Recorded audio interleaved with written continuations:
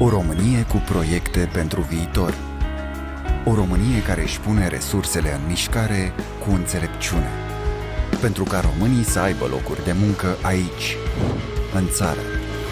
O Românie mai curată și mai fericită. Cu toții ne dorim același lucru, o Românie mai puternică, cu energie din Marea Neagră.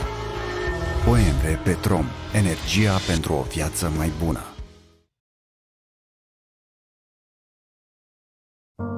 Împreună, punem binele în lumină. Când pornim la drum fără să-l poluăm, sau când păstrăm confortul de acasă cu o soluție de încălzire care luptă cu încălzirea globală, când ne luăm energia doar de la apă, vânt și soare, sau când ne redescoperim țara prin turism verde, pe drumul care unește. Cu fiecare alegere mică avem grijă de casa noastră mai mare. Iar noi îți aducem soluții inovatoare de energie pentru un viitor nelimitat de verde.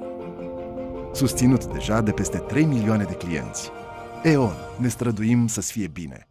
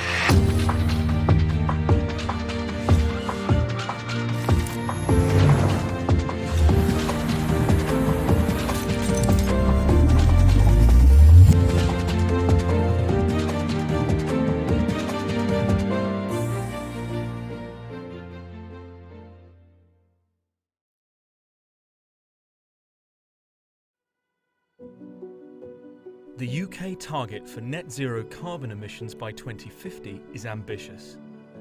To achieve this, we need more clean electricity to power a future that enables us to develop, to grow, to prosper. Our target to decarbonise cannot be met by intermittent renewables alone. The challenge is on us all. We must act now. At Rolls-Royce, we have the answer. The Rolls-Royce SMR is a low-cost, clean energy solution.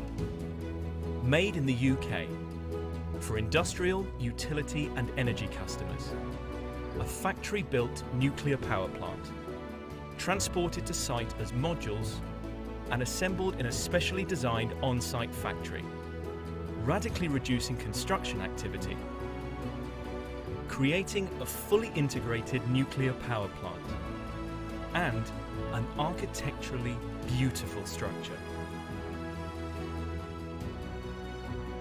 The Rolls-Royce SMR is scalable, versatile and innovative. It can be deployed across a variety of applications, creating new opportunities to meet a range of clean energy needs. Capable of operating at availability levels of 95%, 24 hours a day, 7 days a week, for 60 years. A twin SMR can also provide 100% availability of clean electricity for customers who need an always-on solution. This unique N+1 configuration not only ensures access to clean energy all day, every day, but will also produce large volumes of surplus clean power, which can be used for other off-grid solutions, such as hydrogen production, synthetic aviation fuels, and desalination. The Rolls-Royce SMR uses proven and commercially available products, allowing it to deliver a competitive, low-cost solution, creating delivery certainty, reducing risk, and building investor confidence, and creating jobs. Lots of jobs. The challenge is on us all. We must act now, for all our futures. We are Rolls-Royce. Our SMR is powering a clean energy future. We are pioneering the power that matters.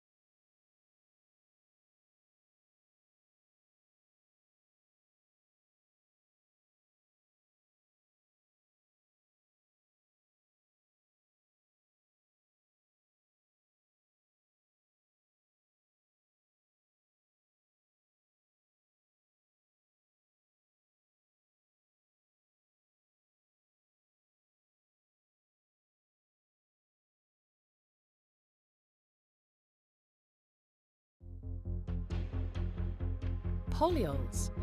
This could be the name of a famous pizza place in Onești, or the newest European communications satellite, or the fans of a well-known Vulture handball club. But they're nothing of the kind. Polyols are a class of organic chemical substances out of which polyurethane is produced, a chemical product encountered everywhere.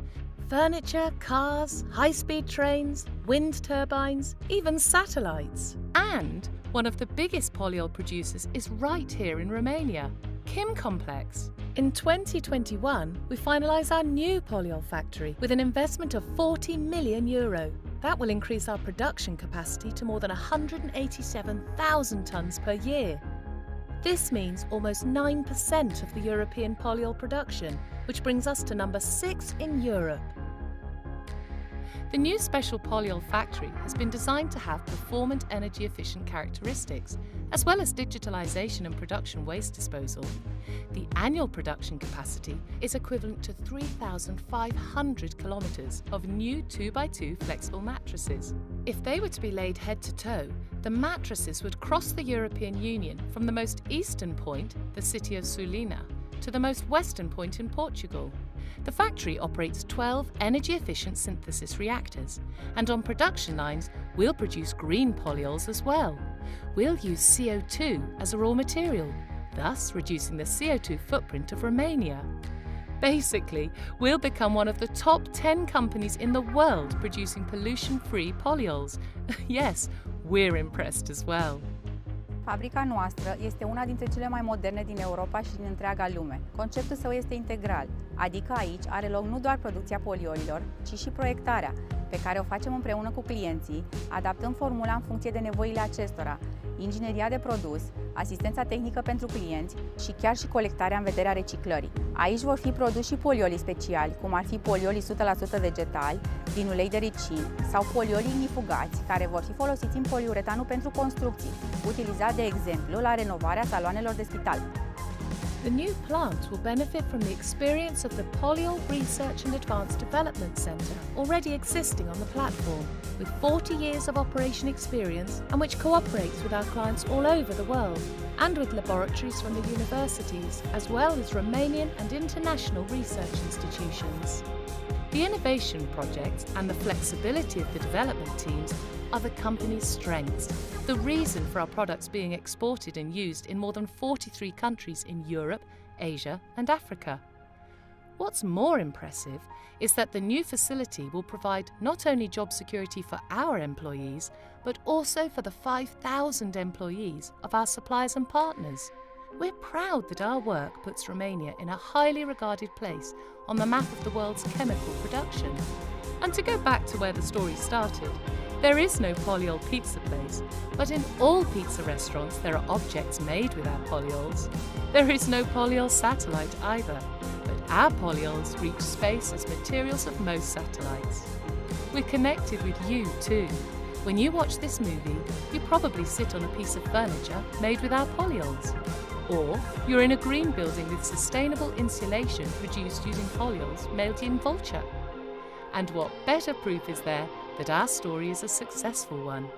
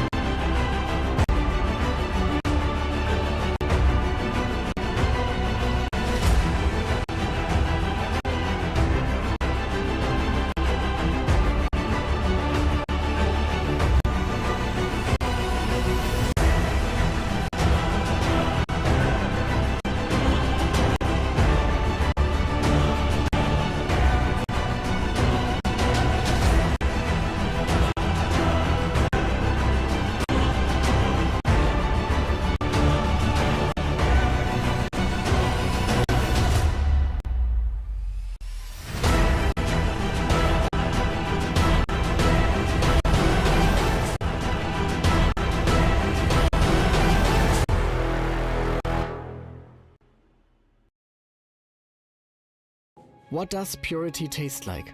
I am one of the few international experts in water tasting, and I know that the water-specific taste comes from the minerals, the underground path it takes, and the geological structure of the spring area. I found Aqua Carpatica in Los Angeles. It's my passion to taste water, especially one with such an interesting proposition, nitrate-free content. It surprised me with its rich mouthfeel, freshly pearled by perfectly structured bubbles, and an exceptional taste. It's water love. Aqua Carpatica, împreună cu Martin Rees, cel mai renumit somelier de apă acreditat din lume, îți propune să descoperi ce gust are puritatea. Aqua Carpatica naturală carbogazoasă, gustul purității.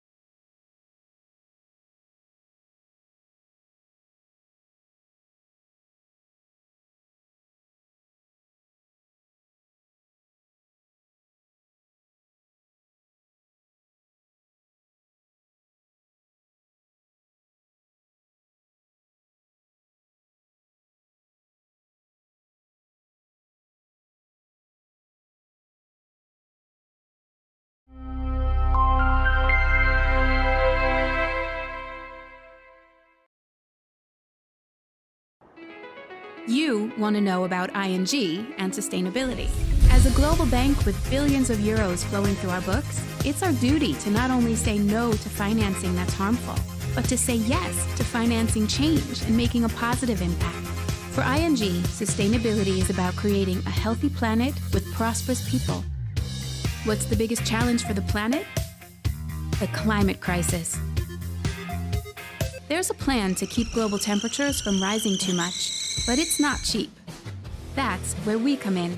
Not only do we provide lending to green projects and companies, we help clients improve their own sustainability and reward them when they do.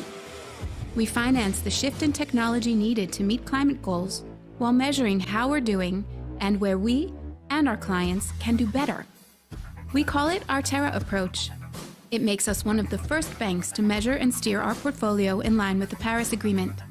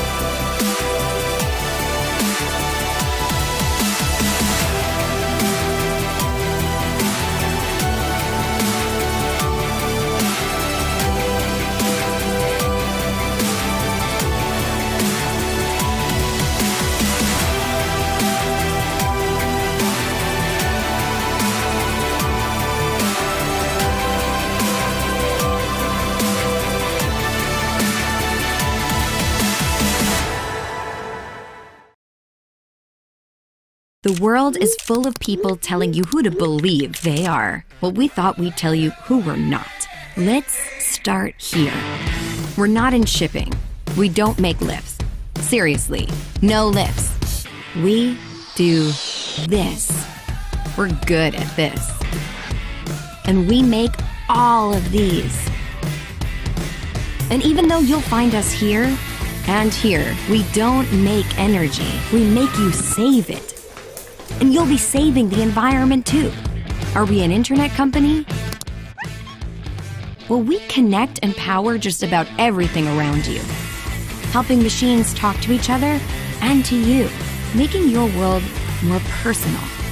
We're seeking out the big questions and answering them honestly. Like, how can we make the most of our energy and resources? Or can we make access to energy and digital basic human rights? We're real people, Employees, developers, partners, investors, and inventors, all passionate about doing what's right. We're open. Humans of all sorts from all over, learning from each other and about each other.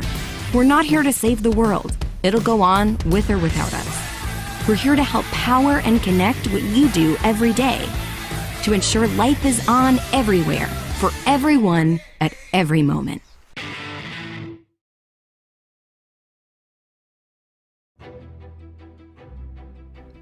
Complex supply chains and often punishing operational environments create unique challenges for energy firms. Risk engineering helps them to understand and mitigate these risks, with insights helping to inform their conversations with insurers. Quantifying risk exposures and loss scenarios using state-of-the-art tools such as Aon's Loss Estimation Risk Tool, Alert, Aon clients are better able to understand their exposures to a variety of risks and tailor their risk management and insurance buying strategy in response. Risk engineering site surveys are also helping firms to evaluate their risk mitigation strategies. By challenging existing assumptions, risk engineers can suggest cost-effective risk improvements that help build resilience and limit the quantum of loss. Findings also help Aon present clients to the market, aiding with the global marketing of risk with timely and respected technical insights and supporting the structuring of often sophisticated insurance programs. Aon's risk engineers are also on hand to provide ad hoc technical and risk engineering insights to support operations and claims outcomes, helping firms to challenge existing risk assumptions and strengthen risk mitigation throughout their international operations. With significant operational and risk transfer expertise, Aon's risk engineers serve as an invaluable bridge between the energy industry and the insurance market, helping to build collaboration, understanding, and resilience.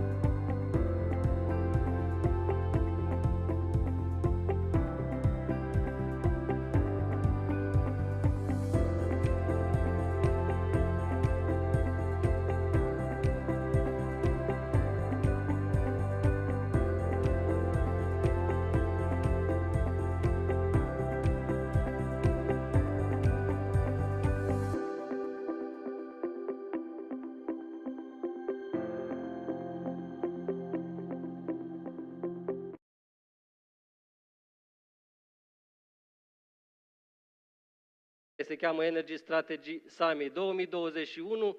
Încă o dată suntem aici pentru a discuta despre strategii naționale.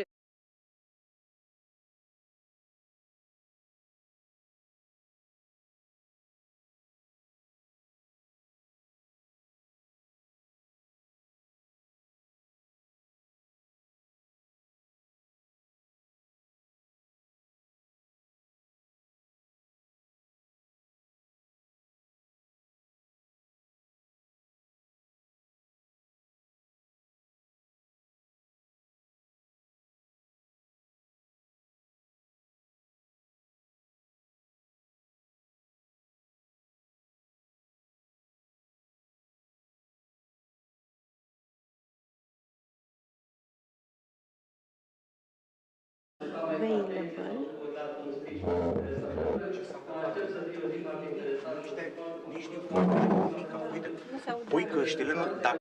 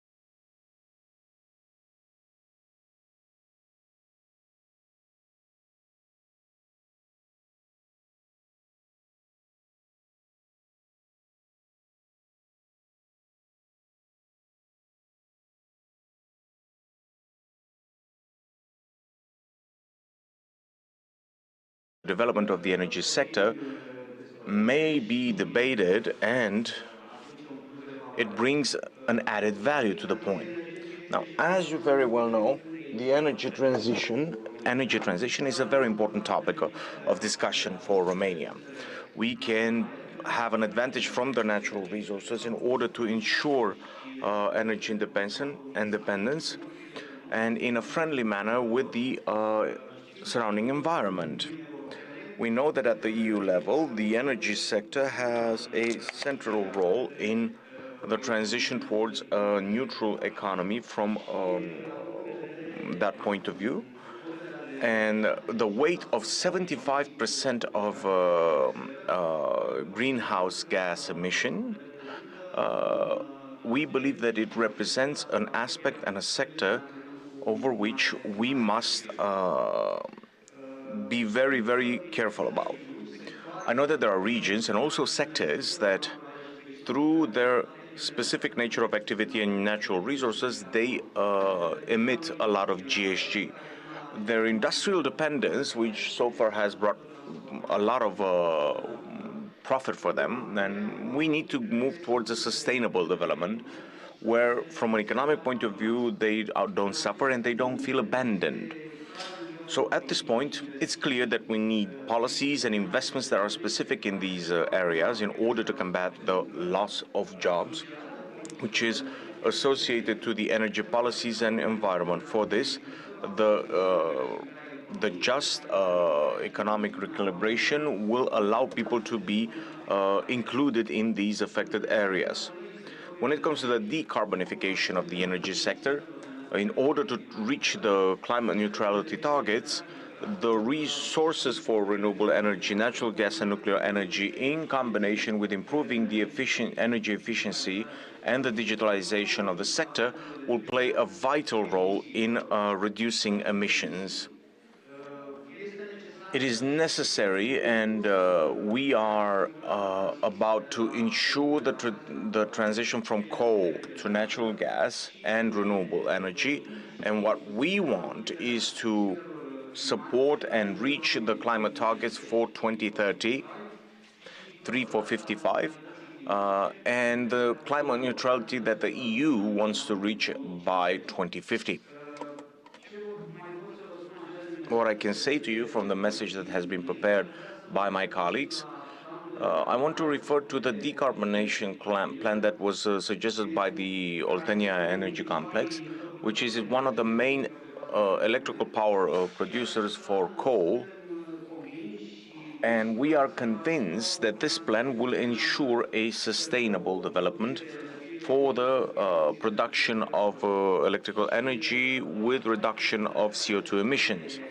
I want to make a mention that this decarbonization plan is included within the energy strategy of Romania and the integrated plan for climate change, where we want as a target and a weight of total consumption for renewables for 3.7. What we want is to update in 2022-2023 the program, and within the context of the new targets and discussions that are being held at the level of the European Commission, obviously also our target, we appreciate, will be far more ambitious and raised. Also, I want to make a mentioning about the sources of financing that will be available in the energy sector for this decade. We're speaking about important from the Just Transition Fund, from the National Resilience PNRR plan. Money will be insufficient funds, like somebody said 2 weeks ago at another debate. It will rain money, and that's true. Money will be insufficient funds, but what we want is that the players in the market and those who effectively work and develop and bring an added value to have mature projects that can be financed through these tools. What I would like is to make a mention of the fact that the regional cooperation will represent one of the main aspects of the development of the national energy system. As you know, we are interconnected with the countries around us. We have a spot and an interconnected market, and we're expecting to connect also with Germany, Austria, and Poland on the spot market. And we believe that what is taking place right now will lead to an energy price at a change in the energy price at the European level. Now, in order to have an economy that can handle that, we will have available financing mechanism, including for the energy efficiency for the industry. In order, as a starting message, this is about it from my side, and I'm convinced that the debates for today, as a conclusion for that we will have in the debate today, there will be aspects that will keep account in developing the development strategies for the energy sector. Thank you, and I bid you much success. Thank you, and good luck also for the team at the Ministry of Energy and at the level of the government. We are very, very careful seeing what's taking place there. Actually, we started this Energy Strategy Summit at a time when adopting the national energy strategy seemed imminent, which was 7 years ago, and now we're still waiting for the final form of the documentation. Now we have the pleasure and the honor to have recorded only the Europarliamentarian Cristian Busoi, who is part of a very relevant committee for the energy perspective, with his message for you. However, before allowing him to speak, in a small technical for those who need simultaneous interpretation, you can go in the back and take a device, a receiver, and some headsets. So let's listen to Mr. Cristian Busoi, recorded last night. Sorry, I do not have the audio feed. I cannot translate what I cannot hear. Avem o reuniune importantă a Comisiei de Cercetare și Energie din Parlamentul European, chiar în această zi în care are loc acest eveniment cu totul și cu totul special, care urmează o tradiție de câțiva ani, un loc în care se schimbă idei importante despre felul în care România trebuie să se integreze mai bine în tendințele europene, care sunt oportunitățile și cum putem folosi aceste oportunități. Now I have the sound. So, if I were to reduce everything to one key message, I believe the key message is that we must understand that the Green Deal at the European level is a strategical decision which will be implemented sooner or later. It is alive at the European Union, at the European Commission, European Parliament level.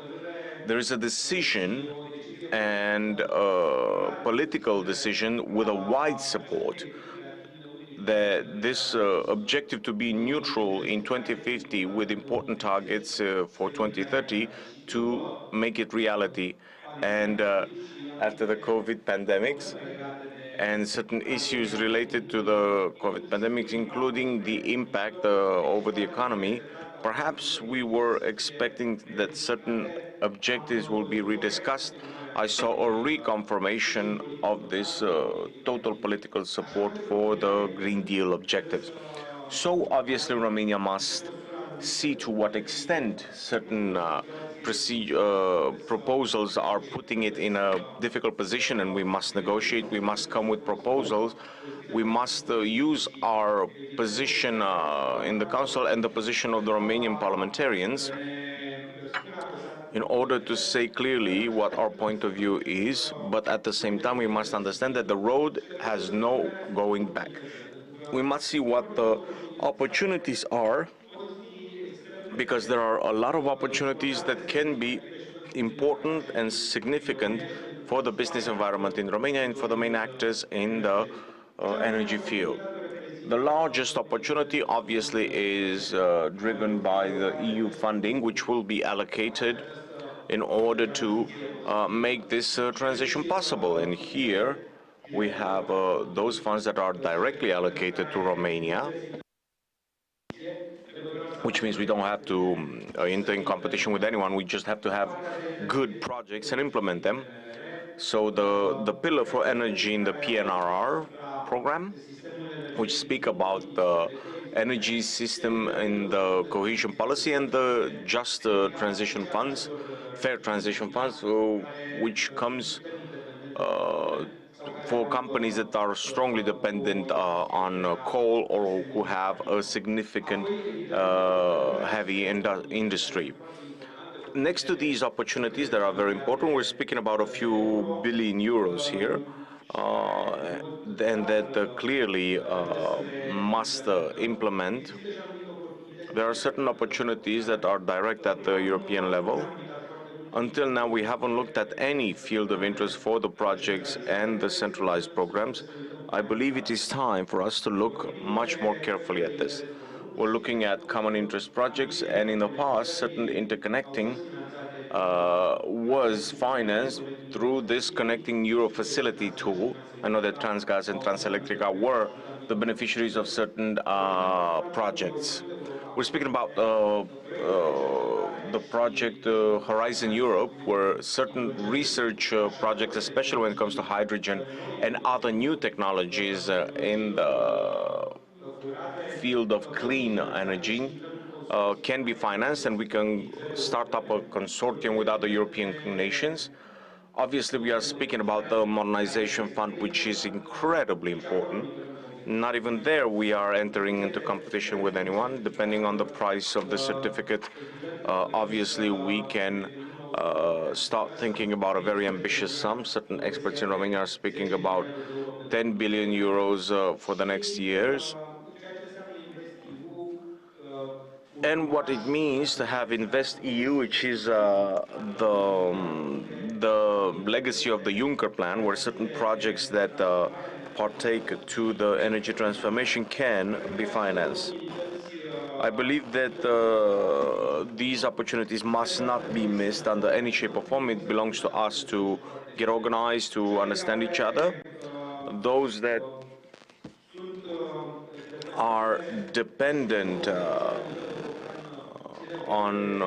strictly on the European level. Of course, we're speaking about the lobby, we're speaking about partnerships and a good connection with the European Commission and other entities, BEUS or other European entities that run or have a word when it comes to these projects. For those projects that have already been allotted to Romania, clearly we must diversify and intensify the negotiations with the EU and then implement them in the right way. A very interesting time period for the energy system in the EU are coming about. The transformation, as I've mentioned previously, is irreversible. I do believe, though, that, and I've said this quite clearly, and it is also the position of the policy group that I'm part of, everything that is decided at the EU level and has an impact over the member states must be feasible from an economic point of view. You must have solid impact studies. You really must have projects that have an impact study and you know exactly what it is. You must not forget that we cannot endanger jobs. To the contrary, we must increase the number of jobs and we must take into account energy security. We cannot be even more dependent on certain on certain fossil fuels. This cannot go on. And last but not least, we must take into consideration the price, the cost that must be, that what will be the burden for the end user, for the final client. Everything that we decide, everything that we do here, that we transform, must take into consideration the fact that we cannot go towards unsustainability for the final consumer, and even on behalf of the industry, because we will see the results there. As the co-president of the IATRE, for the business environment, for all relevant actors in order to identify the best solutions and to support the most adequate projects. Thank you. That was Cristian Pușoiu, who is a Romanian Europarlamentarian, one of the more numerous people in important positions. It's a great satisfaction to have such personalities to be closer to the decision factor at the European level. He mentioned a bit earlier, he was speaking about interesting times that are coming for the Union.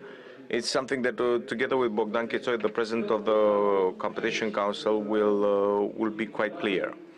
So we have here at the Diplomatic Club Mr. Zoltan Naghibege, the Vice President of ANRE. Thank you very much for your implication.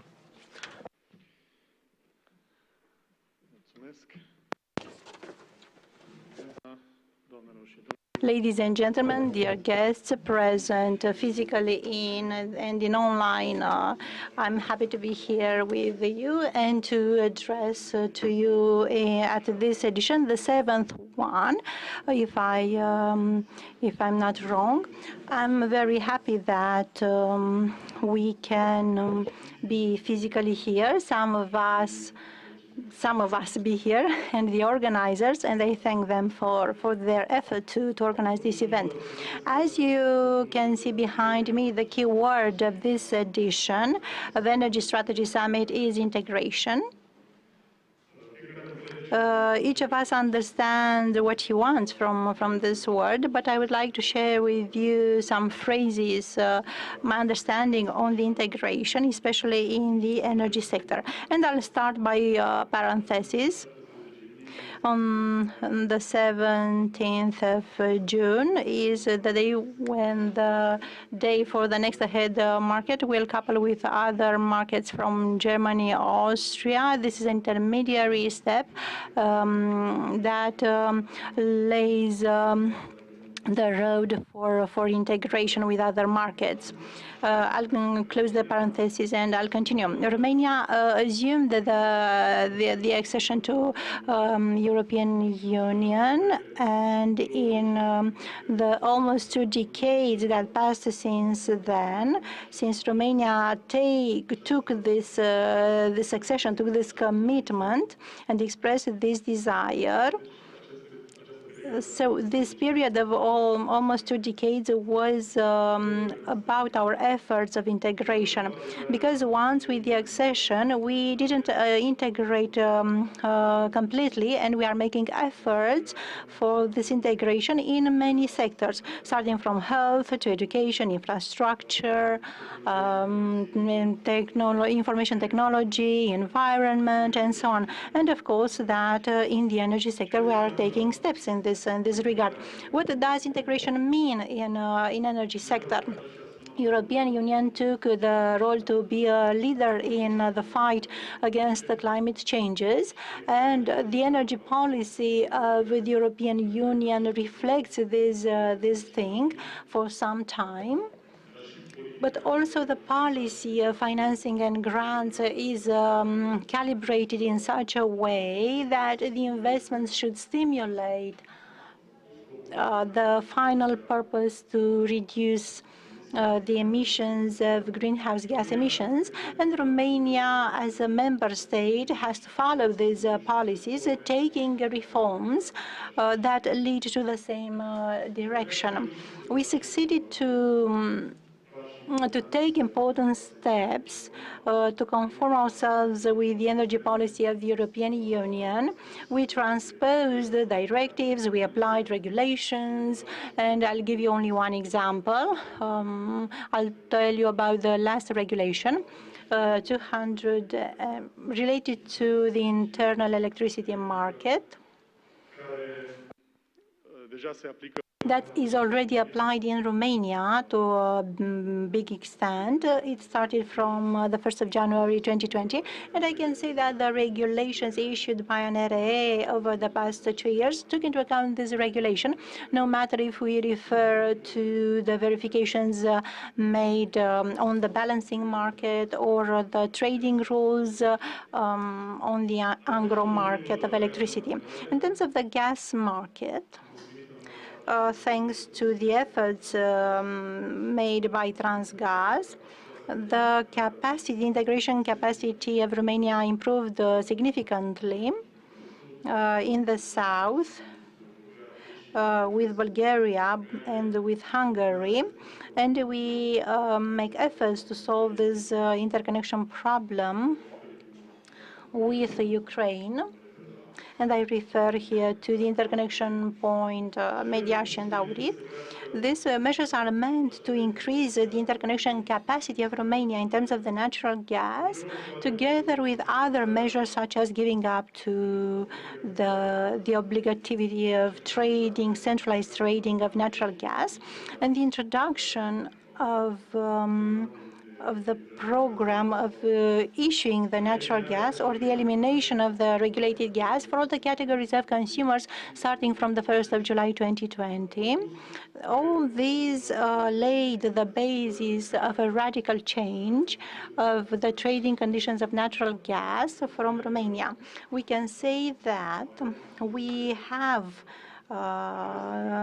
different sources, varied sources that can continue, of course, once we start to extract the natural gas from Marea Neagră, from Black Sea. I wanted to underline the progresses made in this sector that have been produced and generated by directives, European policies that in the end will take us to a unique market of electricity that will ensure an increased power in supply for all the consumers of electricity and natural gas.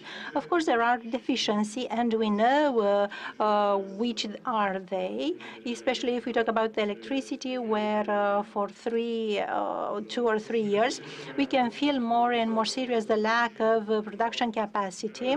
We have production capacities, but a large part of these capacities, and I refer to those that produce from fossil fuels, are less and less profitable under the circumstances that the European policies in terms of the emissions, global and in terms of the coal emissions, lead to, unfortunately, to a direction of increasing the quotations of carbon emissions that are reflected in the price of electricity, not only in Romania, but also in the entire Europe.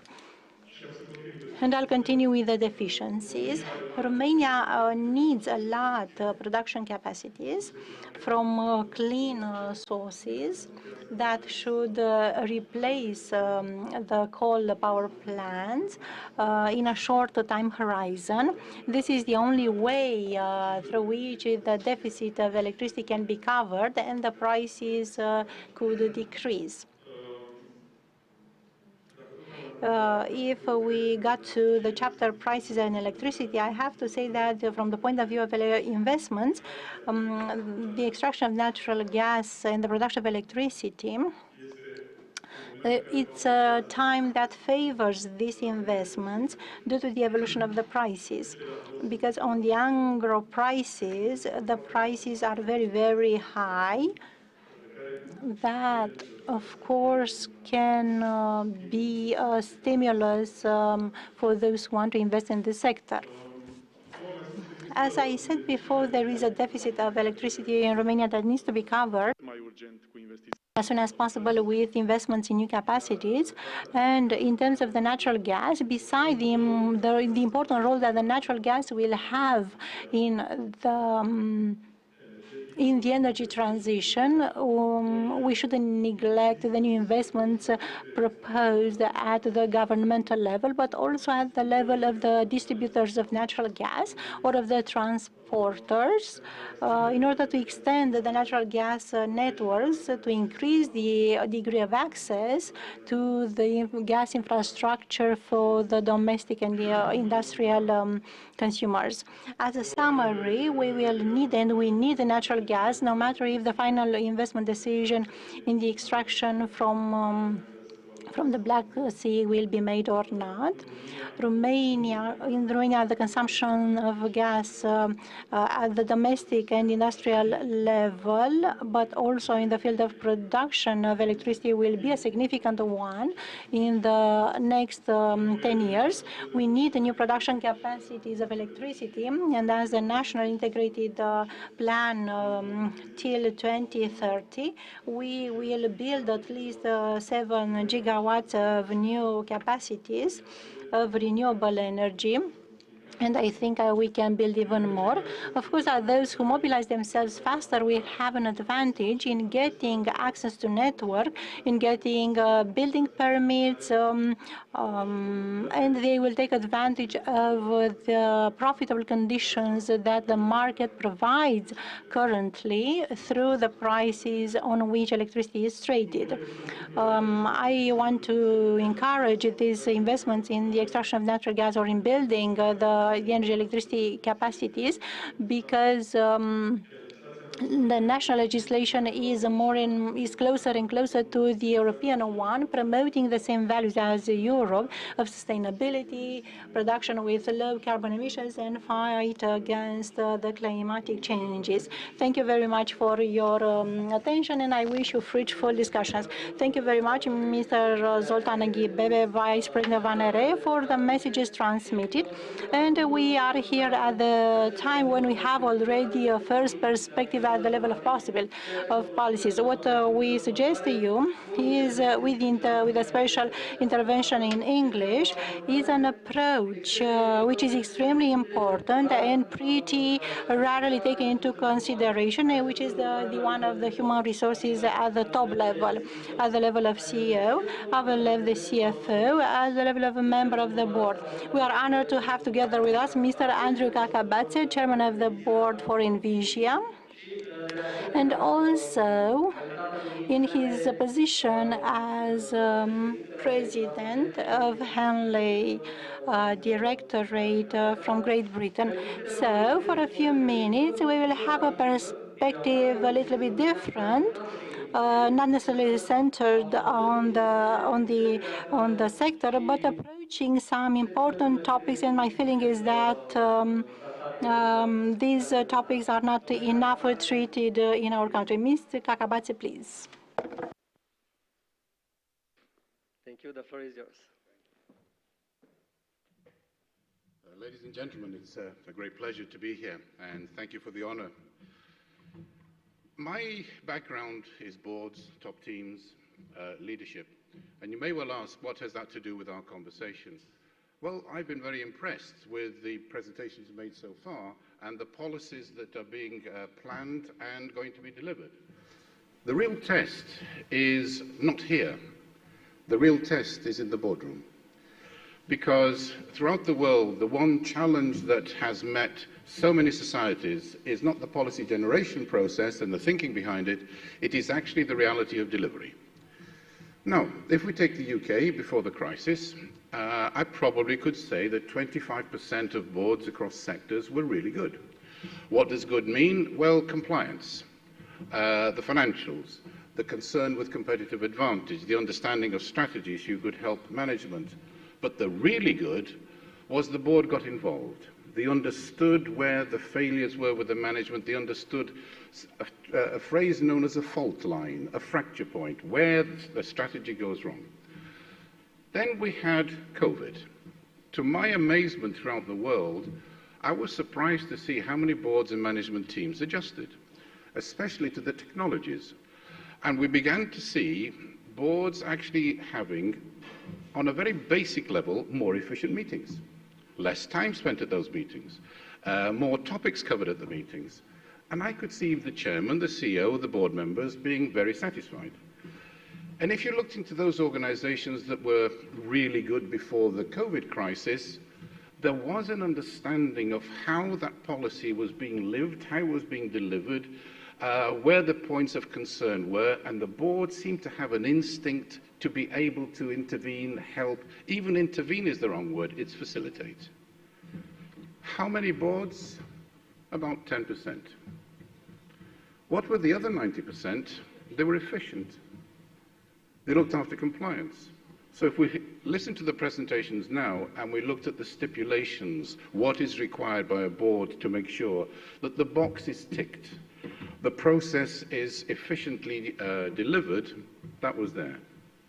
What I also picked up was, underneath the surface, harassment. People being asked to take calls at 6 o'clock in the morning. 10 o'clock at night, they were still taking calls. Who was the person that was most vulnerable? It was the woman. 1 kid, 2 kids, 3 kids. The problem is, why can't you take a call at 12 o'clock midday? Well, fine, well, you're at home. Surely you can do something.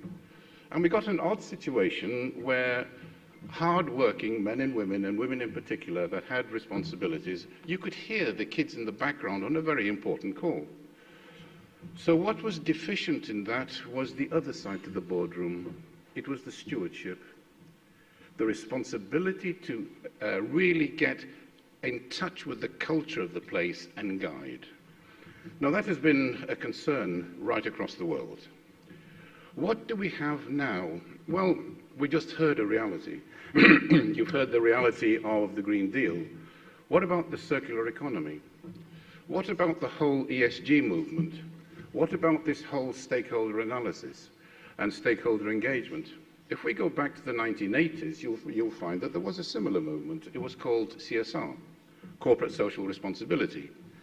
What happened to the CSR movement? Let me inform you, it was an utter failure. It was a show, it was a gimmick. The one or two companies that I recall that were very good, Unilever was one, Caterpillar, the American corporation, was another, and I'm finding it difficult from San Francisco to Moscow and beyond to find any other company that really made CSR a strategy. The mindset that I'm picking up with stakeholder engagement and ESG is regretfully a bit too similar.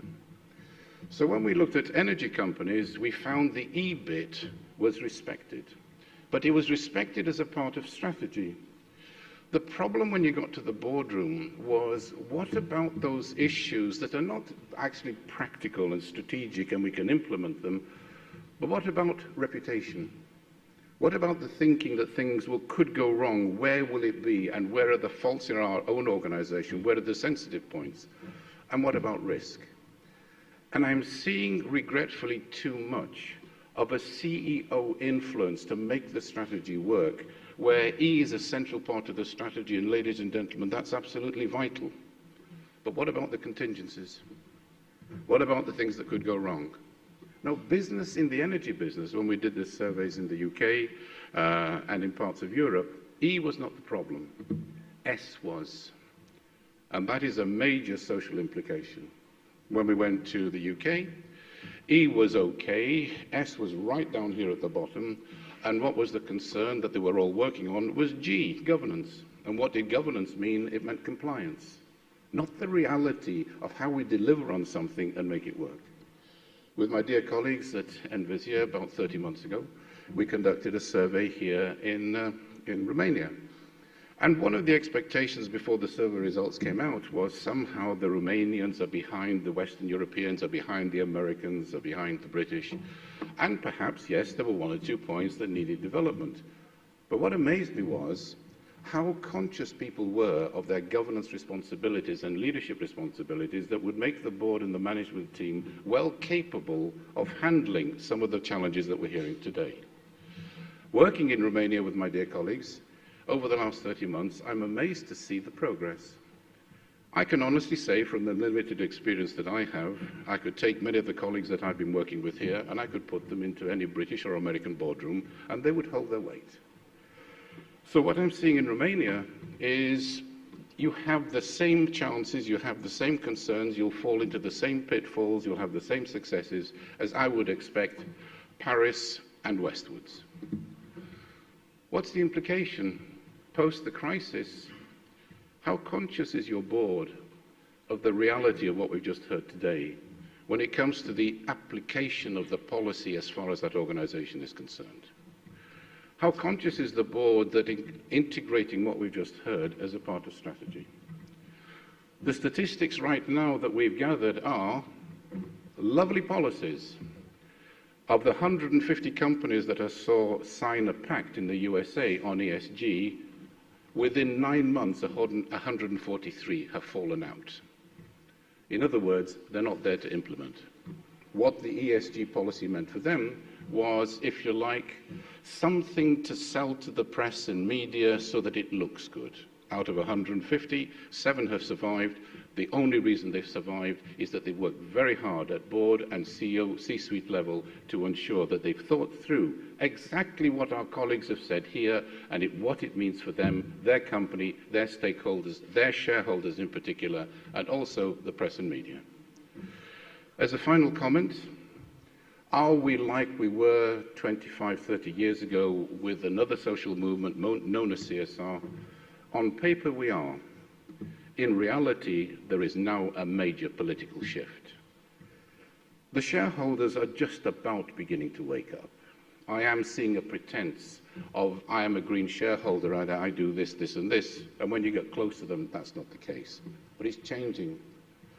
But who is waking up, and waking up in a big way, are the press and media. Having worked with the press and media for quite some time, let me give you what it's like to be at the receiving end. I know one newspaper where they have one journalist who's targeting one CEO, and they will spend their time going through what they say, what they write, what is published, television interviews, and they will know that person intimately. And why do they do that?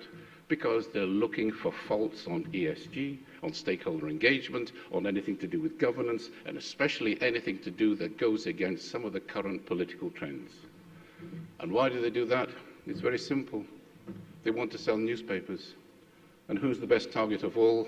The chairman, the CEO, one or two prominent board members. So, ladies and gentlemen, I do hope that what we've just heard today, the institutions here, are governance ready to be able to implement what we've just heard, because if you're not, there is a repercussion in the marketplace, and let me tell you, it's painful. Thank you. Thank you, Mr. Andrew Kakabatse, for your intervention, for your thoughts. Many of those ideas will be followed in the next hours and days. Revin în românește acum. Mulțumesc foarte mult. To get back to Romanian right now, and I want to mention to you, I want to tell you that in Romania we have a form of aggregating this knowledge that will lead to increasing the quality of human resources to the highest level. I'm referring to Idvizia, one of the partners that we are proud to work with in this time period. So we're ready for the first session, but we will take a 10-minute short break just to invite the speakers on stage, and we'll be back. Thank you. So 10 minutes break.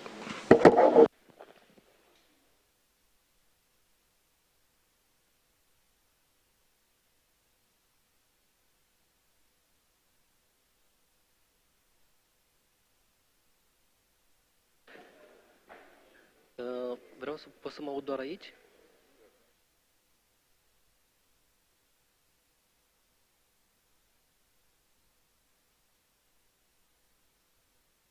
Aici. Ok. Îi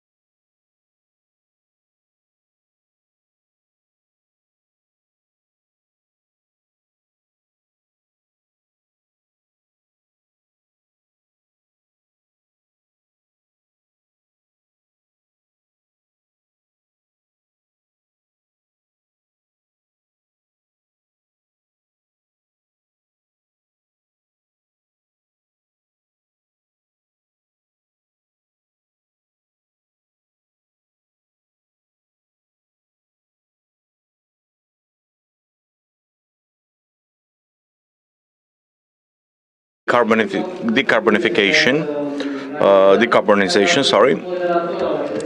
We'll have a moderator of this session, and I'd like to thank him for being here with this not so easy task. I'd like to thank you to Ms. Corina Popescu through Zoom. She will have an intervention. So, Lavinia, 1 hour, go for it.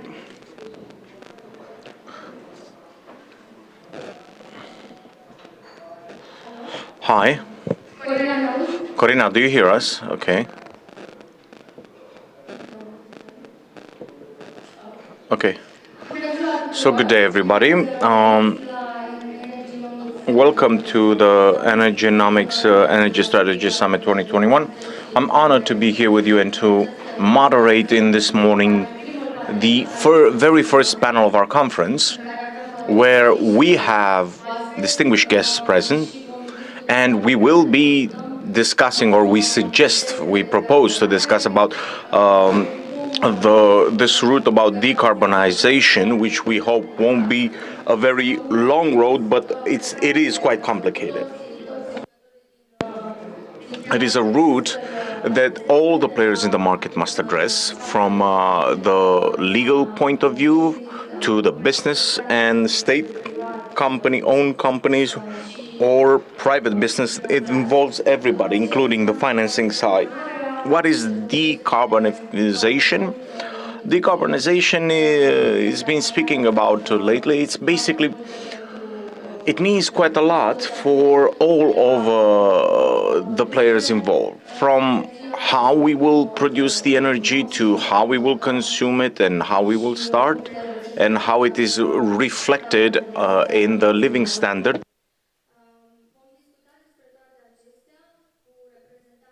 We will discuss about all of this together with top-level representatives from the industry and members of the parliament. Together we have with us Ms. Cristina Prună, Vice President at the Deputy Chamber. Thank you for accepting the invitation. Mr. Frank Nil, member of the board at OMV Petrom. Mrs. Lăcrămoara Diaconu Pința, member of the board at CE Oltenia. Mr. Adrian Dumitru, the CFO at Green Cells, Development Director at Green Cells.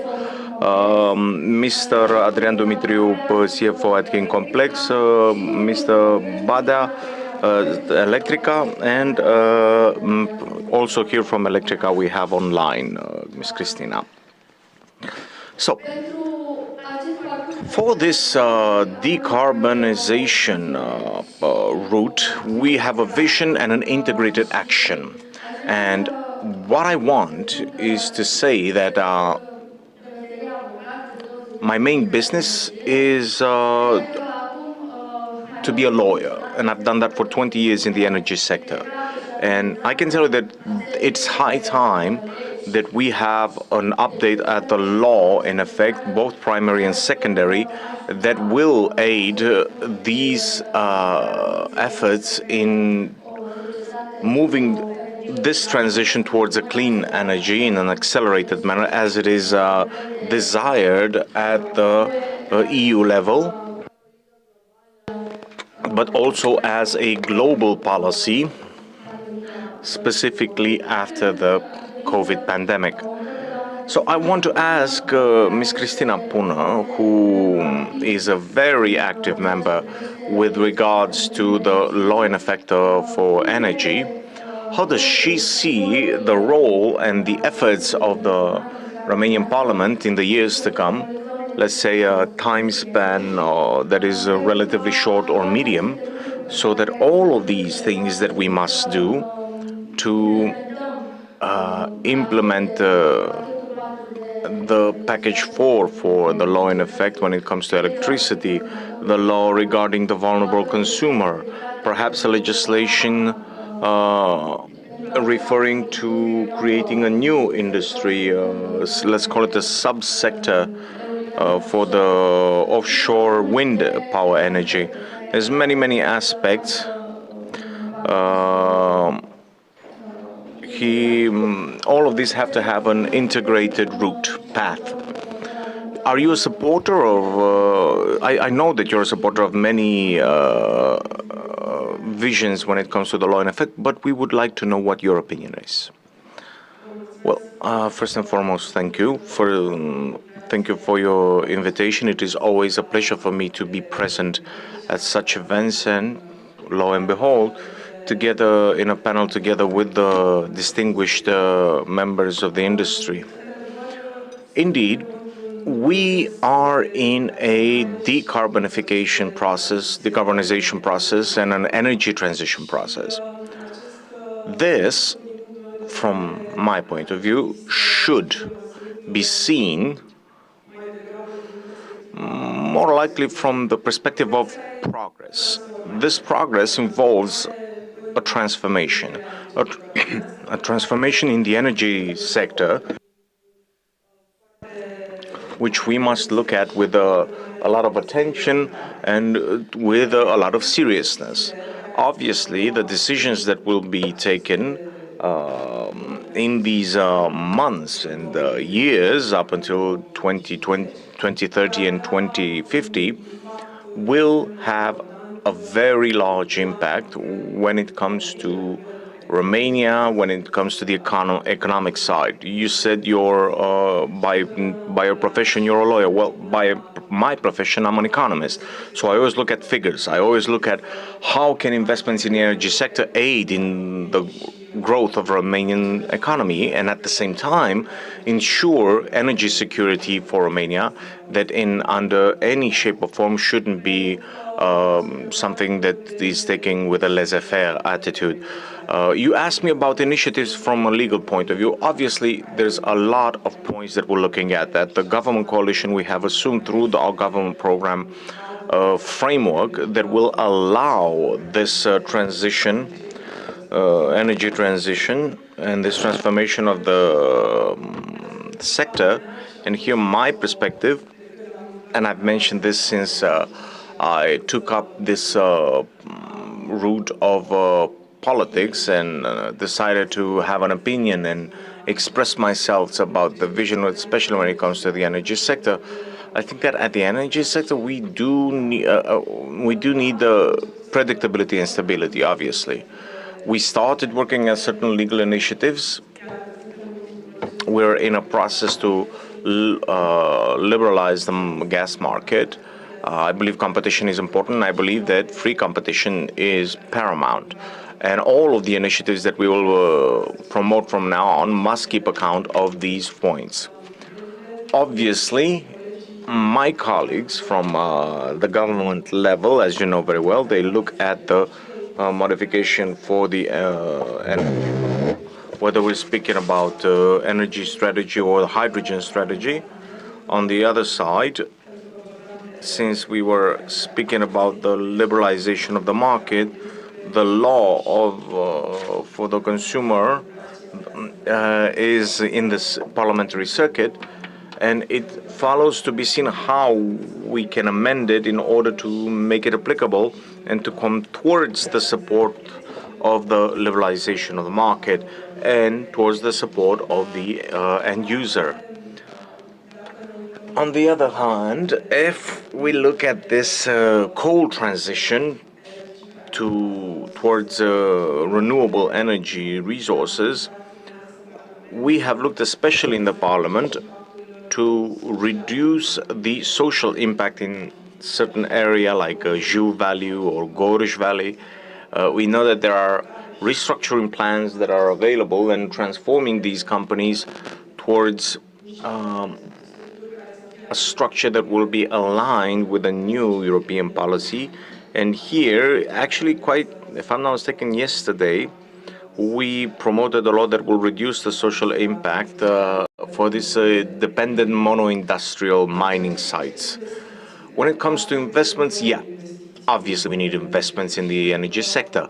And I believe that at the law in effect level, we have enough leverage to, on the one hand, encourage the appearance of new investments in the renewable sector. And here we have a series of modifications of the law that we look at and that I hope that we will be able to adapt in the following months. And And also on the side, for wind power offshore, we started a very important debate, I'd say, when it comes to the new wind power projects in the Black Sea. And I think that the legal side can deliver a first perspective that these projects can take place. And I wish, and we already started to get involved in that side. Obviously, natural gas cannot be forgotten. I believe that in this time period, if you want to make a parallel, natural gas is like those hybrid vehicles from the automotive market. It's basically, we cannot have a just transition, a fair transition towards the reduction of CO2 if natural gas is not part of this story. And obviously, we have this offshore law to which we must look, and that we can modify in such a way that the projects to exploit the resources in Black Sea can take place. All of these legal modifications must come with a financing framework. We have multiple sources, but if you look at the PNRR or the Modernization Fund, we've already taken important steps. And I think, if I'm not mistaken, there must be a framework for these resources, and up until 2026 or 2030, if you look at the modernization front, for us to see projects taking place, because the energy mix must be a balanced one and provide us with what we need. And the energy consumption needs will be satisfied to the extent that is needed. Thank you very much. Indeed, a legal, clear framework that is aligned with the good practices from the rest of Europe will be a key element in assuring the faith of the investors and mobilizing the resources that you previously mentioned, so that we can count on your support. And you have also mentioned natural gas. Well, we do have a target, if I'm not mistaken.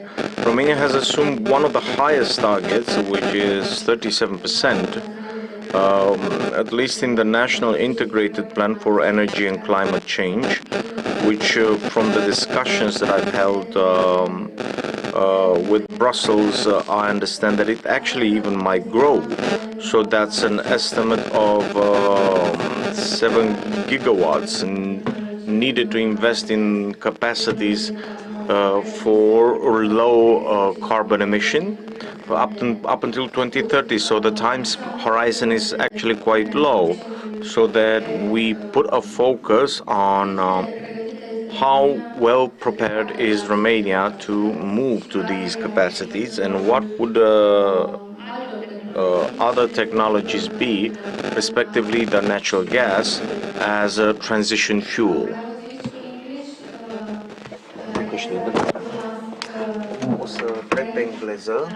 Is representing the largest integrated company in Romania, producer of oil and gas, but also power, big player in the power market with the gas to power plant. So I'd like to ask you, how do you see, of course, the role of natural gas and OMV's Petrom's role in the future years in potentially investing more into gas-related capacities, or also moving even more into a more bold transition, let's say, into the renewable space. both at the generation, let's say, end of the stick, as well as on the consumer side, on the EV stations and everything else. Would be very interesting to hear your thoughts. Yeah, thank you first of all, for Energynomics for the invitation. I'm very glad to be here. I would prefer to speak in English, sorry for that. First of all, looking at the role of gas in the energy transition, because I think that's one of the debate of today. And you know, OMV Petrom is based on Southeast Europe. That's our region, our footprint, where we want to develop the company. And I was looking, you know, this week, the development in Southeast Europe in terms of energy transition. If you look at Greece, for example, we have now the third FID for a gas power plant. So really Greece is already in the path to switch from coal to gas, but also to bring renewable with gas power plants. So you see and I think you were mentioning, Christina, the hybrid model. I think it's a good image, you know, to see that we need to both to be able to achieve stability of course, of the network and CO2 reduction. I've seen in Bulgaria as well two projects switch from coal to gas. And even in Greece, we have seen also CNG, there's two CNG plant projects for next year. And looking at the 10 years gas TSO development plan in Greece, both one gas power plant is already connected and two will be connected by 2023. So it's moving. We are already in the path of this energy transition, using gas as part of the fuel mix. And I think that's my first message, that for Romania, we also see this as a model. And Romania has also these advantages with the Black Sea, what we mentioned, to have the opportunity to be the largest gas producer in Europe. So having this opportunity, these resources available, the development of the gas asset in Romania will be ensured, at least in terms of supply, which is, I think, very important in terms of security of supply for Romania. My first message is when I look at all these projects, they all come from private sector. So all these projects in Greece, in Bulgaria, are coming from private sector. So, and looking at Romania, where the renewable development and the gas power plant you mentioned that OMV Petrom developed was also developed by mainly the private sector. So I think my first message is the private sector in Romania is here also to help the government, to help the society in this energy transition. So it's important in terms of access to EU funds, access to regulation and stability of the regulation, to have a fair treatment, I would say, on this aspect.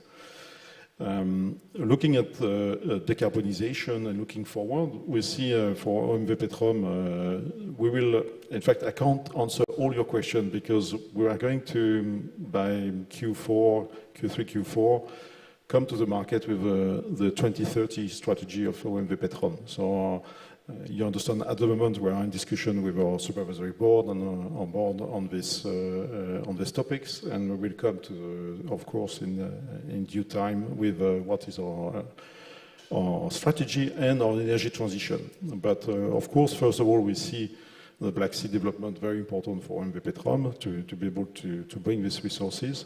We see the role of gas in terms of mobility also important. You know, that's something we've seen, as mentioned, in Greece, but we do believe in Romania there is a potential. You know, we just received from ANRE our LNG supply license, so we are the first company to have an LNG supply license. So we also believe that LNG, especially for truck mobility, will be a source of choice and will reduce air pollution. You know, we will have an impact on the pollution. So CNG, LNG will also be part of this energy transition, and OMV Petrom wants to be very active on this sector. We're also looking at renewable, of course, because what's a way to reduce our carbon intensity in terms of power production. And we see this hybrid model between gas and solar really powerful because you are both producing mainly during the peak hours. And you have the flexibility of balancing from the gas power plant to mitigate the sun, the clouds effect you can have on the solar production. So this business model we think is very powerful, and we will come back to the market with what's our intention on that. So I think that's my introduction. The first messages I wanted to give in terms of the energy transition, the role of gas, the role of the private sectors, and the importance of gas in Romania.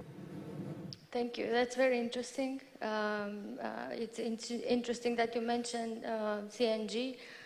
It seemed like a few years ago when Europe was developing a lot of CNG, Romania sort of missed the boat. So it's nice to hear that this is still an interest. And we're looking forward to seeing the strategy later on in the year.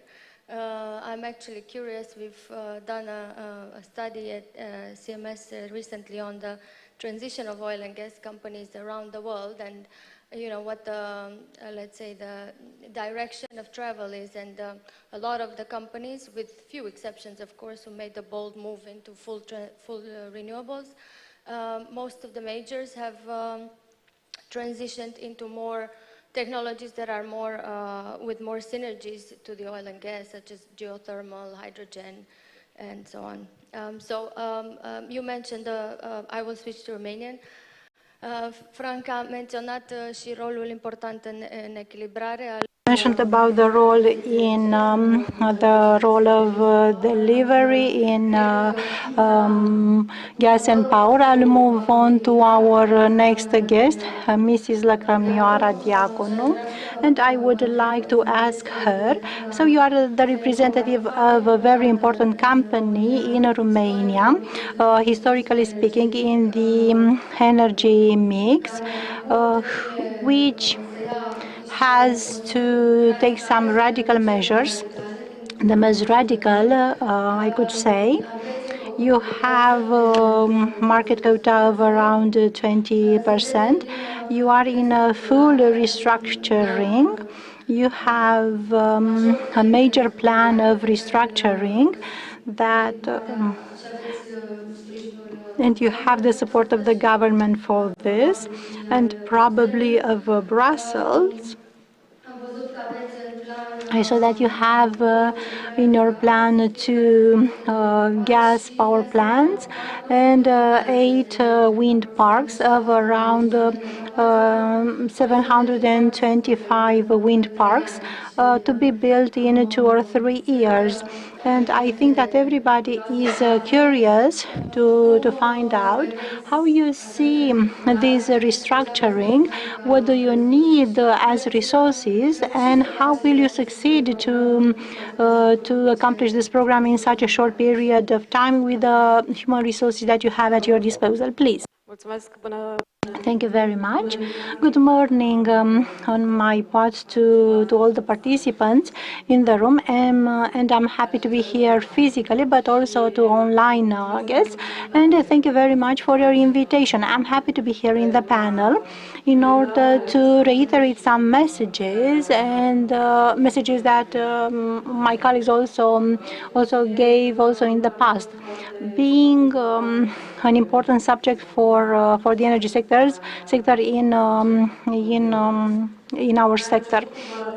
We started last year to work on this restructuring plan because we had only 6 months in which this plan should have been prepared, having a salvation aid that the company received last year in April.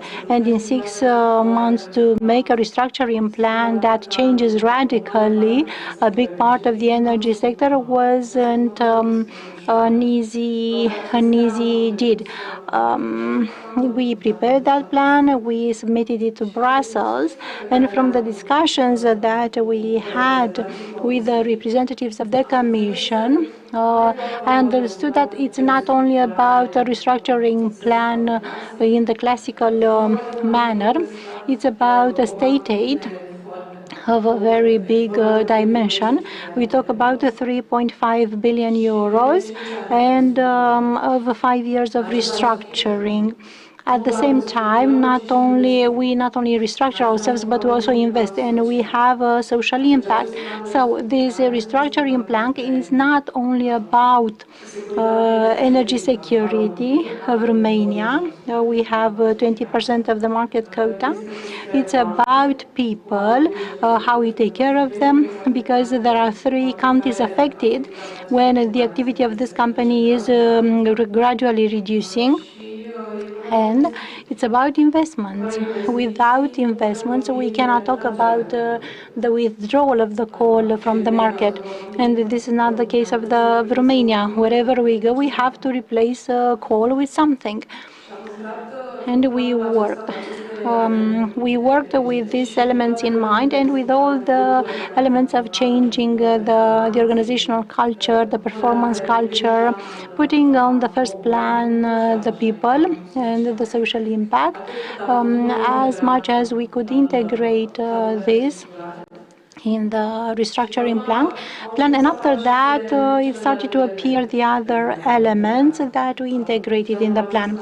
And this year emerged also this novelty, this legal novelty that helps restructuring plan to be easier to accept and to have a smaller impact for the people in the region. As Mrs. Pruna said, yesterday a new novelty appeared for anticipated retirement, and the company gets the support it needs after the model we saw in Greece and Germany for the withdrawal of the coal. So we cannot leave a company all by itself to restructure 20% from the energy market.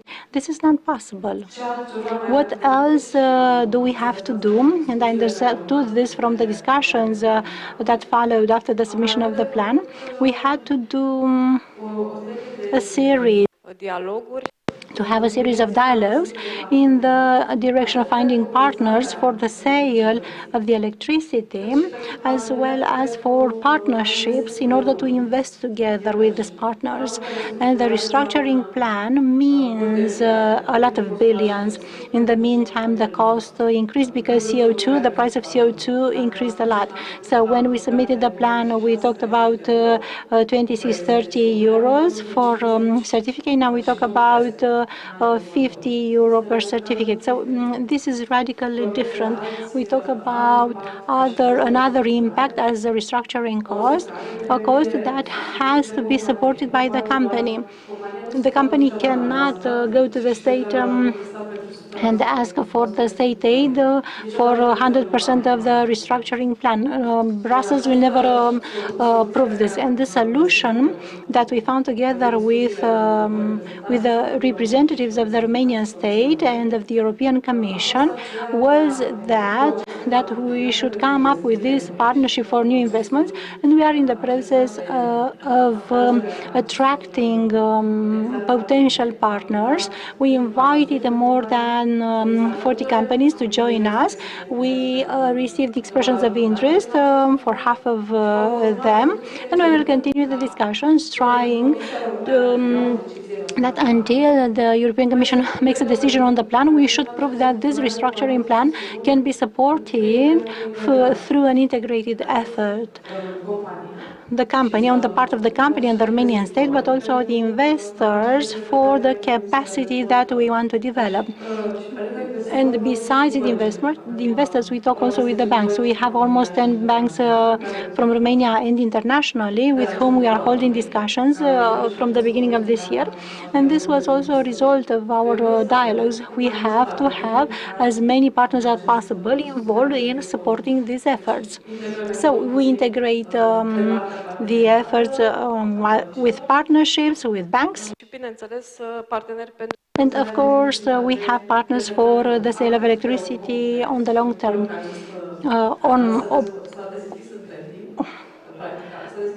So this channel was opened after we started the restructuring plan, but but on bilateral contracts on long term for the sale of electricity. And we talk about here about an integrated effort. I wanted to make a short correction.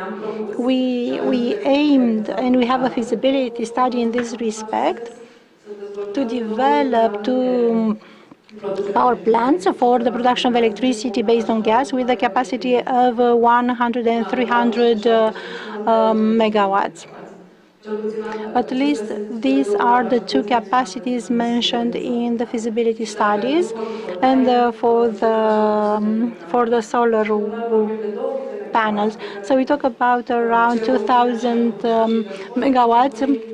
Oltenia complex wants to develop and to build in the next few years, and the next 5 years, in 2024.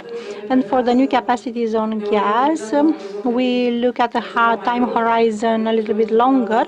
Power plant on gas is built, needs around 5 years to be built in order, and if everything goes well. So we want to integrate an effort that is related to social security, with energy security, and with investments. And everything needs to be done in a very short term. So for us, the biggest enemy is time. But we hope, and I'm optimistic that at the level we got now, of communication and dialogue and support. If I'm looking back to where we were in December, I think now we are at a much higher level, and I think that the European Commission noticed this, indicating recently that we are heading in the right direction. You mentioned extremely complex problems, ambitious plans. As you say, I think the timing is critical, and it's important for the plans to be started and agreed in a timely manner in order to make a difference in the energy mix in the time horizon that we want till 2030, 2050. And we wish you good luck. I would like to give the floor to another big player on the energy market. I think the biggest one in the area of clean energy, Hidroelectrica, in a position, in an increasing position of 20-30% quota from the market, and in some days even more, quite a dominant position, with Mr. Bogdan Badea, who is the CEO of Hidroelectrica. I would like you to tell you how you consolidate your position, how you develop, so that you've taken steps in the direction of becoming a producer of, from other energy sources through the acquisition of the park from Stag.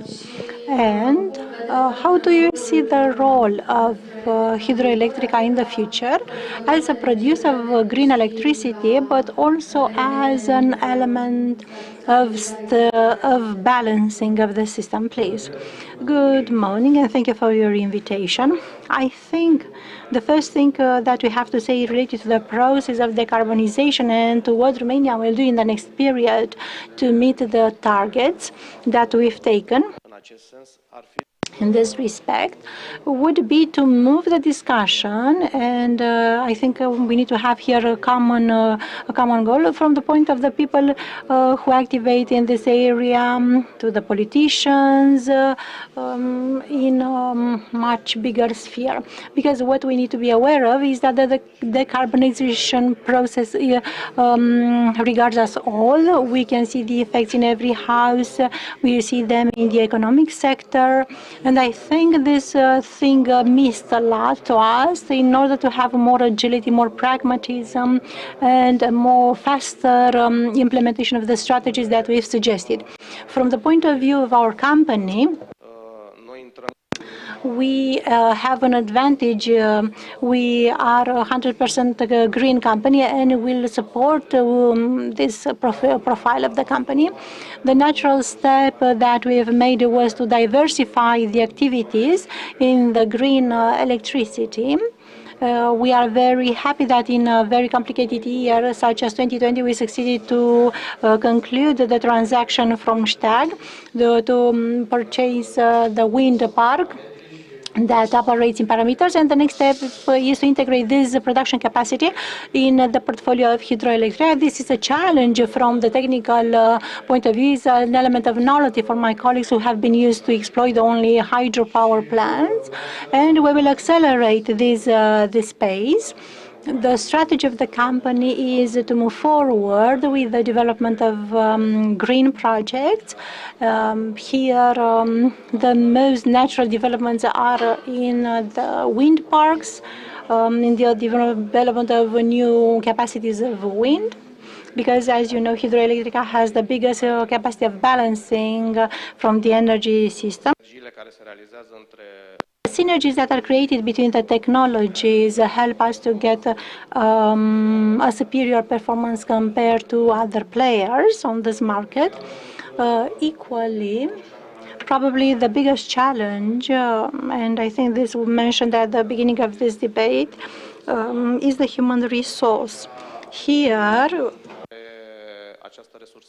we had a period when this resource was neglected. For a few years, I saw that all the big actors from the energy sector started to rely on supporting this training new professionals in the energy sector, and many companies involved in dual system.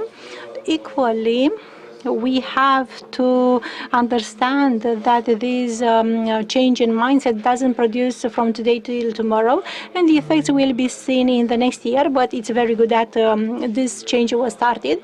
In hydroelectric as well as in other energy companies, the average age is a very advanced one. So the retirement age I saw in this period.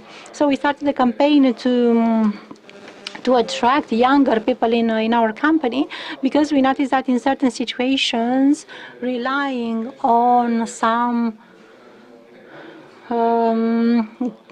misunderstandings. We had situations when our staff was retired. On the other hand, they were employed by the company, and the company didn't know about the situation. And then the first shock we had in 2020 when we had to mobilize the entire staff to make isolation in the power plant in order to support the system, and some people started to deliver us the retirement decisions. And I think this is a decision that at the political level should be very well regulated. So do you want to bring younger people in the market, in the sector, or do you want to maintain a certain category of age in the sector? The second big challenge that we have beside this process of diversification is related to digitalization. And I think the biggest problem, and we have to look around us, because the digitalization process will mean what is happening already at operators from other countries, operation without staff, remote opening and turned off of the power plants, cyber security, the prevention of such attacks that happened in different attacks, and with major impacts. We prepared this process of digitalization. We understand that once with the coupling of the markets, the competition will be bigger. No. I don't think that a company from Romania should say, yes, it's good what is happening, but we have a market quota of 30%. We have some very good results because we saw what happened at other operators, and it's a matter of time. If you don't take measures, you can be suffocated by the competition, by the new challenges, and we don't want to get there at Hidroelectrica. That's why, starting with this year, we will start some very concrete actions, which means restructuring and optimization of the production capacity. Which means the most important activity that we carry out in our company, in parallel with the diversification process, with professionalization process of the staff in terms of the development of new projects, of investments, and Also, I would like to mention the intention and the decision to enter in the area of new technologies such as hydrogen. But if we look a little bit behind at the wind looked like at the wind, solar panels looked like 10 or 20 years ago, people were skeptical. They cost pretty much. There were many debates that they couldn't be integrated in an energy system because they will create imbalances and so on. So now the technologies are mature, they are effective. In terms of the operators of distribution, they started to manage such capacities, and I think this is the future. Equally, we have to look at all of these steps that came with the very late clarification of what is the role of the prosumer. If you go on the roads of Romania, you'll see houses that have 2 to 3, 4 photovoltaic panels installed. This shows us that next to the big players in the market, slowly, the tendency will be to go towards a micro production, a distributed production, and then possibly also the pressure on the people in this sense with a high capacity that will support consumption will go lower.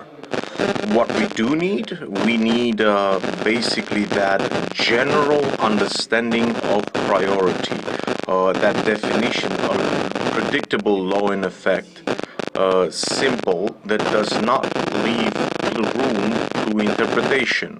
On the other hand, we need the state entities, the state authorities that have a role in supporting these investments to do their job. Because many cases there's a lack of coherence which leads to making large-scale investments, and which at the time that we're speaking is basically the biggest break in the decarbonization process. Thank you. Also, I wanted to ask you a question. I don't know if you're going to stay until the end. Hydroelectrica, next to the new technology that you have mentioned, that you will make investment hydrogen and even offshore wind power. In one of the debates that have been organized, if I'm not mistaken, by Mrs. Cristina Pruna at the Parliament, on the generation side for electricity, I understood how the things are looking up. You have taken very ambitious steps when it comes to the liberalization of the market, but I wanted to ask you, in the context where, as it was previously mentioned by Mrs. Lacramara Diacono now, we're hoping that the law in effect, once the new law of energy that transposes the Directive 944 into law, the bilateral, freely negotiated contracts will be clarified once and for all, to say so. How do you intend, or what is the position of Hidroelectrica as an important off-taker for the new capacities that are in development, in construction in the next few years? Well, I think Romania had two very important moments that were a turnkey. They weren't happy moments when they changed the law or the scheme to support the renewable investment. The law 2020, which has generated an enormous mistrust of the investment environment for investments in Romania. The other very important moment was Ordinance 114. Ordinance 114 did basically the same thing. It generated major distortions in the market, and we're bearing the costs even now. Once the free market is settling down, this will probably wind down a little bit. But this has forced us to go for the retail side in order to eliminate all of those intermediary players that were generating an artificial price growth due to commercial politics. Obviously that's fair, but in the end the consumer price was very high compared to what Hydroelectrica was saying on the Ofcom market. So we decided to take this decision. Of course, this decision means trained staff, it means major investments in the IT structure, and this is what we're doing this year. I must admit, I was not expecting that the liberalization from January the 1st to be done so late and so abruptly and to generate so much panic, which obviously has put a lot of pressure because people between Christmas and New Year, they were desperate to change their supplier, right? There was that order on December 23rd of ANRE that automatically passed them all on the universal user, and those tariffs were far larger than they were practiced even at that moment on all markets. So we went beyond that moment. Of course, we're still unwinding the situation from that point, and the massive number of clients that went both towards us and other suppliers that understood that the free market is the only solution. But we will have a business line that we will focus on so that to the best of our ability to represent the pole of stability when it comes to the energy market and to avoid some speculative price increase that will generate major distortion in the market. And as Mr. Zoltan was mentioning earlier, this is aiding the companies to develop their investment plan, and this is what we will do. Thinking about the pandemic, the pricing last year has collapsed. So we have seen this year's extreme where you have behind it also a regional context of price increase, which was quite high compared to what everybody expected. Because if we were to make an analysis in all of these prices are somewhat similar, and I'm quite curious to see if you're going to couple the market for the next day with the Central European market, you will have a uniformization in a much more widened sense. Up until now, we were functioning in 4 countries. Now we will function in a much wider European context, and this is what the trend will be. The price will settle down at an average price where it will mimic the situation in all of Europe when it comes to the decarbonization process. Well, thank you. I know that it's important that once you transpose the 944 directive, Romania will have the foundation to truly have a competitional market that is non-regulated, and we need players in that field both for purchasing and transacting the energy from new capacities, as well as ensuring energy directly towards the industrial consumers that must look for solutions to make things more efficient. I want to move on to another big player in the area, to Electrica. Mrs. Corina Popescu is available here. Electrica is a company that has tradition, a large company in the distribution sector, but also trading and supply. And in the last few years, you have undertaken steps and have taken measures in diversifying the portfolio in digitalization, automation. I believe it is important that big suppliers like Electrica must become players in this competitive market to have what is available in the European market, which is called the merchant market, where the market participants will trade both in the platform and outside of them. And I wanted to ask you, how do you see your role in the future in being, let's say, an important player as an off-taker when it comes to taking over the green energy, which for the projects of renewable energy should be bankable, and to have predictability they need that partner both for balancing and for offtake. And also, I want you to tell us from your own extension plans in this idea where we have noticed that you've made yourself procurement for operational capacity in order to increase the renewable side. Hi, thank you very much for the invitation, for the opportunity to be a speaker here in this panel that is so valuable. You've basically managed to set at the table the main players and not just them, but the other stakeholders that contribute to the development of the energy sector from Romania. What I want is to start with sort of a big picture here. I think that this transition and this decade, 2020-2030, for the energy market in Romania is a decade where we must somehow change our mindset. If in the past we at the EU level were speaking of end users as being at the center of all of these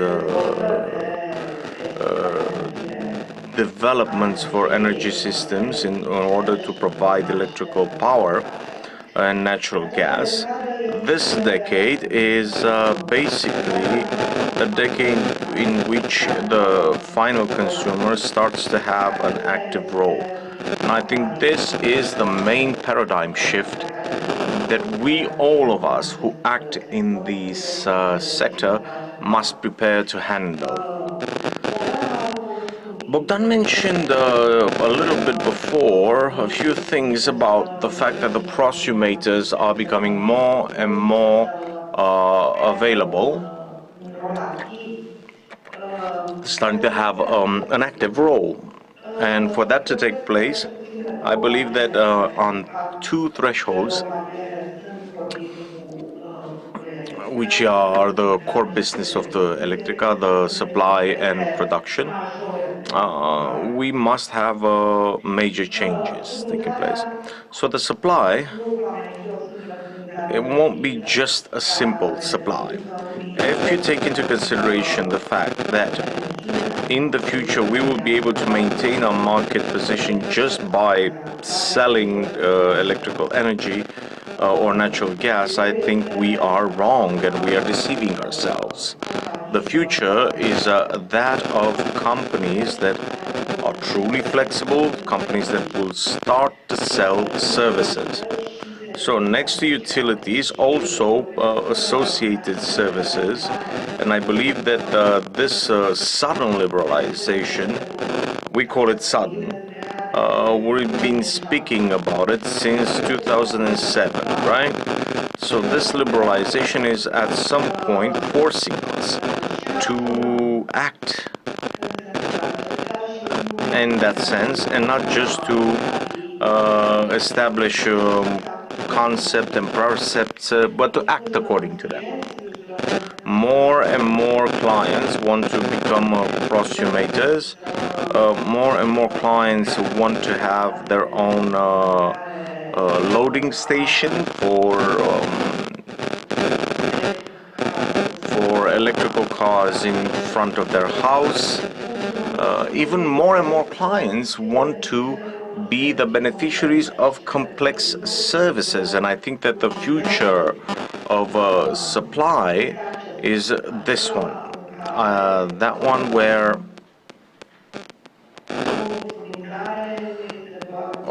a supply is not just a simple sale of utilities, it's an aggregated that will process that will bring an added values to the final customer, but the distribution network must come to handle these challenges.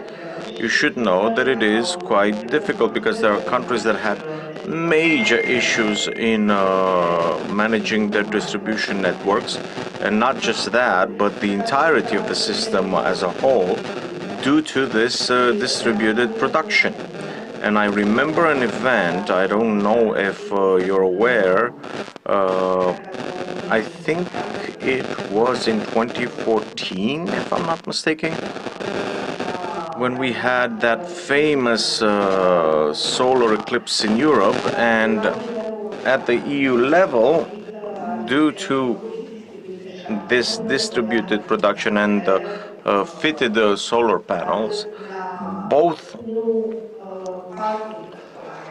solar parks and even end user panel, they have shown that it is a very important milestone in a study to come back to the energy system that were influenced by this solar eclipse. Why? Because from the simulations that were undertaken, at one point they had shown that in certain regions at least, it showed that when the sun came, there might be some imbalances that might appear in the energy systems that might even lead to a blackout in certain regions. It might seem quite strange what I'm saying, but there were some studies that were made for that. So what does that mean? That means that without a digitalization process of the network, without implementing automation systems that will aid us to control all of these processes, things cannot be controlled in the future. And we have to have an accelerated rhythm for that segment. Obviously, they must be aligned with the development plans for transport and system. This is the reason why at the EU level we have this collaboration TSO-DSO. So basically the distributors are starting to have a greater and greater law in ensuring security, energy security for one country or another. These cannot be done unless you invest money. And of course, all of these investments, and let's not be naive, we must admit it and we must communicate, at least us in the energy sector.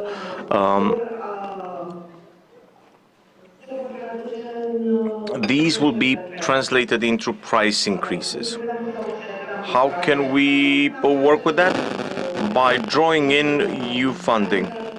And here, I could say that at the EU level, at least I think the last couple of years, we have had funds for European projects. Some of them are mature, are at the final stages of signing with the local authorities in Romania in order to access these non-reimbursable funds. But what is truly important is to direct mainly all of these funds towards the network digitalization process to prepare it to handle the transformation that we keep speaking of, especially when it comes to our space, the space of experts in energy. Now, related to the last question, Varinia, at the Electrica Group, what I want is to be something more than just simple off-takers. What I want, and I believe that for the business sustainability for the short and long term, I think Electrica should be a bit more brave in developing its own electrical energy production facilities. And I might say that even here we have ambitious plans. I hope that they take place, and I hope that they take place in the same way the plans that we have put in this group strategy development, that want to make things more efficient. I'm convinced that in the energy sector we have valuable people, and the issues that the Electrica Group has for human resources is not just for our company, but it's an issue for the whole sector. Just like my previous colleagues were speaking, it's a major problem. And here we also have plans. We already have 6 dual learning classes that we finance. And what we want is that this financing to become something that is habitual within the group, I believe that investing in the young human resources, we can provide a sustainability for the business that we develop. So I want to thank you for your invitation. And if you have any questions, I'm here to pick up for you to answer. Thank you very much for your vision, which includes innovation and adaptation also to the trends that are happening right now. We have two other speakers, and I'll make the transition to Mr. Adrian Dumitriu, CFO to Kim Complex. Since from big players, traditional big players, to some other players, Kim Complex is a player, let's say, newer through the plans they have in the development of hydrogen technology.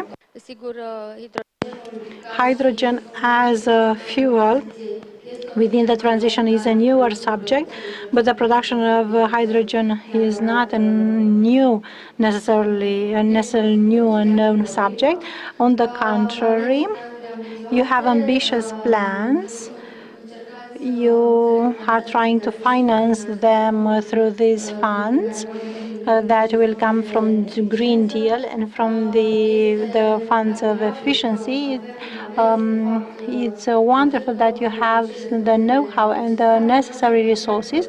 I want to tell us a little bit more on how you see these investments and the development of a hydrogen industry, how important it is to have at the national level a hydrogen strategy, how feasible is a hydrogen in terms of transports and not necessarily referring to production, and what do you need in order to accomplish your plans, and what obstacles are you facing along the way? Good afternoon. Thank you very much for your invitation. And we are honored to participate, and I'm honored to participate at your event. Thank you very much for your presentation. We have ambitious plans. Yes, we are a chemical company. We are the biggest producer of hydrogen, of blue hydrogen in Romania. We produce 5,000 and more than 5,000 tons of hydrogen annually. We have even a tradition in this sector. There is another important element to be kept in mind. Hydrogen produced by us relies on the water electrolysis, because talking about so this is water mixed with water, and from this perspective our company produces the most effective hydrogen energy, because at an electrolysis with water, the consumption of water is at the level of 60 kilowatts. In terms of an electrolysis of water mixed with salt, the consumption of electricity is 46 times lower, 1.3 kilowatts per 1 kilo of hydrogen. Being a finance person, I keep in mind these figures. From this perspective, yes, we look and we are impatient to start these programs. The good part of the Resilience and Recovery Project launched at the level of the European Union and transposed through PNRR in Romania. We have many plans of investment. On the one hand, I would like to mention the fact that our company is a step forward related to this process of decarbonization, through the fact that, on the one hand, our products are part of the solution of reduction the greenhouse gas emissions.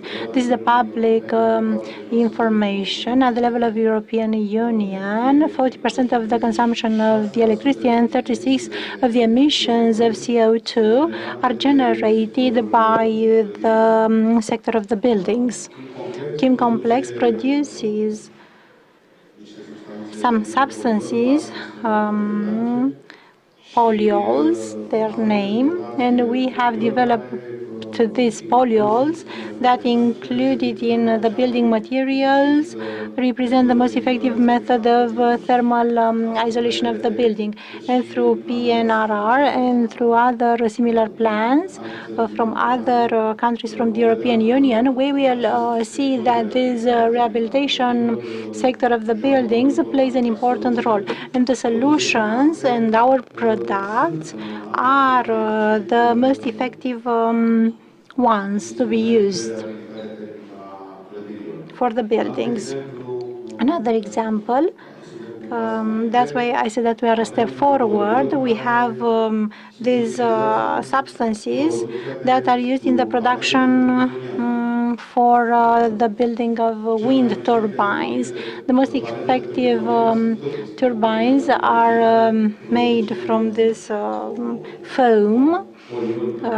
We produce these polyols for these turbines, and through this our vision is focused on the development of some products that can apply to reduce the CO2 emissions at the level of the entire country.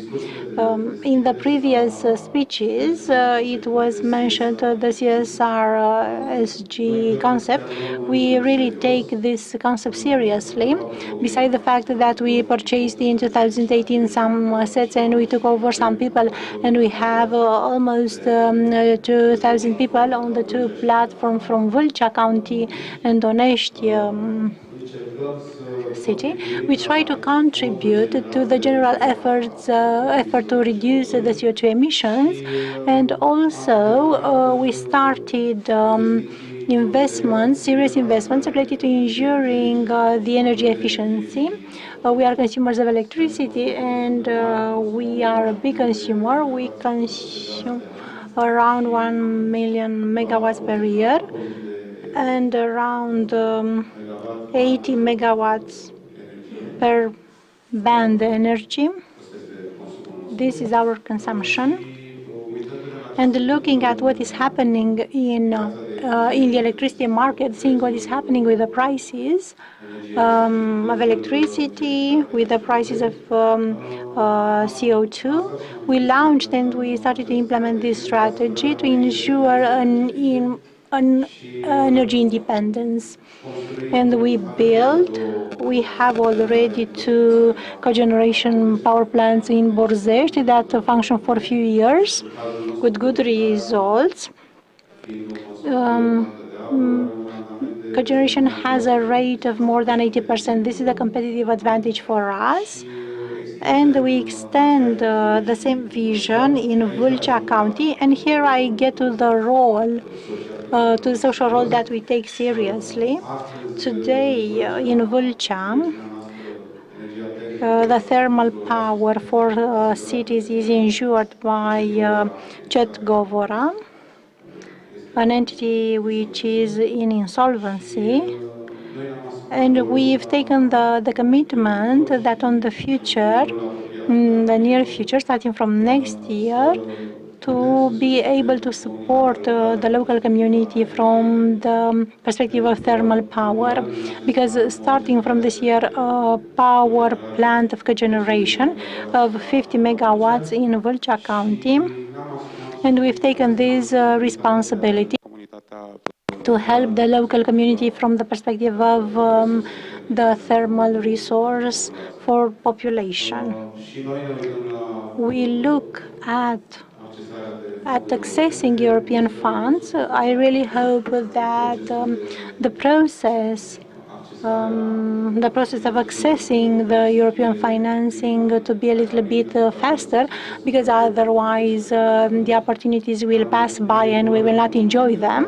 We are happy that currently we are on the way to sign a new investment. I talk about 7 megawatts of installed capacity with European financing, and we've been waiting for more than a year until this analysis has been done, of the entire analysis, and it is better late than never.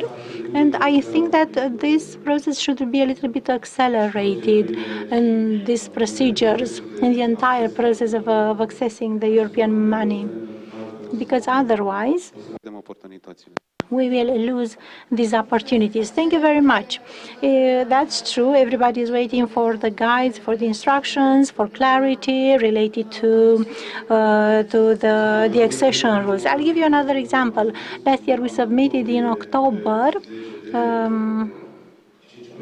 5 projects with production of hydrogen, with wind panels, wind parks. We didn't get any answer. I really hope that things will change. We are a private company from the industry.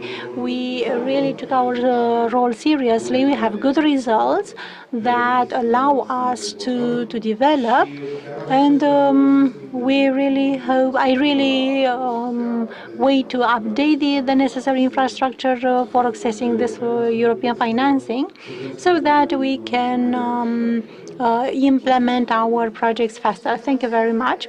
That's true. I think last year was a sort of call for expressions of interest, more than complex, which was very complex. We are waiting for the conditions of eligibility. It's very important to have projects that are brought to a maturity level which is high, so that they can be eligible and ready to access these funds.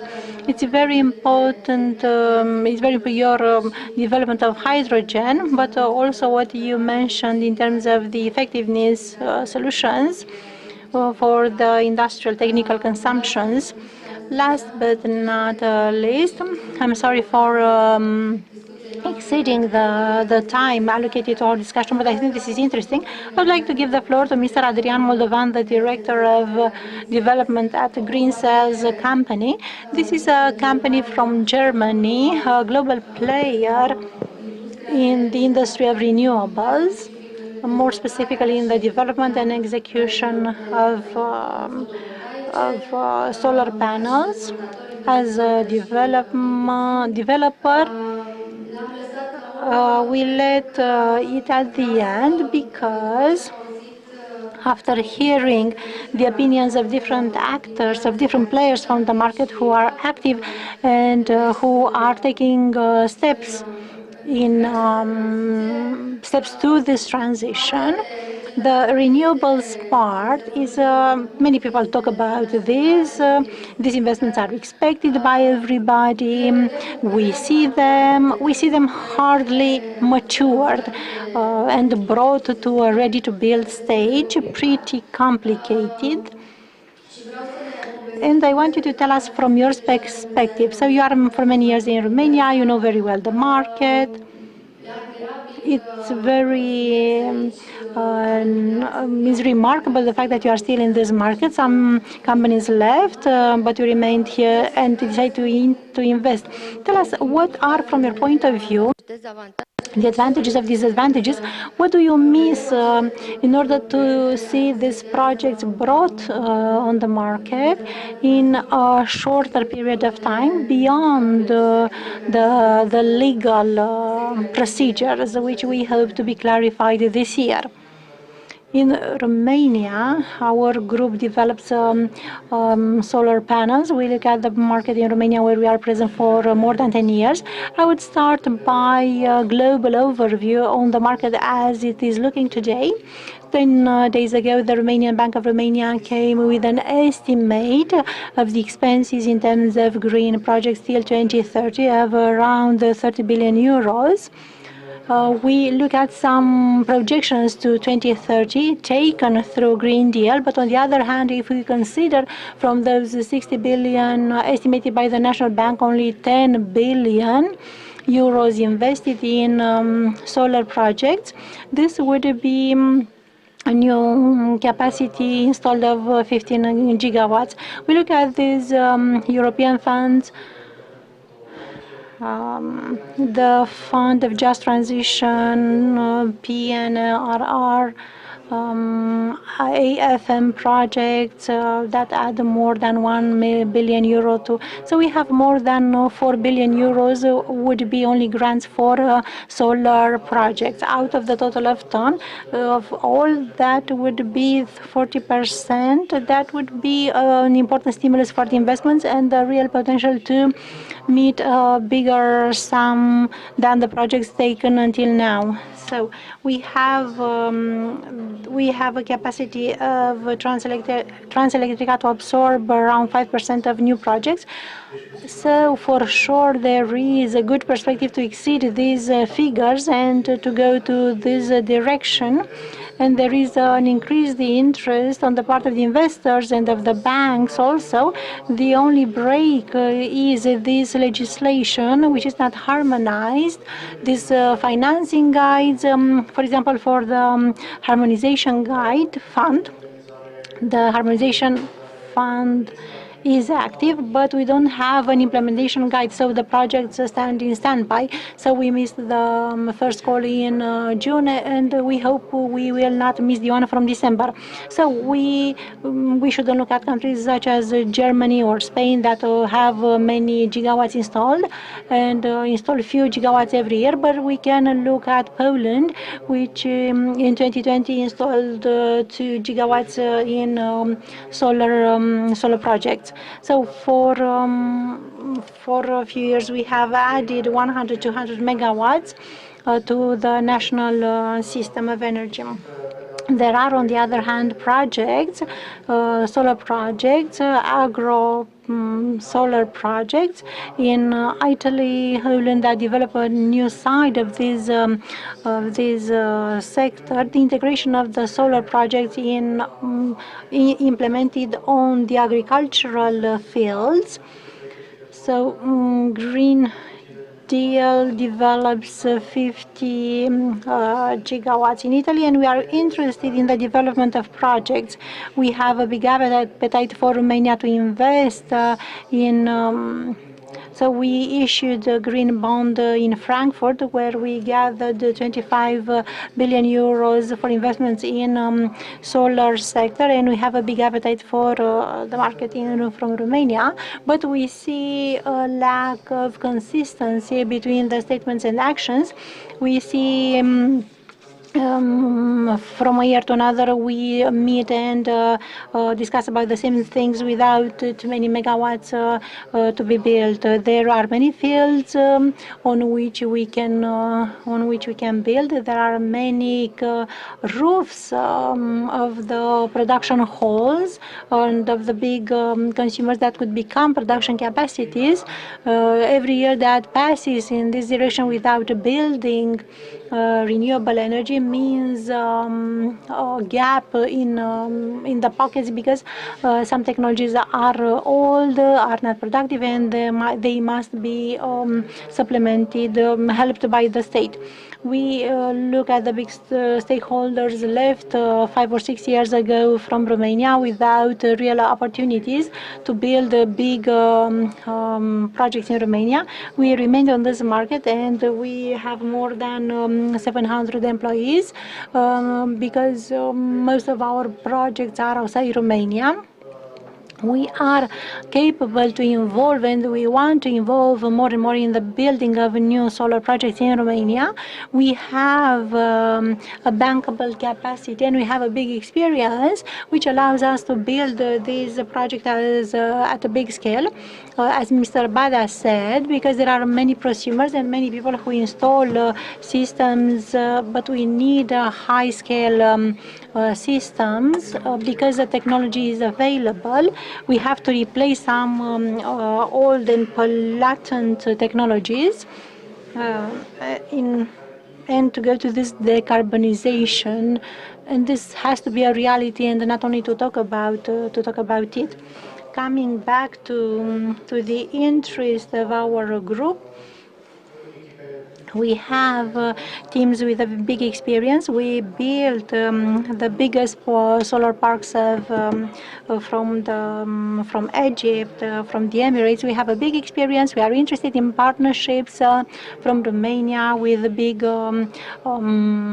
investors, and the market in Romania is a hot one. And I would conclude by a paradigm that we use, that Romania is a rich country from the point of resources. We have only natural gas, wood, and coal. We have renewable energy. It's a pity not to exploit these sources, and this period should conclude soon, because otherwise we use every day millions of euros. And also when it comes to interconnecting, it's useful only if we become exporters, not just importers of energy. So that's a realistic, even optimistic message. Indeed, it can be done. We can see both foreign and domestic investors who know what they want. We have the know-how. We are investing in human resources that obviously becomes more important. The support of the lawmaker and the government, sure, will be paramount in harmonizing all of these players in the market. We don't have in this panel a representative of the nuclear side, but once the coal has been eliminated and the temporary withdrawn from the maintenance side, already on a short interval of time we will have a large request and we have to replace it with something, because just like you said, we have become net exporters. It was a very interesting discussion. Thank you very much, everybody, and good luck to everyone in the years to come, because we need to develop the plans that you have available. We need to understand the important role that each and every one of you holds in the energy mix. Thank you. Thank you also, Validia, and good job on the effort. I have to say that I didn't see it in a true light, but to have in the same place the lawmaker, the electricity, to have solar, to have industry. This has been a very good session, so thank you very much, ladies and gents. We will go towards the next moment of the day. We will have the intervention of Mrs. Corina Troică, the CEO of Automatica, a company with a lot of history in Romania and with a future that is also interesting. I can't wait to find out more. From now, I can tell you we will not have the break now. But after the intervention of Madam Troică, we will go straight into the second session, which is dedicated to digital transformation and new technology. This is why I'm asking the moderators and the speakers from this panel to get ready and to be together with us about 11:30. Now, Corina Troică, CEO Automatica, please.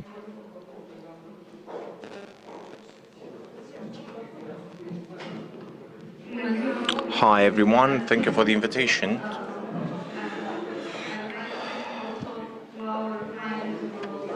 Aș dori să mulțumesc și clienților noștri din străinătate care ne urmăresc online. I had prepared a speech in English, but I'll speak in Romanian.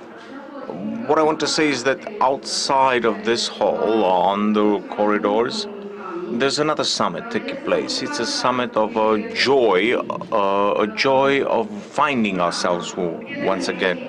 My friends in the industry have confessed that they would like it to see in the halls such a happy atmosphere, so I'll try to compensate. Ouch. Or to try to compete with the atmosphere that is outside. So, by intent, I've decided to choose the two images. It's a factory that will be opening in Otopeni in 1 month, and the old Automatica factory from the 1960s. So this digital transformation that we see it accelerated on a day-to-day basis, it's as if everything is happening from today to tomorrow. It actually has started a long time ago, and it's a long time coming.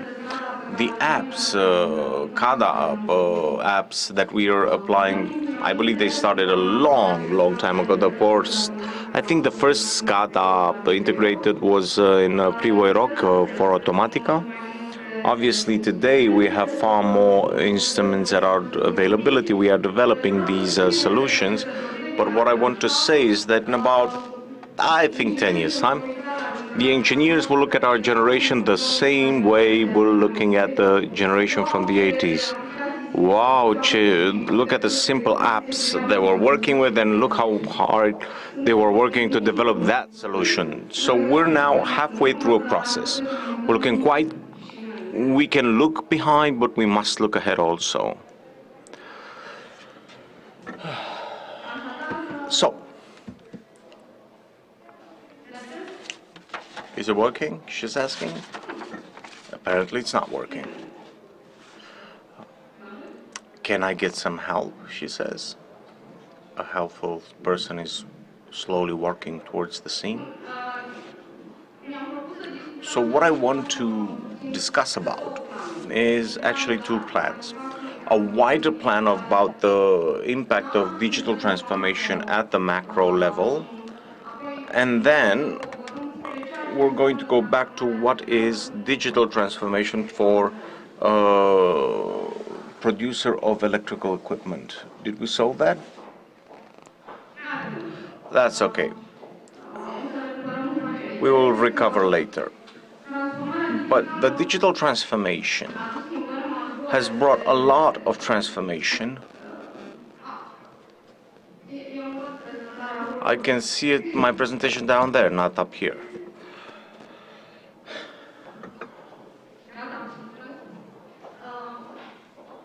Perfect.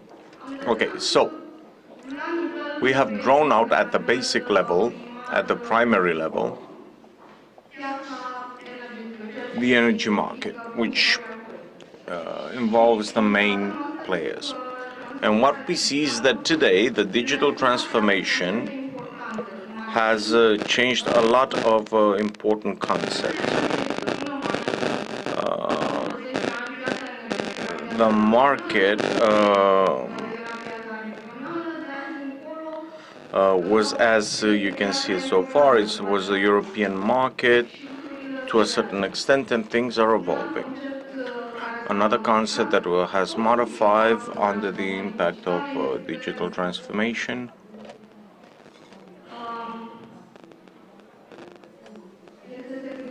is energy security, and here we see a very important factor that comes into play, the cyber threats.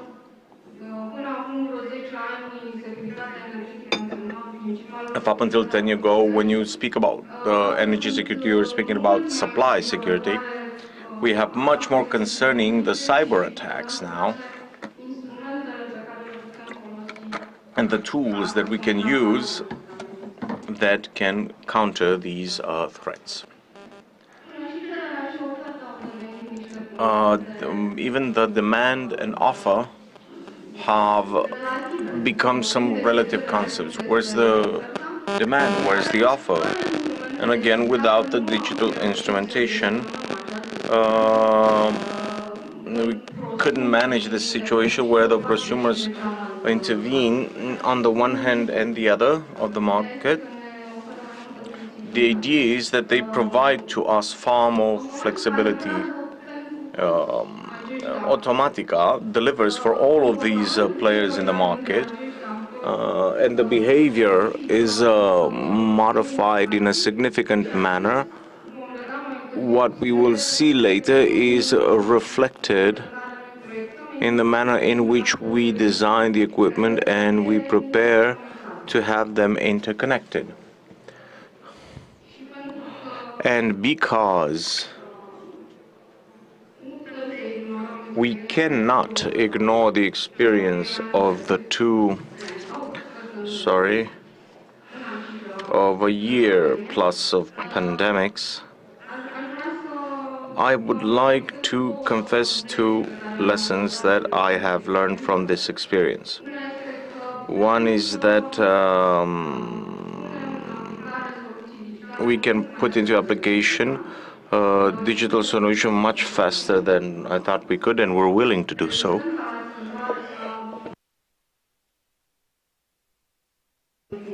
Resistance to change has modified in the last few years, but on the other hand, we need to integrate social sciences far more in the process of product development. We need to understand the psychology of the people that we must help. We need sociological concepts to develop smart cities and an economy that is different than the concept of profit and loss.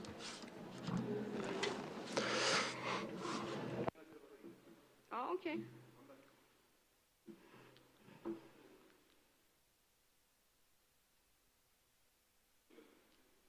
Mergem.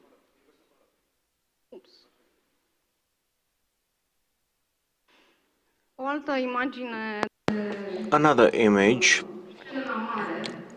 for the large stage, the macro image about digital transformation.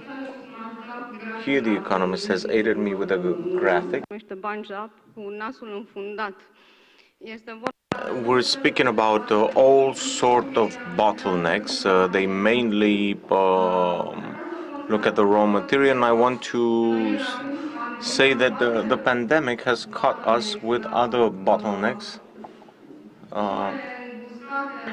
areas that have been working on this development side, and also the capacity to develop large projects of the economy in general. And here I'm not going to answer to this question now, but I hope that the politicians that see the question will reflect. Subiect pe care l-am abordat de multe ori și cred că este important ca să dezvoltăm marile proiecte din. If you're wearing a headset, please raise your hand in the hall, please. Aici este un rezumat a ceea ce produce automatica. Foarte pe scurt, așa, pe site-ul nostru puteți găsi o descriere mai amplă a produselor. Ce vreau să spun este că nu am uitat de ITNC, să-l trec pe slide. Acest element care ține de transformarea digitală se găsește practic în fiecare din cele 4 căsuțe. Este transformarea digitală, practic, a modificat structura echipelor care proiectează, care dezvoltă produse. Sunt acolo ingineri electrici, ingineri mecanici, electroniști uneori și întotdeauna un inginer de IT. Și este foarte important și cred că este cheia succesului la automatica faptul că reușim să combinăm ingineri care cunosc foarte bine industria și tineri specializați în tehnologii la ITNC. Și chiar atunci când noi implementăm partea de software sau când urmează să implementeze cineva partea de software, și vor vorbi în panelul următor colegi din industrie care fac acest lucru cu succes, este foarte important ca echipamentul să fie pregătit să se interconecteze. Nu există interconectare optimă, nu se pot face aceste comunicații de date fără ca echipamentul să aibă partea hardware necesară. Da? Deci, producătorul de echipament are acest rol de a anticipa cum va funcționa într-un ecosistem echipamentul său. Și foarte important, iarăși, privind designul echipamentelor, este această abordare pe tot a ciclului de viață al echipamentului. Și am să mă opresc asupra mentenanței echipamentului. În zilele noastre, ceea ce se numește operating technology a devenit în mare măsură information technology, pentru că un echipament Because an equipment can communicate something that applies to a decent type of effect, they can communicate. On the other hand, you can make a maneuver on the other side of it, but you need to build it in order to do that. So this is what we want to do. We want to build equipment that can be integrated in the most sophisticated networks for control. And how do we change the idea of production? Well, before the lockdown, we had finished to plan the Autopen factory, and we thought that we evaluated all risks, we knew everything, and were ready to start to build. There was one small little detail that we forgot about, with that little black swan, which would be the pandemic, and things took a turn and changed tremendously, and we had to adapt. But what is the most important part is that the IT&C side was the one that had to gain from this, in the sense that obviously far greater attentions were granted. We developed tools that come to the aid of clients, meaning that quickly we did factory acceptance testing online, and if you have clients that come from Kenya and from Bangladesh to see the equipment, they found a method to go over that barrier. I'm sure that this factory will be a new stage in the Automatica brand. Going back to the first photo, I also hope that in 10, 20 years, we will look back and we will say, oh, look at the building, and how much we have advanced in the meantime. Thank you very much. Thank you very much, Corina Truca, for your information, for the effort that you have submitted at Automatica. We are eagerly awaiting, what, a month and a half maybe, until you start participating at the inauguration of the new space. Probably a few more decades like you've done in the past. So, thank you very much. So we saw a few things from the life of a company that has tradition in Romania, but also we have touched base on part of the topics that will become dominating in the next few minutes. As I've said, without a break, we're now preparing to start the second session of the day, digital transformation and new technologies. I'd like to invite Mr. Ion Lungu, the moderator, and the participants on stage in order to join us on the left side of the stage place and behind the cameras, so that we're all here. I'll just say a few things about the agenda of the day. I'm waiting for Mr. Lungu here next to me. Otherwise, every speaker can be seated wherever they wish. Please take a seat, please. So, ladies and gentlemen, we're speaking in this second session about digital transformation and new technologies. We have set up in the agenda the idea of digital solution in order to take over the data, and we will speak about new technologies such as hydrogen in the next few minutes. Mr. Cătălin Stacun from Horvat and Partners will be part of this, and they will join us quite quickly. And we have next to us in the online area in Zoom Mr. Lucian Enaru from Schneider Electric Romania. I believe I saw him just a few minutes earlier. So, Mr. Lungu, thank you once again for accepting our invitation to moderate a session within the Energy Strategy Summit. I think that took place about 2 years ago, if I'm not mistaken, or even longer. So these are the topics of discussion that in one way or another dominate and get into each and every one of the industries that are of interest for us, including supply, new technologies. All of these make things be quite different from one day to another. You have the microphone. Thank you very much.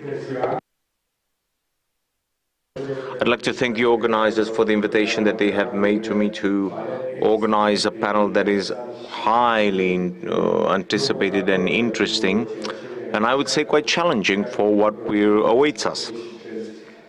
Speaking of the near future and also the far future. Of course, my background is tied in the last 23 years. Almost half of my entire activity is related to energy markets. Moving towards the panel was, I might say, excellently presented in the intervention of the General Manager of Automatica, Mrs. Struica. But because we're in a panel,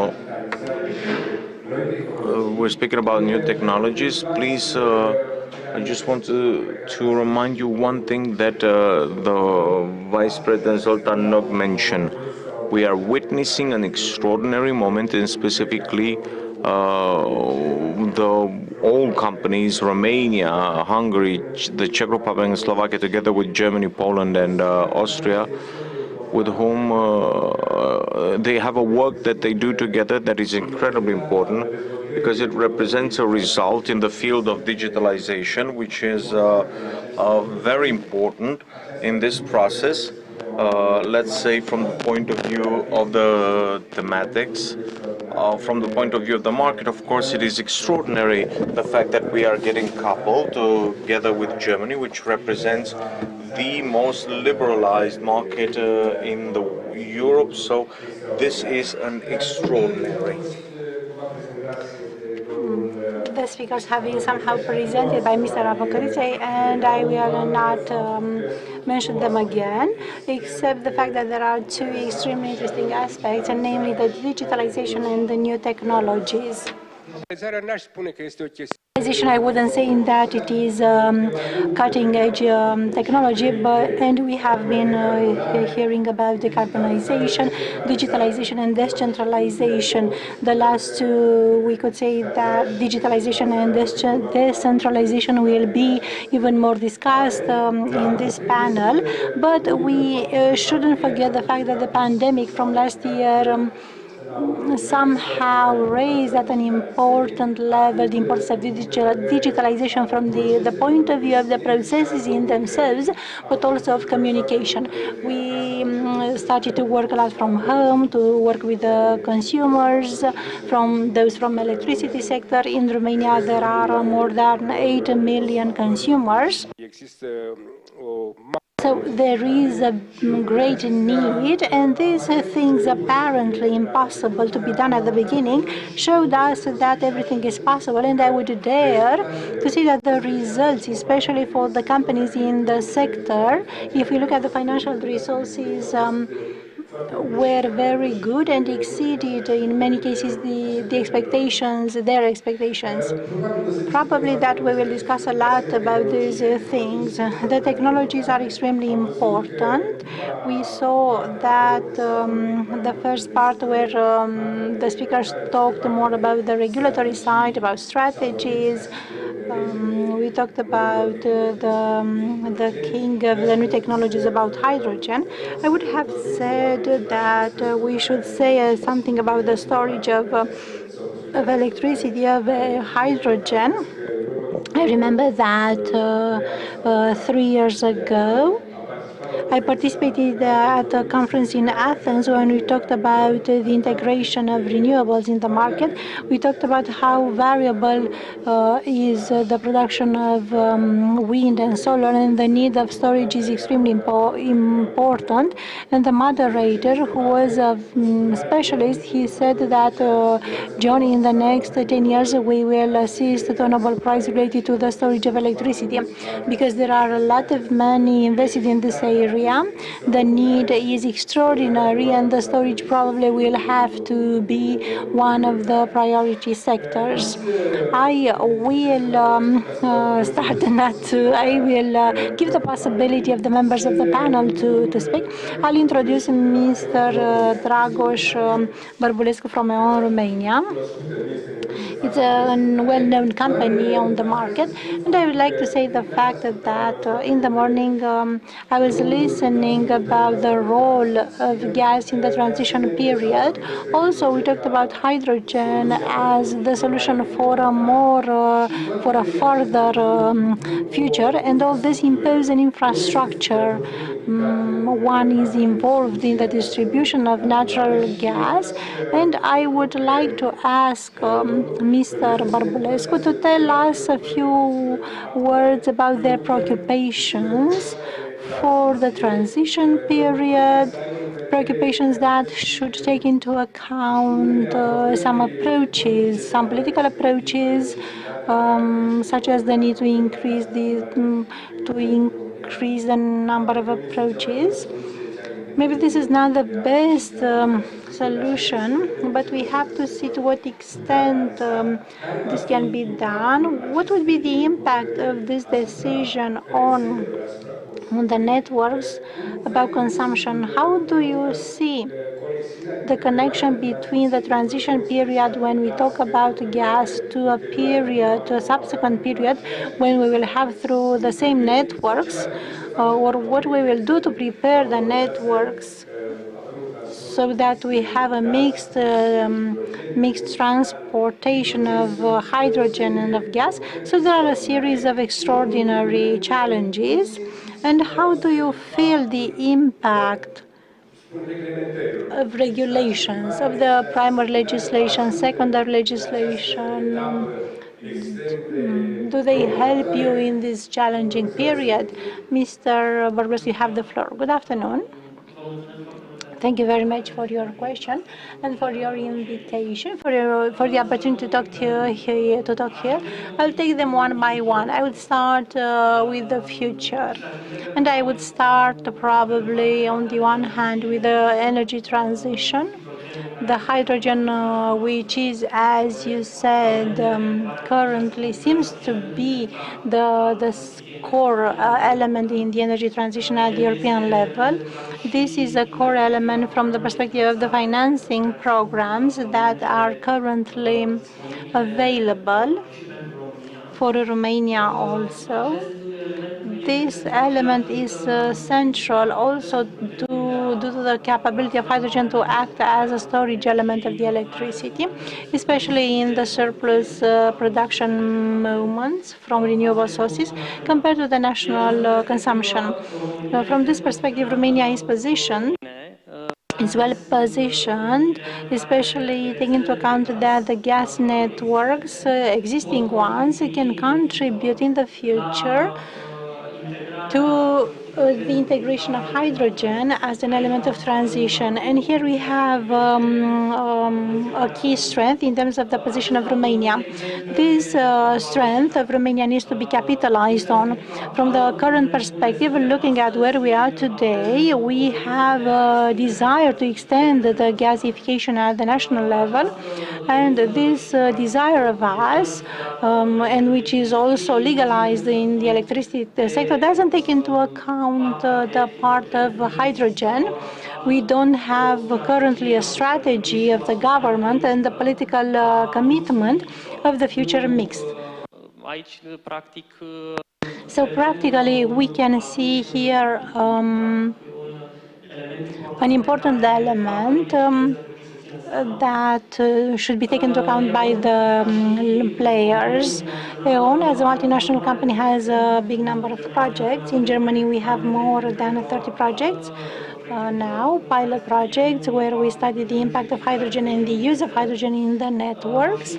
And we put at the disposal of the others our expertise for the government and for the decision players in order to develop a coherent strategy for the next period.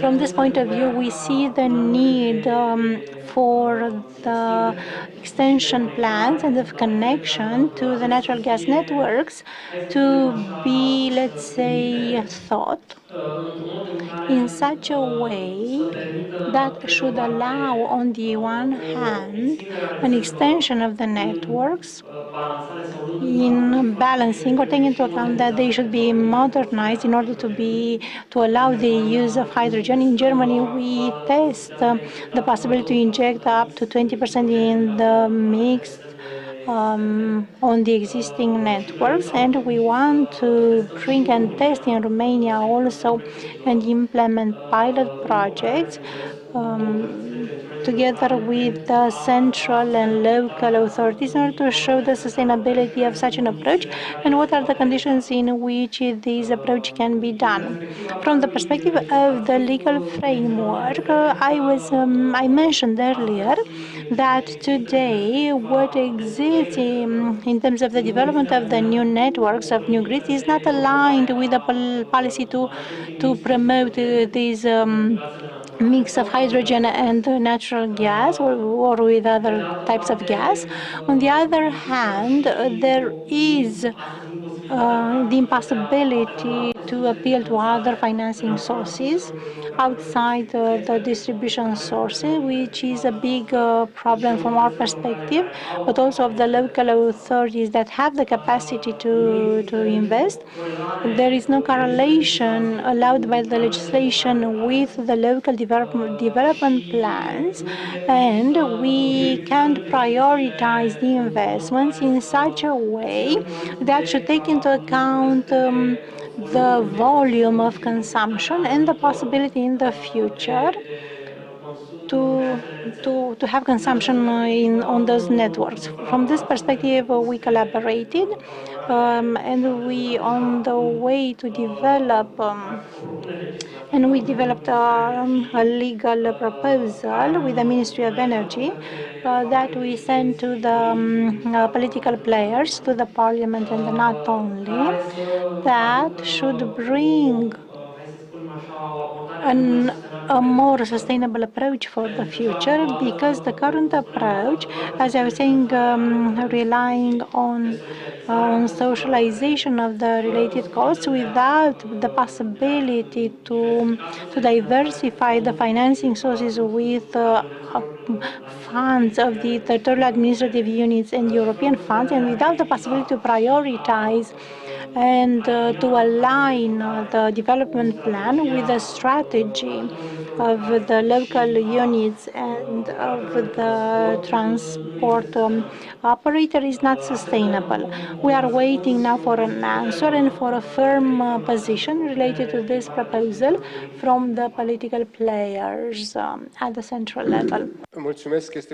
Thank you very much. It's very interesting, this approach, let's say, of cooperation, of collaboration with the local authorities, because as we know, at least in the extension of the distribution networks, this is necessary to have their support. I would say also that I like the fact that we don't take it from the very beginning. So you have some projects developed in Germany, and probably they will be replicated in Romania, especially in this area of mixed hydrogen and the natural gas, because I hear two different positions, that the current networks are very good for the transport of natural gas. Others say that they are not good at all. So probably the truth is somewhere in the middle, and this thing is important. So the answer is to test the networks. So from the technical point of view, we should test the networks and see what are the conditions. Thank you very much. Now we will move on to another approach related to a part of automation. There have been presented in the first part some things about this, but starting from the idea that the development of renewables is something that already happened and it will happen even more in the future. The integration of renewables in the market involves at least two aspects, the technical aspect and the commercial aspect. Here, practically, the digitalization and automation play a key role. And I'm waiting to see what you are going to tell us. It's an honor to be here today. Practically, you expressed what I wanted to say. Yes, it's true. We are in front of a revolution, industrial revolution. I wouldn't like to speak only about Romania because we talk about global revolution. We talk about 880 billion euros that are to be invested by European Union in the next years. Out of this 880 billion euros, a large significant part will go to the technological shift, to the renewables, the integration in the network about the batteries are related to automation and to the way in which we are going to succeed to integrate the sources effectively in the network. What I would like to see in the next period is to see a little bit more dare, boldness on our side. As private actors, as entrepreneurs, on the part of the public authorities, as diggers, let's say, of the channels through which the water will flow, and also a little bit more boldness from the point of view of the state companies. We are in front of some major opportunities. The boldness I refer to is, and I'll try not to be too brutal and neither too soft, to get out of the sphere of the projects that are rolled out for tens of years, only in presentations and in strategies. Probably they are not so good as we thought in the beginning, and to start to think a little bit more. We saw the discussions related to projects in the entire European Union, projects that were daring. No, I think this is the time, this is the right time to get to the conclusion or to remember that the Stone Age didn't finish because they didn't have stones, but because newer technologies were invented. This is what we have to do today, and to make our efforts, to put our efforts into developing newer technologies. I was looking at the challenges a little bit more. We talk about billions that are to be invested in decarbonization, in renewables, in digitalization. In the European Union, in the United States, and so on. So if we are to talk about technology, we have to make a zoom out and to look where the technology is produced. And without entering in some strategic problems, even if in the title of the summit this appears, we should remember that an outlook of Energynomics was saying that in 2020, 76% of the production was in China, 67% from the production of wind turbines was in China, and more than 55% from the production of batteries was in China. So this is not necessarily a bad thing. We talk about a global economy and so on. But we have to look quite closely if this wouldn't be a very good moment to remember that we are all engineers and not to be only the beneficiaries of technology, but to be more daring as entrepreneurs in starting to produce technology rather than to integrate or to consume technology. Because after all, the availability, the unique financing availability that we see all gives us this historic opportunity. We started already. We have teams working in 9 countries and employees from 6 countries. We started already to take important steps that in production capacities of technology on some segments that appear inevitably as we work. We talk about cybersecurity, about all the technological packages that are the interface between the new producers and the network. My perception as an entrepreneur is that 2 years ago, there were in my mind only plans. Nowadays, I notice that I have support, that there is the availability of partnerships, availability of financing. And if we look at all this with optimism, we will have a lot to gain from.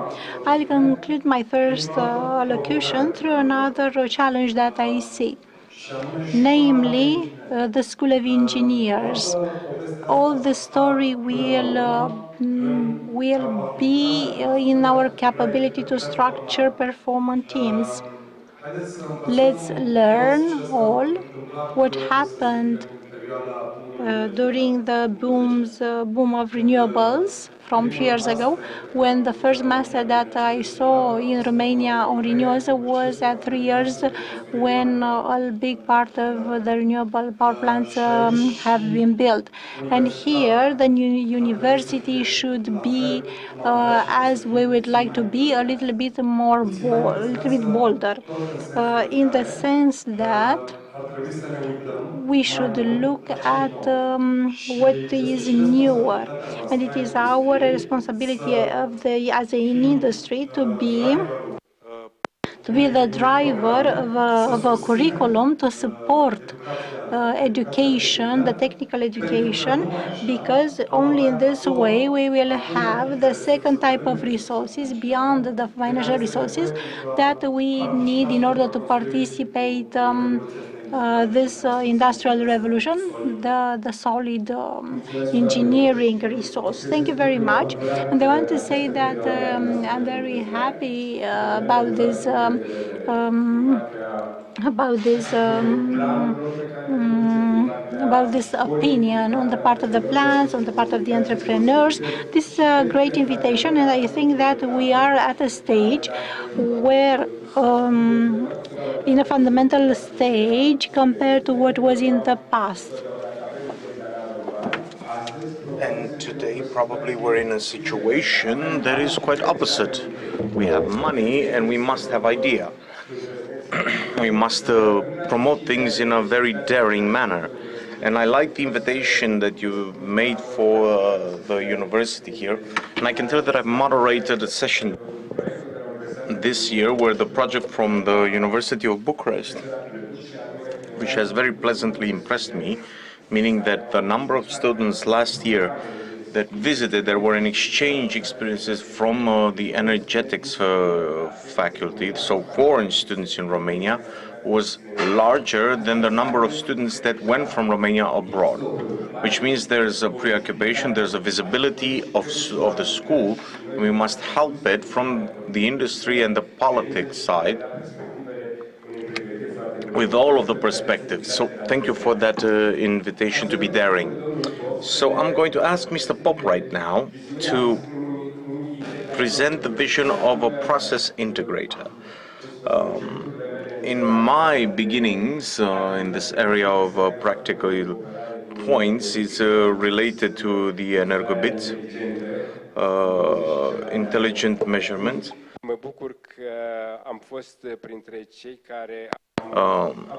Because we've had a vision at that point, Mr. Pop, for the current stage with the opportunity for development to answer why not relating to daring. I'd like to thank the organizers for this opportunity to physically meet here. Thank you for your introduction, and I'll try to continue in the same manner that has been presented by Christian, to get out a bit from the sphere of the typical presentations and to look a bit more daring to what's waiting for us. But before talking about the future, just 2 words, if I'm allowed to say, about the past, because I believe the past is also quite important. They have mentioned in the previous point the first wave of the general points. My company, Energobit, was quite present in this first wave.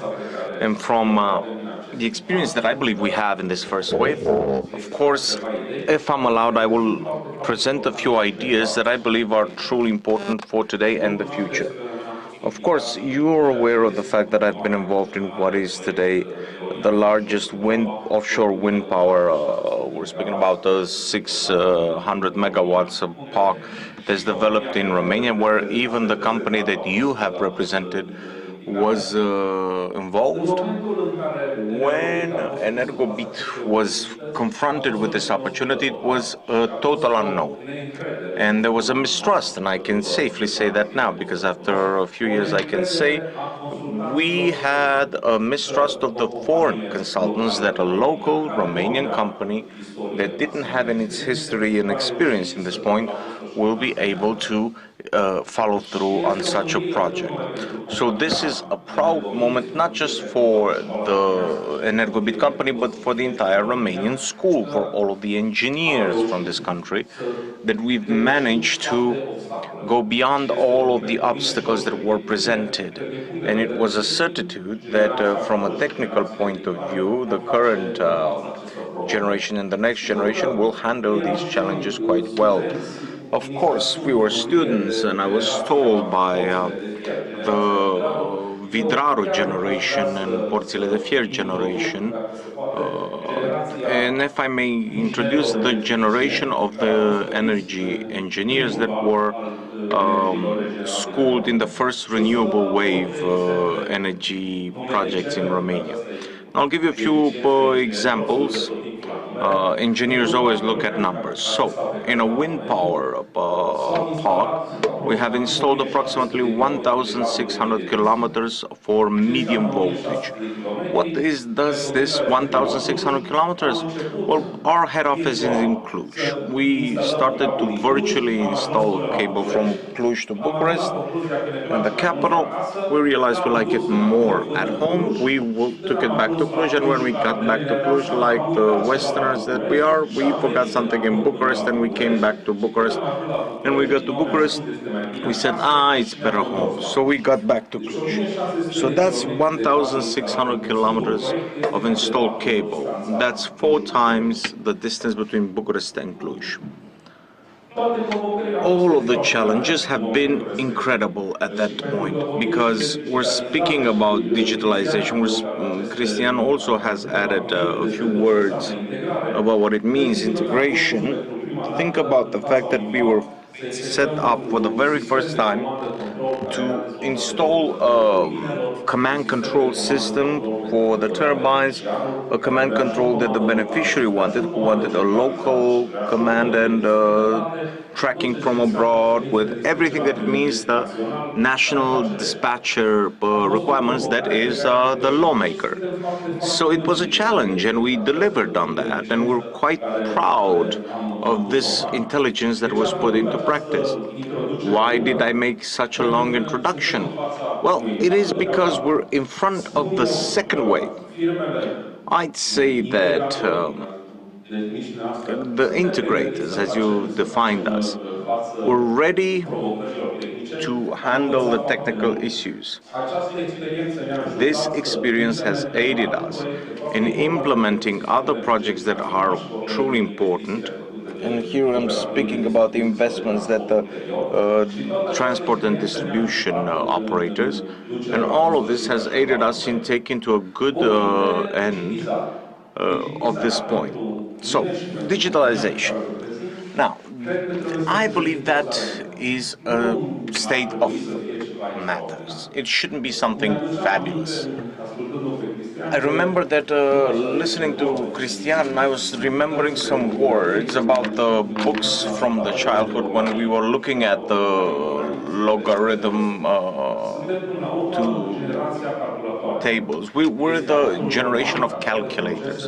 It's absolutely normal for all of the processes to involve these computers. Knowledge and data, quick access to data, data that is not only general but incredibly precise. You were speaking about smart metering. In real time, they allow operators to take the right decision. Sigur, trendul este de And of course, more and more, the trend to introduce artificial intelligence. Now we'll do the same. Probably in a few 5 to 10 years, we'll be guests to speak at Energynomics. We'll speak about us, the past generation that took the first step for computers that brag with the SCADA system, but now everything is related to the AI, artificial intelligence. So if you look at predictions, we will see that many of the current jobs will be gone because the artificial intelligence will be more and more present. Of course, myself personally, and I can tell you, I'm not happy. In all of these great energy projects outside of Romanian intelligence, especially low and medium technology, integration of the software which are made in Romania, most of the components are imported, and I'm really sorry that we do not have more production in Romania, that we cannot produce equipment for high voltage, that we cannot create photovoltaic panel or turbines. Of course, I'm happy about that to some extent, but I hope that in the future we will be more present. Due to the fact that we have a production department, we commit, and I'm happy to announce that one of the direction is related to storage. We were involved as a company in the storage processes that were involved in Romania, but we will also come with products that we're speaking of, meaning modular products, because we believe in the requirements and the need to store points.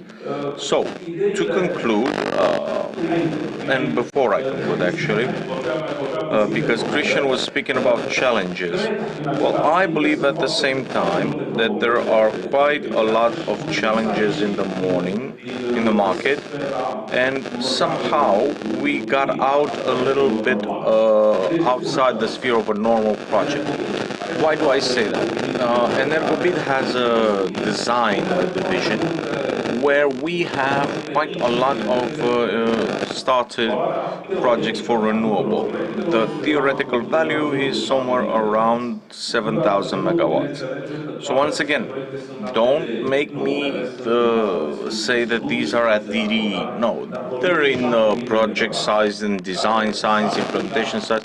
But we're speaking about 600 megawatts that 15-20% you can transform them into mature projects, and through these 7,000 megawatts there's a lot of innovative projects that we didn't take into consideration or thought about many years ago. So the future is near, and I think it's going to really surprise the market when these projects become mature. So the three ideas that I underlined, and I'm going to underline once more. Yes, we do like challenges. I do believe that Romanian engineering is ready to handle these issues. We want a dialogue. We want a dialogue between all of the parties involved and in this process.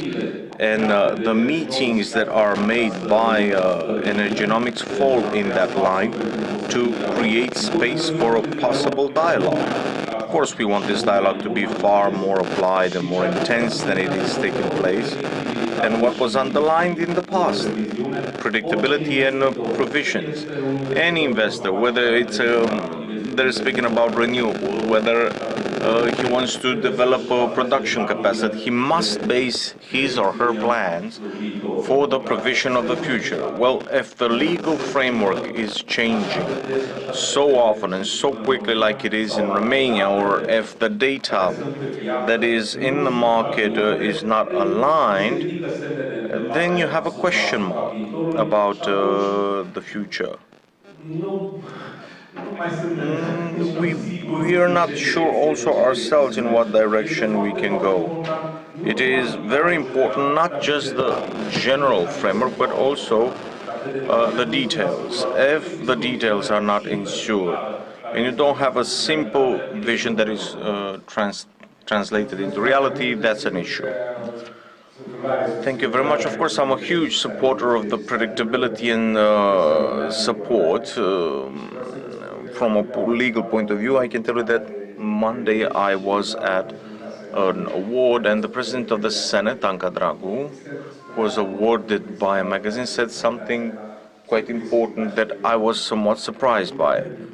She said, we're speaking about predictability and stability. She said that the experience in a private enterprise aided her in realizing that it's far more difficult to modify the budget of a large company than the state budget of a country, because a company will do its calculation about what it can do, what it must do, and then it needs predictability.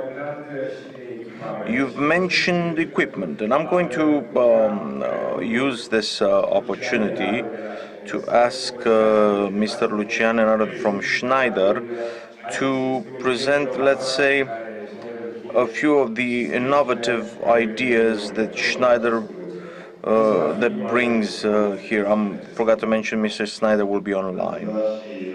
Hi, and thank you for the introduction and the presentation that you've made for me. First and foremost, I want to digitally salute all of the colleagues from this panel, and I will start by speaking about the idea that I resonate 100% with. We're speaking about being daring. Yes, being daring is a key word, and we must accelerate this point. Speaking of integration, the speaker said was mentioning a few words. We cannot limit ourselves to a local context, because indeed the opportunities that we see right now are opportunities that are important on the market. Last but not least, I see everybody discussing today about digitalization, which is an element that accelerates extraordinarily all of the technological developments that we see now, including in the market in Romania. If we think about the progress that has been made in the last few years, especially the last pandemic year, we will see that we are heading in the right direction. And I would like to actually provide you with an example for acceleration. If you remember, we adopted quite quickly the technology from communication. Everybody's envying us for the quality of communication that we have in Romania, or the bandwidth that is available for us, for the communication infrastructure that we have. We were able to make a leap in that moment and basically recover a difference that we've had compared to the rest of the world, or the rest of the developed world. This is where we are right now with the technology, with the digitalization, and Mr. Pope was mentioning earlier about being daring. Yes, we must be daring. We must be daring in thinking courageously. It's not enough to implement or develop in the rhythm that we were accustomed to. We must accelerate, because we don't have to implement, we have to recover. We don't have to automate or be on the digitalization side. We must recover important steps that indeed we have been struggling to do so for 10, 20 years. Mr. Lungu was making a mentioning earlier about the evolution in the energy markets. Well, there are technologies that are coming upon us, whether we like it or not, and these are technologies that implement and promote artificial intelligence, augmented reality. Everything is related to the digital service side. The fact that we're working from a distance, and I even saw Corina from Automatic, whom I salute with this opportunity, speaking about working from a distance, from automation, intervention. Everything is now within our grasp, and the technologies are available in Romania. My colleagues made a mentioning earlier about the regret that we cannot produce more now in Romania compared to what was taking place earlier. On the other hand, I can only be happy when I see the development in the last few years taking place. I believe that in the software side, where we are an important player, we're amongst the largest producers from the area, so our potential, like our colleagues were making a mentioning earlier,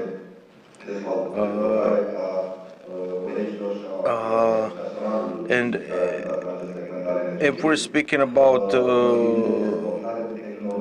if we're speaking about the development of technologies, up until 5 years ago, there was no such thing. And I'm glad that we're also part of this technologies from battery producers and storage that have been advanced up until the large data centers that not only stand out in Romania, but they stand out in Europe. And as a trend in the market, I'm glad that the IoT technology, the Internet of Things, were quickly adapted from the great companies in the industry up until individual consumers. For smart buildings and automation of the smart buildings, I don't need to say any extra words. It's a topic of interest and right now, and up until the intelligent houses, it was only a step away.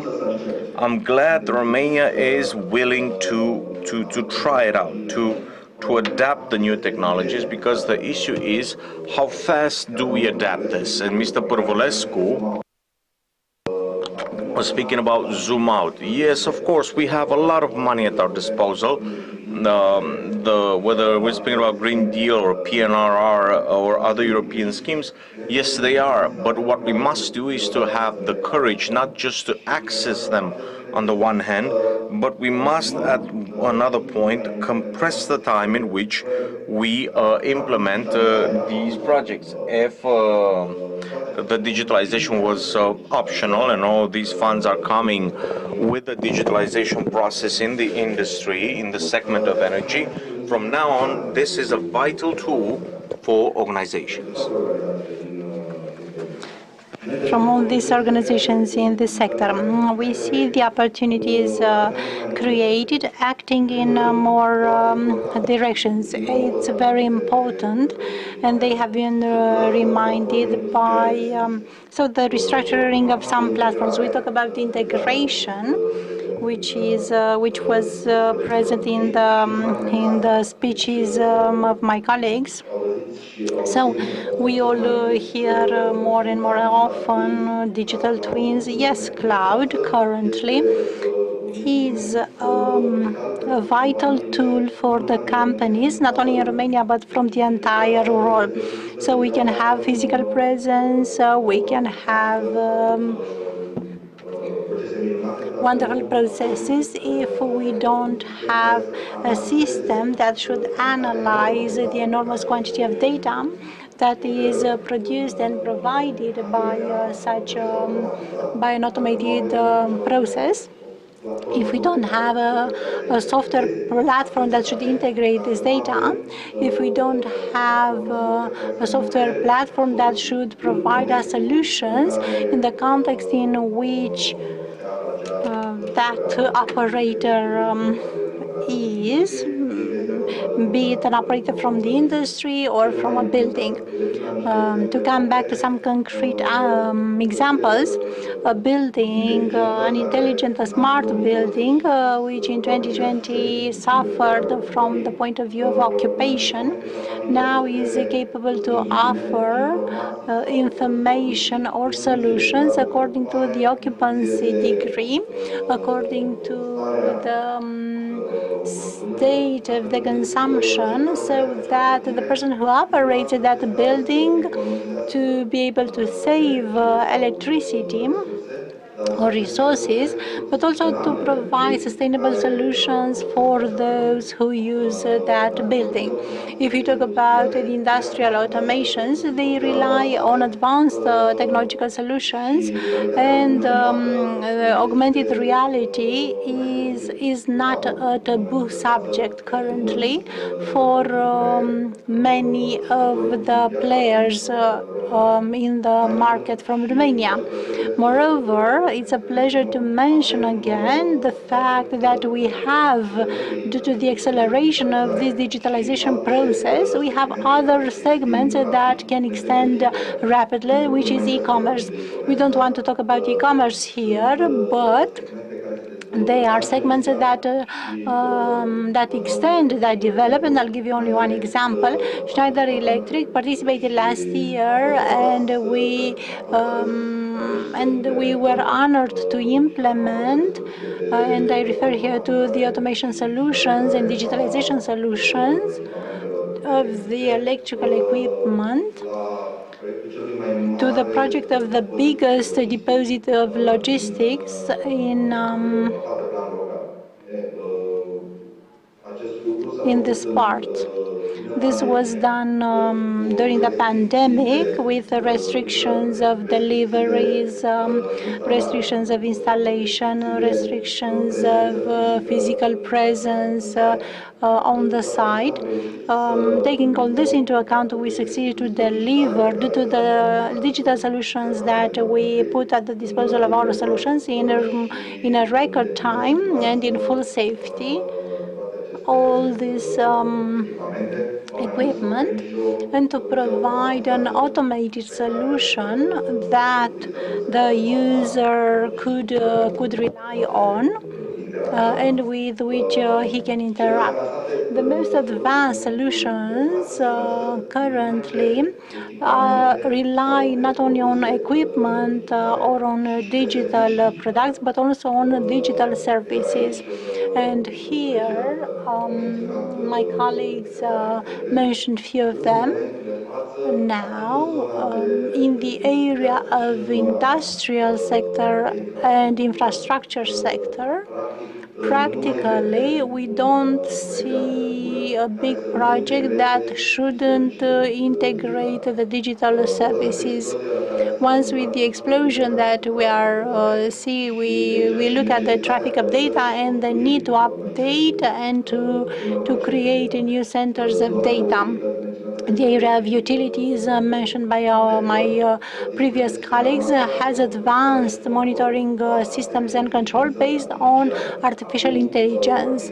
Now, practically, the systems that are available and installed in Romania, and I'm happy to see that these projects are implemented, they benefit from this artificial intelligence. In a word, Schneider Electric brings in Romania all the technologies available at the world level, and we are happy that the authorities in Romania chose Schneider Electric as a consultant in all this fight to win time, to compress time in adopting the solutions, advanced solutions of management and automation of electricity,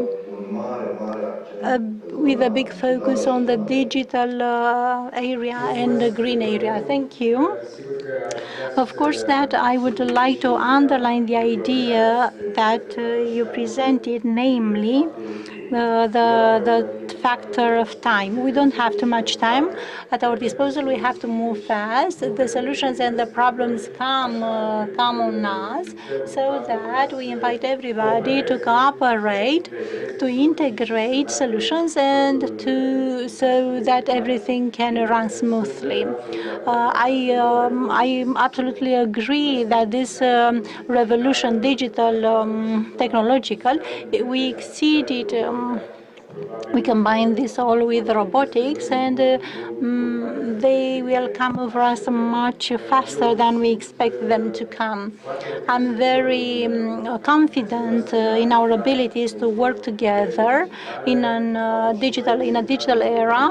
In the electricity companies, we had many discussions, and I was telling to my colleagues that when I go in the countryside where I was born, and everybody till somebody of 80, they have smartphones, they operate quite well with Facebook and with all this stuff, which makes me believe that they don't fear these new discoveries about the speed of the things carry out. So we are prepared so that we can contribute to increasing the well-being of the people.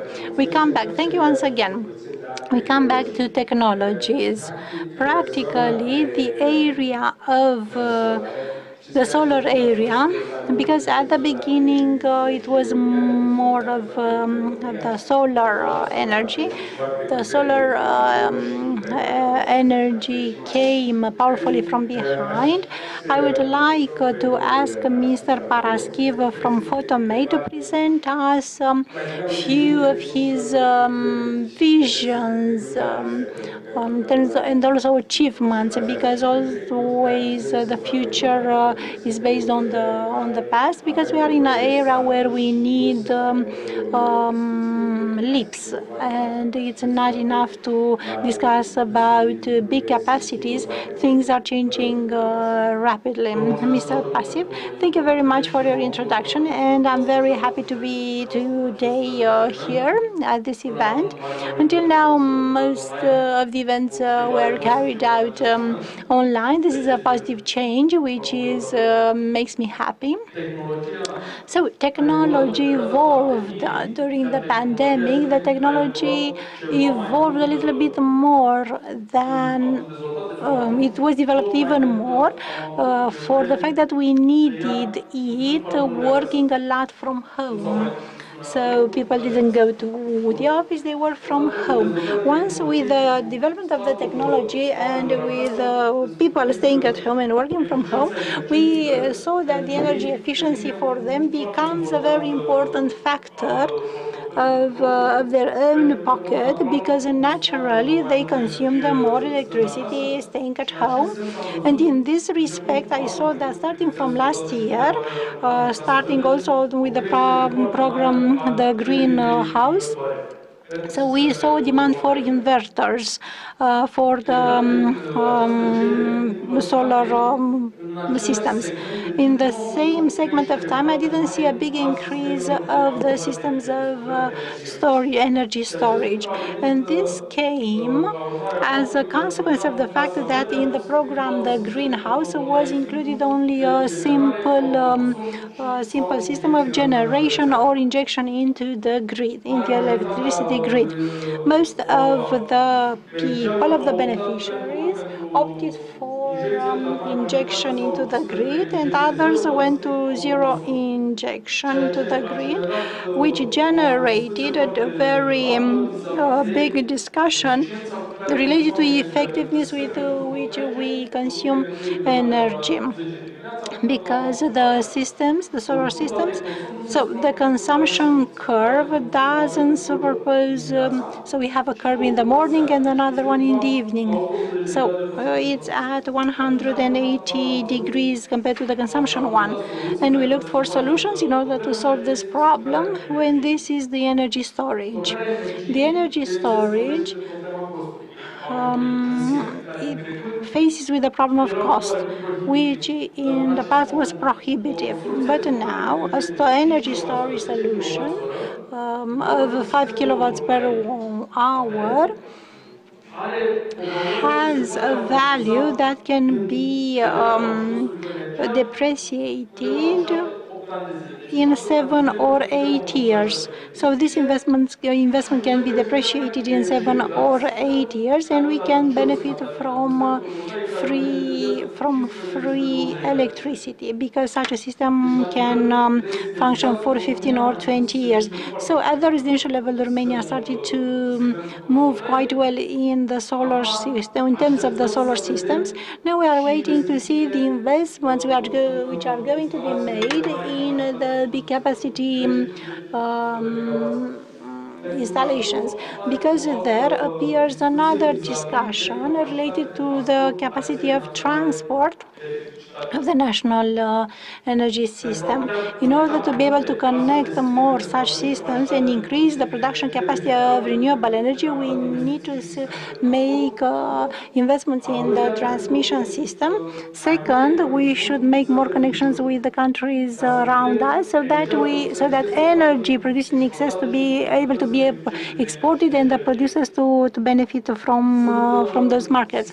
So there are many projects under discussion related to the solar systems, and through the partnership that we have with Huawei and XLX, we've provided the technical solutions and technology to have a maximum effectiveness for the production of electricity that came from solar systems.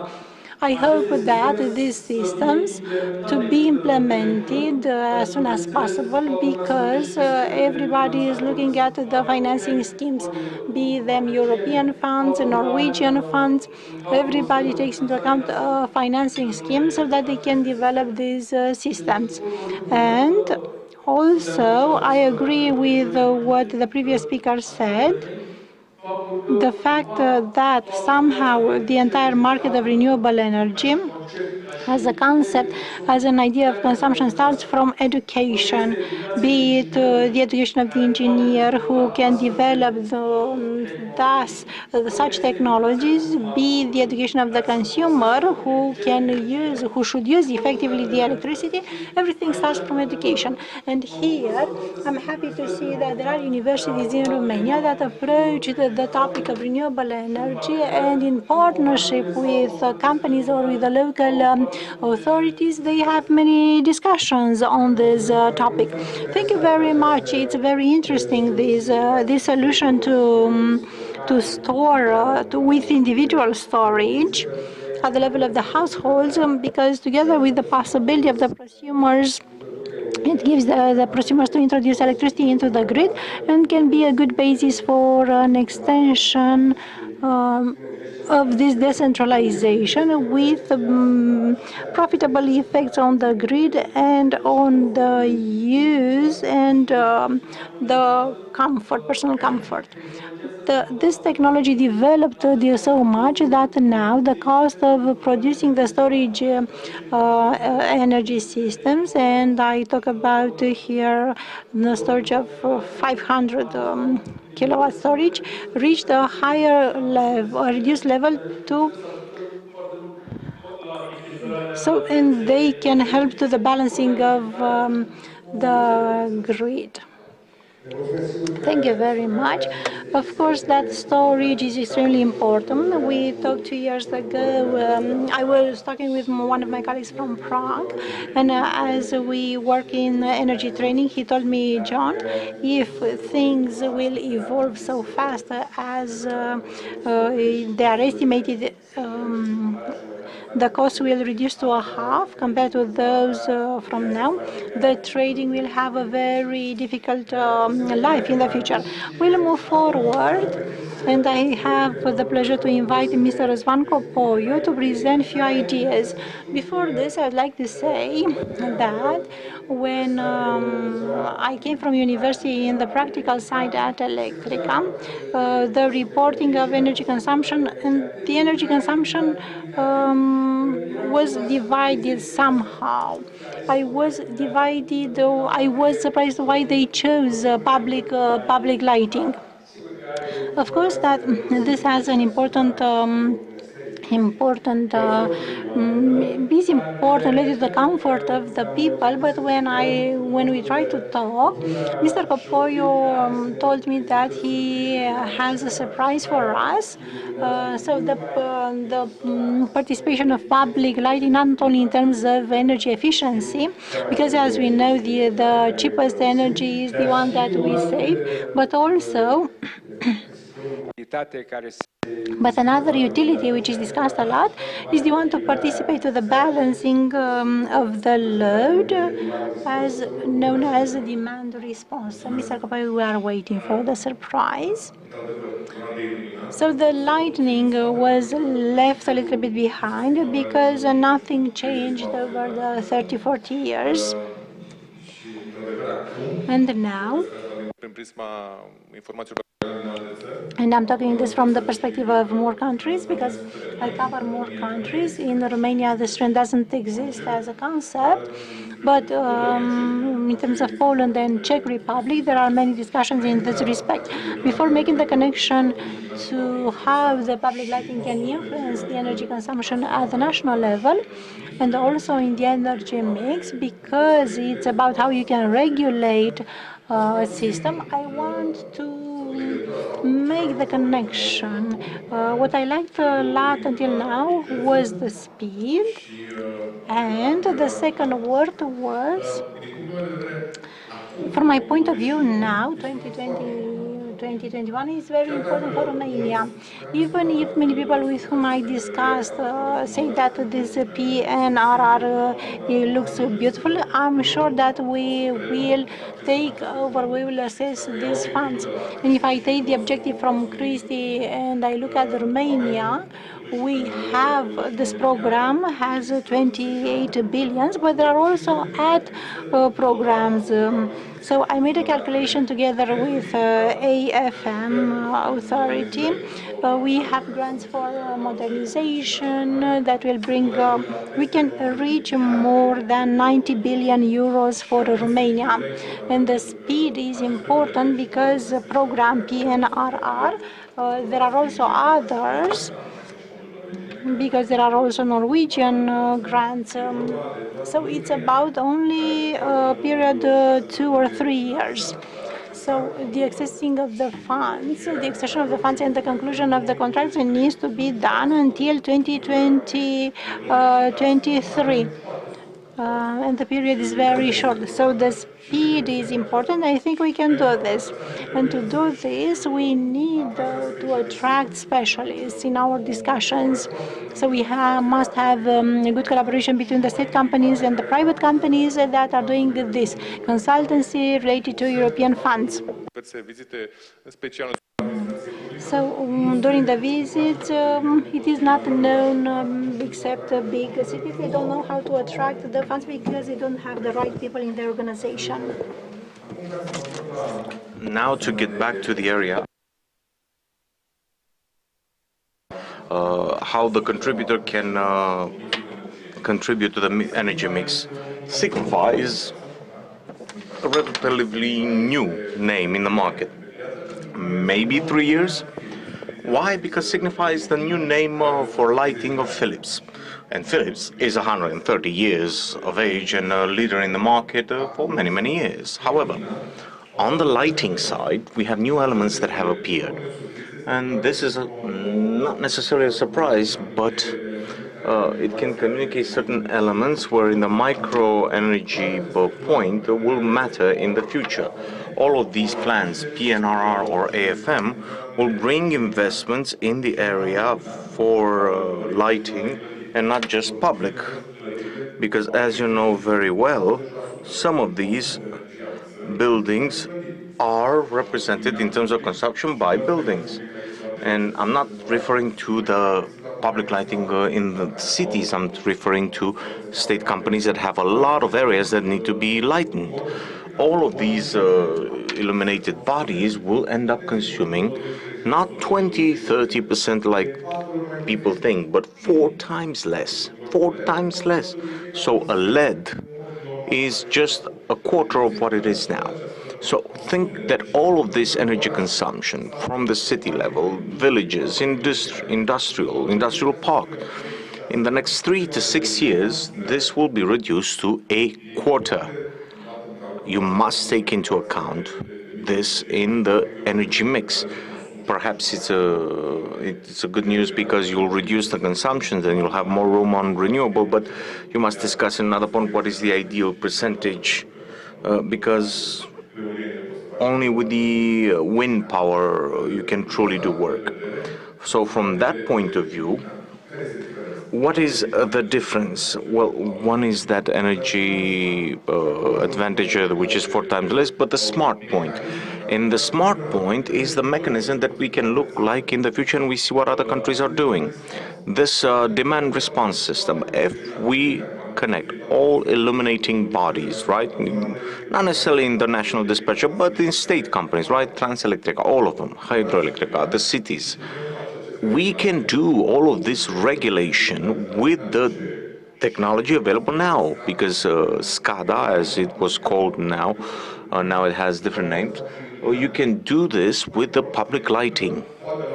We must take into consideration that the national dispatcher needs to lower by, I don't know, 30% the energy consumption for lighting. It's not just on and off. We can regulate any percentage of lighting. So all of these have to be taken into consideration because they will end up, even though, as we mentioned in the future, the lighting is seen as a consumption and that's it. But no, it will be variable depending on what we want. And of course, in the private area, it's very good because it will influence the prosumer side. So all of this LED, the consumption side, all of this will be changed. But that's another discussion. Now, in between brackets, a residential ensemble with 100 houses. It's not just the neighborhood, but everything has to be changed. It's a more important. But we can compensate with this side for lighting. Okay, thank you very much. Quite interesting, the discussion here. Of course, their price, the reason price of lighting sources, it seemed a bit further away, this replacement, but now, taking into consideration the fact that the others cannot be found, exactly, due to European norms, we must move to that. And here, just to mention, the area for buildings that have to be this standard NZ, so that buildings will have a minimum consumption of energy. Now, they say it's a recommendations, even though it should have been mandatory by 2016. So there's a lot of things that have been written but have to be applied. Of course, this seems is under the auspices of mandatory, but the consumers, the classical consumers, you have this culture of illuminating bodies that will consume even if they ask for more. So let's move a little bit more on technology, on hydrogen. Mr. Cătălin Stancu, which has a strong background when it comes to electrical networks, he will come and speak to us about this, because he is the only person that is the beneficiary of a strategy on behalf of the government, the hydrogen strategy. Mr. Stancu, when it comes to the hydrogen side, thank you for the invitation. I would set aside the hydrogen topic. From what I understand, everybody's trying to say, and I'm trying to sum up. One, we have a huge technological gap, that's why we need the speed and the courage. Two, we have funds that are available, and it seems that something's missing. I think we're missing the organization. It's clear that we will have a challenge that is very difficult to solve in the medium term, which is the absorption of EU funds.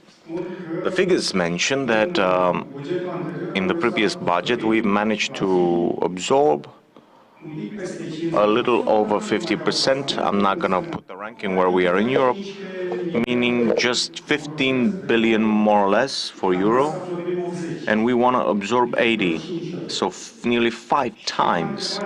So the first question is, how do we think we're going to do that?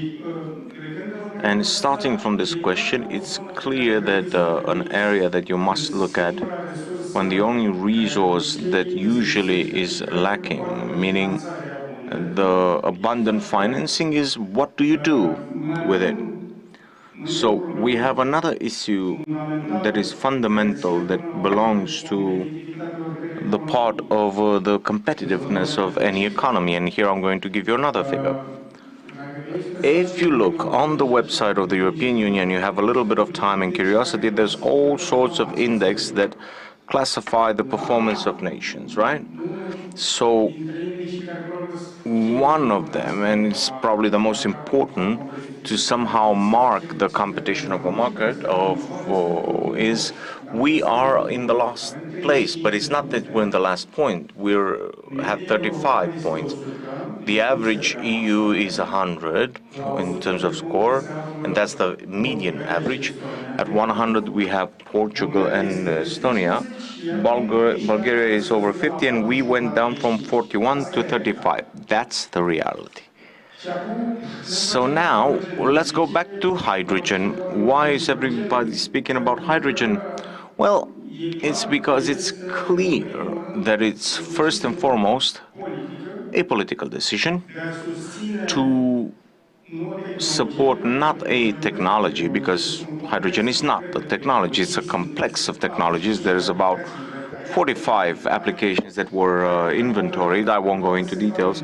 It will cover basically all of the industrial sectors that create an added value, from energy to transportation to everything that partakes in terms of green chemical energy. And we're going towards a Green Deal and circular economy, and concepts that we should already have attached to national strategy. And I'll conclude by saying that it's good that in the end we finally have a target to make a hydrogen strategy, but it's late.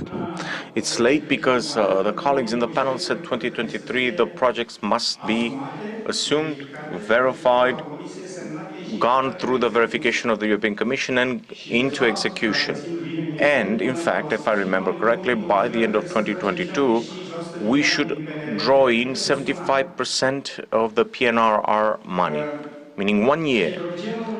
Hydrogen, and I'm going back to hydrogen, seems to have a lot of uses beyond the industrial application and the connection with the green transition.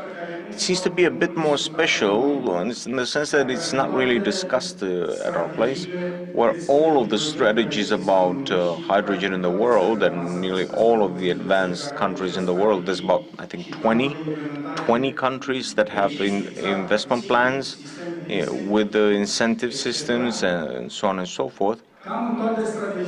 Nearly all of the strategy, you see a technological gap to recover, because what the hydrogen does is that it covers a lot of industrial sectors where, in the context of Green Deal, you need a type of technology that, to a large extent, we don't have.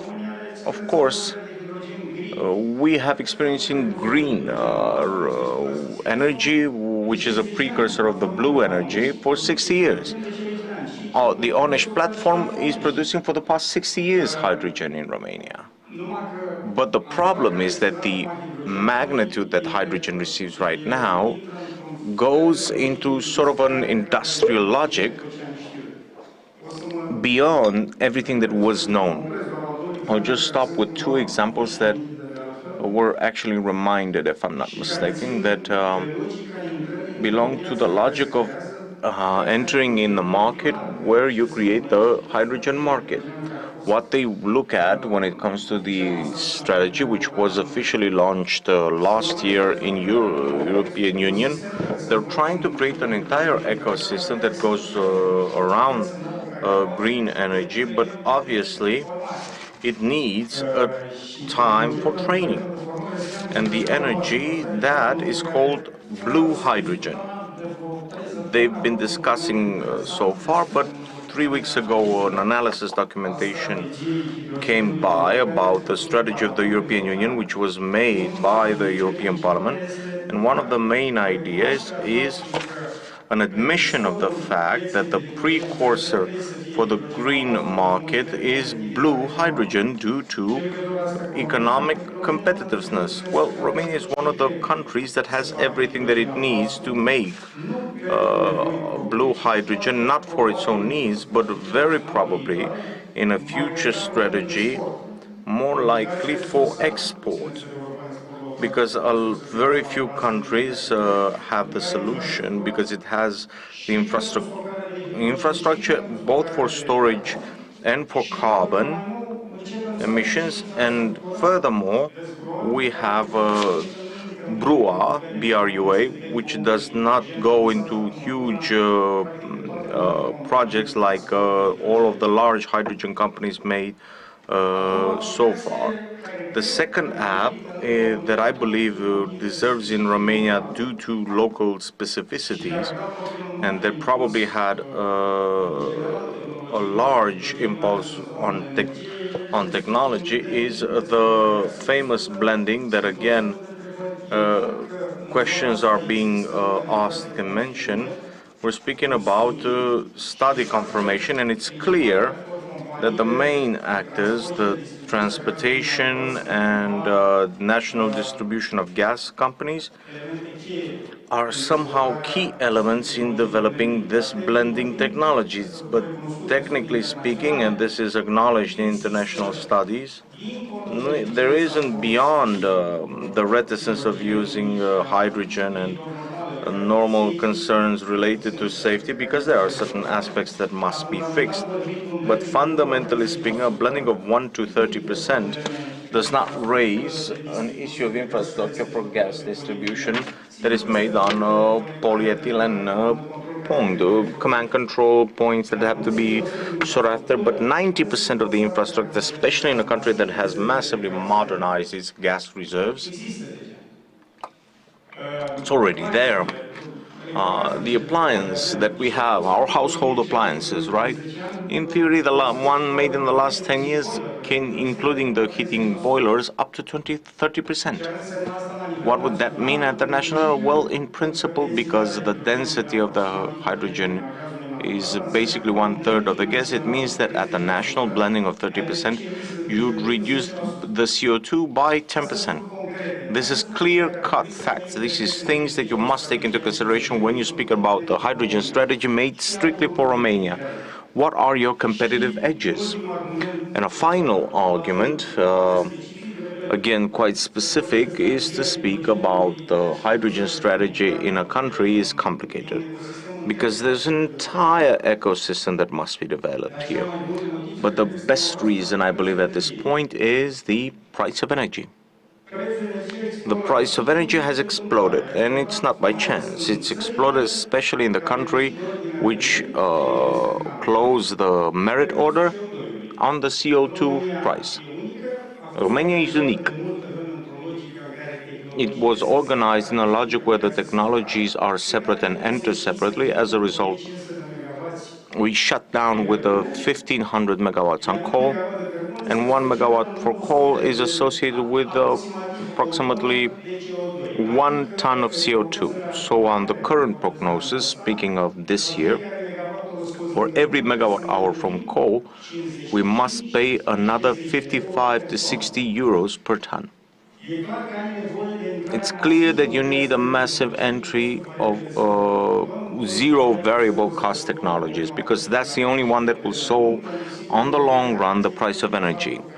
Keeping in account that you have massive EU funds to which you look at and wondering, okay, we'll be able to draw them. We need massively the RES, because RES comes in with variable cost zero, meaning for overproduction they can sell even at zero price energy. That would mean something for our Romanian industry in general, but the rest massive industry can only come in with solutions that are as consisting with the storage capacity, and for medium and long-term storage beyond the horizon of a few days is only offered by hydrogen. I'm not saying that these are technologies that tomorrow go in the market. I'm not saying that they still they have now the competitiveness that they require. But Asia, for example, is a leader in the hydrogen market. Speaking of competitiveness, Korea, Japan, and China, they already have plans for the next decade in order to install fuel cells, because they are one of the technologies that are associated with the hydrogen that allow the RES for gigawatts. Both South Korea and Japan look at 1 to 2 gigawatts in fuel cells, to which you add the modification of the gas turbines. The producers mentioned that they can get to 100%, not 30% blend, 100% hydrogen usage, and newer technologies, which, for example, are called the electrolysis, which function actually as huge reversible pillars, meaning you have surplus on the rest, you produce hydrogen, you store it, and then you have the equipment that will allow you for maximum consumption to reverse the hydrogen into energy. So it's complicated to discuss what an hydrogen energy strategy would look like for Romania, but due to that, and due to the fact that we have this extraordinary, unlimited resources, taking into consideration the absorption capacity, we need a specific point like the Green Deal, but we need hydrogen tomorrow, not at the end of next year. Thank you very much for these, let's say, very heartfelt support, if I may say so. This is what I would like to believe, that happily or unhappily, if I may say so, it seems that things are not solved in an area where all we need is decision and action. It would be a pity not to solve this as fast as possible, because Mr. Avacareți is already up. I know that we're about 10 minutes over a program, but we ate the break. Yeah, I know. I'd like to thank you all, and I believe it was a very, very interesting discussion. I like more the fact that the language is completely different than what we were used to hearing until now. Your optimism, if I may say so, and your appeal towards the two essential points that were mentioned, speed and daring. Thank you and have a good day. Thank you, Mr. Lungu, for your moderation. Please stay seated for the next moment of the day. It was a pleasure to watch you. Quite a lot of passion, a lot of engineers, a lot of people who are paying a lot of attention to how things are going. And I'm convinced that here in the hall or online, we are a bit delayed, so I will pass the microphone to the speaker that will come with the wider perspective, let's say a zoom out for what we discussed earlier. Mr. Rier is leading best at Romania, because since the chemical and the engineering is on that, I'm very curious to hear you. Mr. Andreas Vir, please come to the microphone for the 10 minutes, 12 minutes for a speech that you have prepared. Our friends will stay on the panel here, and after which we'll have our lunch break. Thank you. Yeah, many thanks, and first of all, good afternoon, bună ziua, dear ladies and gentlemen, dear colleagues, dear partners. I'm honored to give a short keynote at this conference, and let me share today an industry perspective, challenges and opportunities, and the Green Deal to the energy sector. It's a perspective from BASF, a world leader in chemistry. To give you a flavor, we have globally more than 300 production sites, And our site in Germany, Ludwigshafen, close to Heidelberg, very wonderful town, is the largest site in the world. Energy. Besides steam and significant amount of electricity, only this site in Ludwigshafen, we produce 1% of the entire German demand. So energy is definitely important for us. So I will start with a Green Deal and a paradigm shift, what we currently see. Afterwards, we look into the topic how industry and energy sector can work together and tackle the challenges and opportunities. And of course, I will also talk about the importance of the industry policy. Dear ladies and gentlemen, the need for a balanced approach between economy and environment is clear. We have responsibility for our Earth and for our children's generation, for a cleaner environment and organizing all activities sustainable. Green Deal. The Green Deal comprises a policy agenda which covers many areas from CO2 neutral, circular economy, smart mobility, and many, many more, just to name a few. Ladies and gentlemen, no other continent has a comparable vision and agenda like the EU now with the Green Deal. And it's a century challenge for the industry. It will be quite a transition. Ursula von der Leyen likes to call the Green Deal Europe's man on the moon project. We have to be clear. The slogan Green Deal comprises an agenda that will have impact on all parts of our life.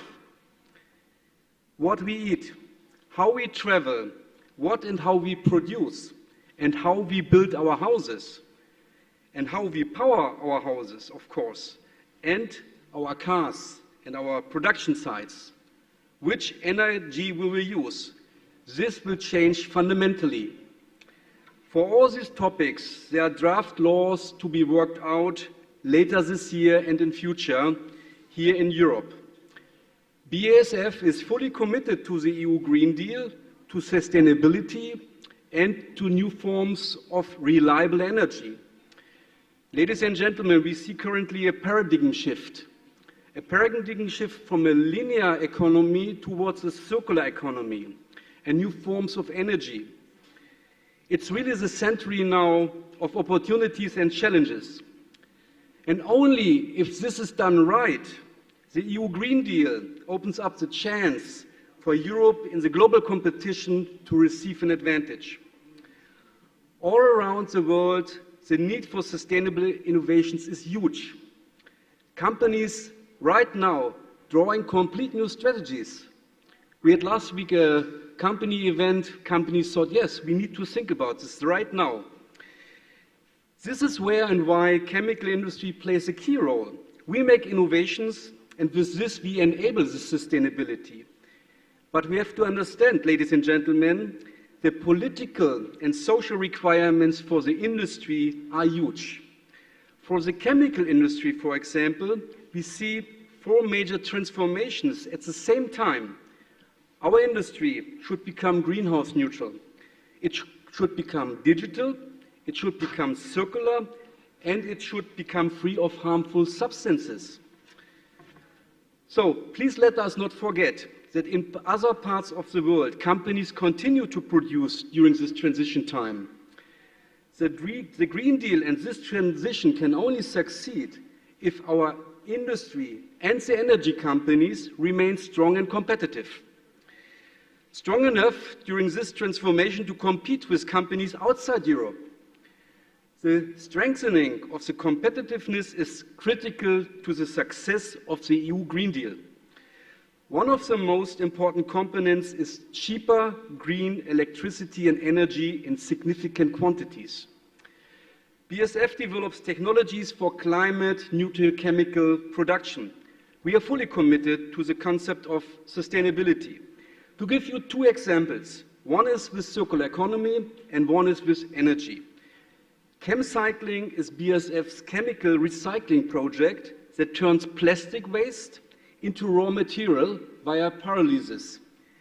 This This replaces then basically again the fossil feedstocks in our production Verbund, and it's used to produce new products, especially new plastics, and these go again into the circular economy. Another one, energy. Another success story maybe you read about is that BASF and RWE plan to cooperate on new technologies for climate protection. We are planning the construction of one of the world's largest wind farms in the North Sea offshore. This is a significant project for the future. With this, basically, imagine a steam cracker, the heart of an industrial company, of a chemical company, of the production will be driven basically with windmills. I mean, this is something completely new. Coming to Romania. Romania offers a perfect production environment for green hydrogen, for example, with wind farms, with solar parks, and with water energy. Involvement, dear ladies and gentlemen, of different stakeholders to create network and state support by funding could support the transformation of this energy system here. Romania has a great chance to power its industry here with green energy and also export this green energy, hydrogen, in significant amounts and quantities. The existing strong gas sector can play also an important role during this transformation and transition and for the future of the EU industry in the coming years to reduce CO2 emissions. A strong industrial policy and regulatory framework are needed to make the EU Green Deal a success. In the coming years, dear ladies and gentlemen, we will see significant changes and we need to act now. Climate, environment, industrial policy and supportive measures must be developed together and implemented and go hand in hand. Policy must focus on being supportive and to create coordinated framework regulations on EU and Romanian level. And everyone has to act quickly so that the industry can act. The Green Deal requires a whole new way of working together between politics, industry, energy sector and society, along with the right instruments. We want to encourage everyone to be part of this discussion and moving in this direction. The EU and Romania can receive an advantage globally when we do it right. There is no better time than now. With the significant resilience and recovery funds and other instruments, we have great opportunities now. Ladies and gentlemen, the change is happening now. Let's do it together, energy sector, industry, politics and society. Many thanks, mulțumesc. Thank you. Mulțumim de asemenea. This was an industry position from BASF. Very, very interesting and very useful for this close of the first half of the day. Thank you very much. Andreas Miliers. Mulțumesc de asemenea tuturor vorbitorilor în acest panel al doilea și tuturor celor care au Thank also to all the people who are present here. It's time for a break, short break. We have in the second part of the day 3 other sessions of discussions and 2 other keynote interventions. Stay with us. We will come back in a few minutes.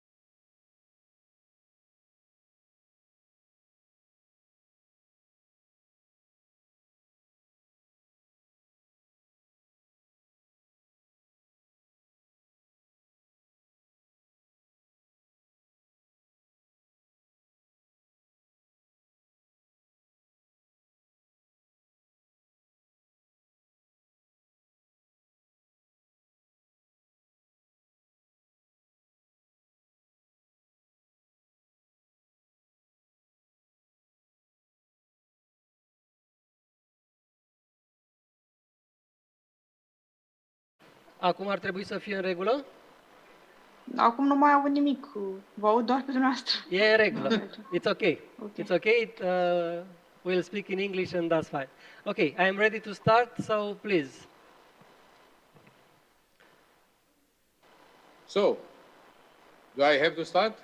Hello everybody, and welcome to this special session dedicated to the nuclear sector. I am very glad to have with me for the next 30 or 40 minutes 3 experts in this area. Mr. Theodor Chirica, member of the board Nuclear Electrica, Mr. Alan Woods, representative of Rolls-Royce, the SMR division, and Ms. Madalina Coca from Cenecan, Romania. We'll be talking about 2 or 3 themes, very topical at the moment in Romania and in Europe. And the first one is is about what I called the last wave of large reactors, nuclear reactors. This formula seems not to be enjoyed by everybody, so if you consider it wrong, please dispute it. We're also talking about SMRs, the promises, the difficulties, the challenges, and maybe the next steps in order to have this new technology implemented in Europe, in Romania, and throughout the world. So if everything is okay technical, I will give the floor now to Mr. Theodor Chirica for the first intervention. Please. Thank you very much. So, yes, I was on those not very happy with the topic. It's hard to say that we are at the end of the large-scale reactors before the nuclear to move to SMRs. Just remembering that there are about 100 units planned and about 55 nuclear units under construction, from 700 to 1,800 megawatts, commercial after 2030, and in operation by 2090. So that is practically not an end of the large-scale reactors. Because during the transition towards 2050, the nuclear power will rely on LTO. LTO as a part of this transition. LTO programs consider the life extension for the existing unit with 30, 40 years, in some jurisdiction 60 to 80, as a bridge to future technologies. Romania is part of this trend, and just I am remembering the major projects as Cernavodă refurbishment and life extension, completion of Cernavodă 1, completion of Cernavodă 3 and 4, and SMRs after 2030, 2035, that they will be complementary to the nuclear energy together with the Cernavodă units. I can note a project which is in incipient phase, is not belongs to Nuclear Electrica, is Alfred project, generation 4 SMR, lead cooled, Romanian-Italian cooperation under development at Nuclear Research Institute in Pitești, and also another important project which is connected with mainly with Nuclear Electrica projects is the disposal facility for low and medium radioactive waste.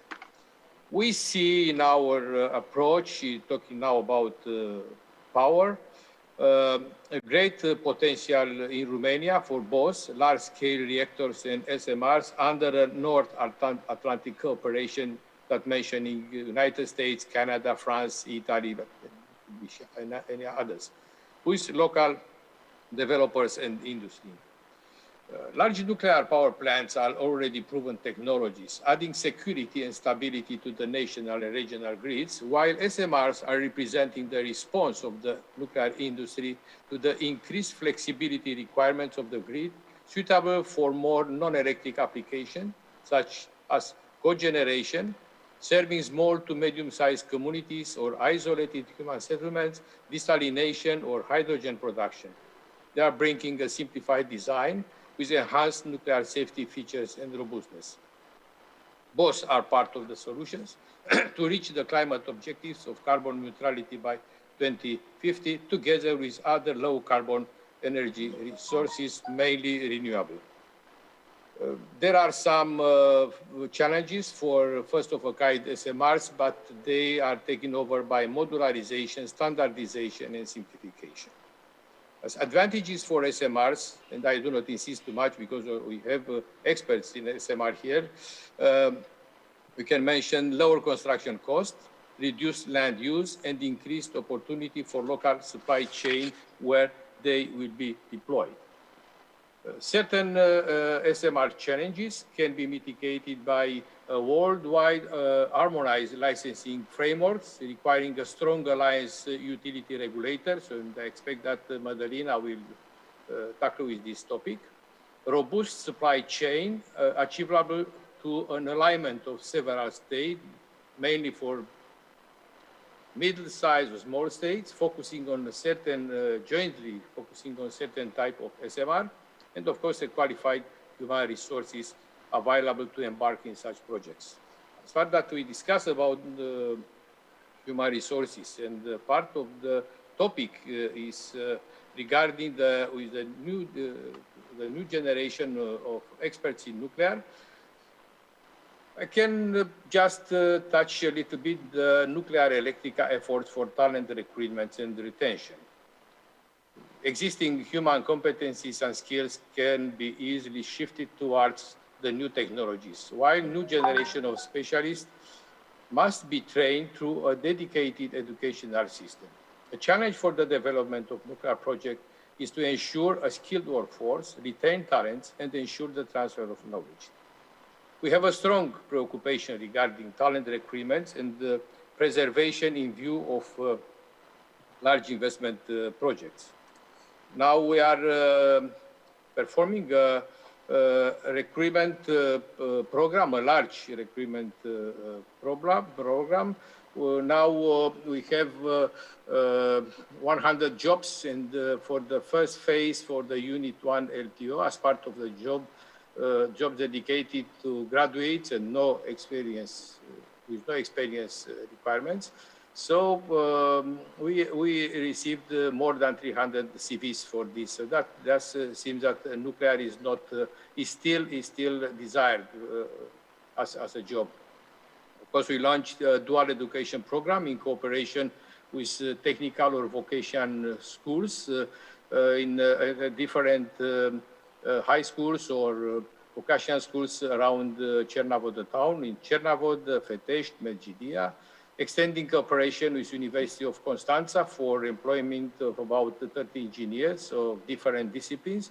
And of course, we consider cooperation with the Polytechnica University of Bucharest, with the Faculty of Physics from the University of Bucharest, and also with University of Pitești.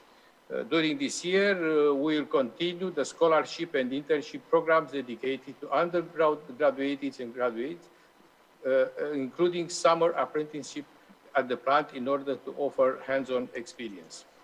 So that is something that I can say about this topic. Of course, that we continue with mentoring programs, reducing the personnel fluctuation, and of course that the talent retention is a very, very important subject. At the end of the day, we believe, just at the end of my presentation, that state has a role, so must have a role in supporting and developing nuclear energy, identifying among others the following directions: education, investing in technical and digital education, strengthening the system of technical education and retraining to the today industry's requirements, encouraging postgraduate training, including Master of Science and PhD degrees, with the objective to retain skilled workforce and to increase the competitiveness of the national industry. That's important is the movement of workforce between sectors has to be encouraged, as there are valuable industries with qualified manpower, some of them no more compliant with the new environment requirements. Nuclear research is an important direction that the government has to be involved, and also to support the applied research in partnership with industry for the development of industrial technology involved in nuclear program.